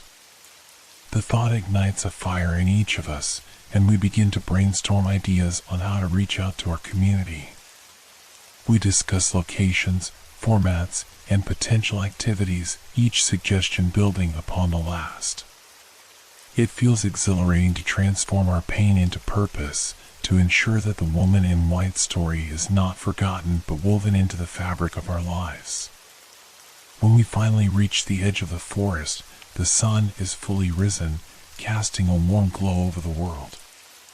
It's as if the darkness has truly lifted, leaving only light in its wake. As we emerge onto the familiar path leading back to the town, I can't help but glance back at the trees where we faced our fears. But just as I turn to leave, a fleeting shadow catches my eye, a reminder of the night's events. A chill races down my spine, but I quickly brush it aside. We have confronted the darkness, and while the shadows may linger, we are no longer powerless. We are a force united, stronger together. Let's remember what we've learned, I say as we continue walking, my voice steady. We can face whatever comes next. Together. As the sun climbs higher, I feel a sense of peace settling within me. Though the memories of the woman in white will linger, they will no longer haunt me. Instead, they will serve as a reminder of the power of love, connection, and the importance of facing our fears head-on. We step onto the path ahead, a collective sense of hope radiating from our group. With each step, I can feel our bond growing stronger, a light that will guide us through whatever darkness may lie ahead.